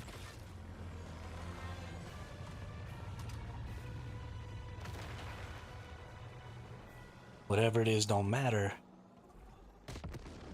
That fool just got Ropple stomped.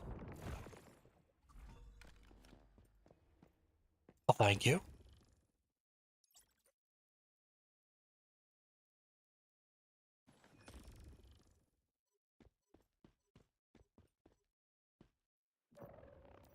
That actually got done pretty quick. I am shocked. 6 minutes, 42 seconds. Not bad.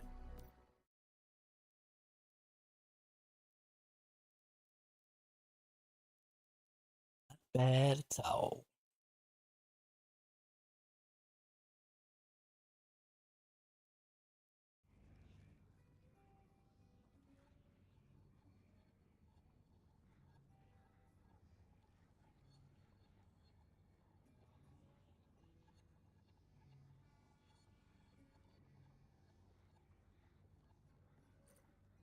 Okay. Let's go back to our base here.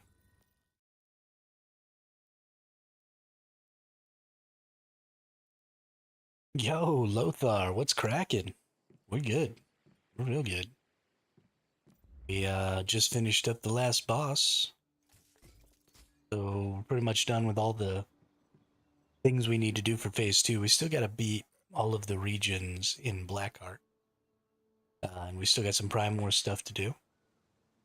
Yeah, things have been going really good. I'm really excited for the updates that are coming this month. Keep seeing good stuff in the patch notes. Yeah, that's why I came back. They're gonna give us cross character progression. So yeah, no, I am too. I'm really excited. I didn't think that this game was ever going to put in the effort that I thought needed to get put in to make it as good as I thought it could be. And I am happy to say that I think I was wrong. It seems like they are definitely putting in the effort and, coming up with some good ideas about ways they can change things and ultimately make the game better. So I think it's pretty great.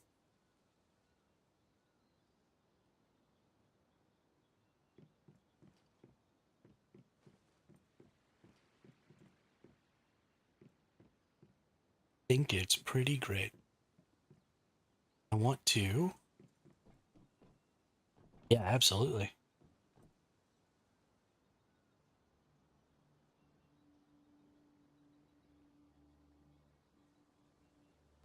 All right, we got all of our Nova deviations in here. So now we should start getting Staroids, I guess. It's cool. We should have a couple, just one more cradle thing that we can put in here. Let's see what we have. Extreme freezing, blazing. When dealing weak spot damage, shrapnel damage. After triggering bounce damage plus 5%. Yep. You definitely want that one. Yeah, it's totally new to me too. Every time you beat a boss now, you get one of these Nova deviations. So, you get the deviation that you normally get from the boss, but it's just this Nova version. And you put it inside of the territory terminal. And once you get all of them, apparently, you'll produce staroids.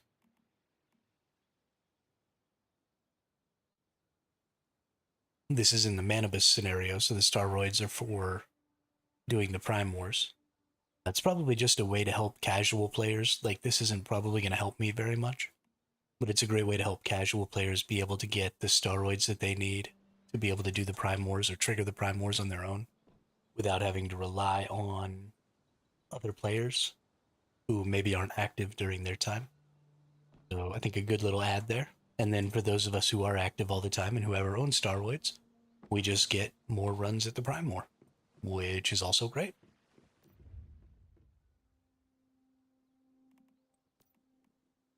I'm totally into it. Yeah, let's make a Kumawink here. We want to add in our secondary weapons.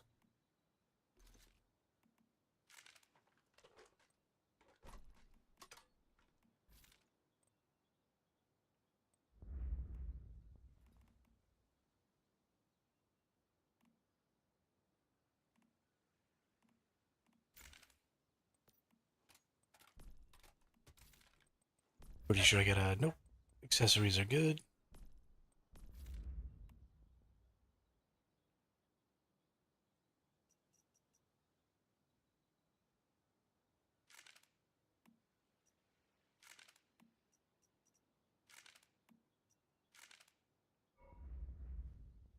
Very nice.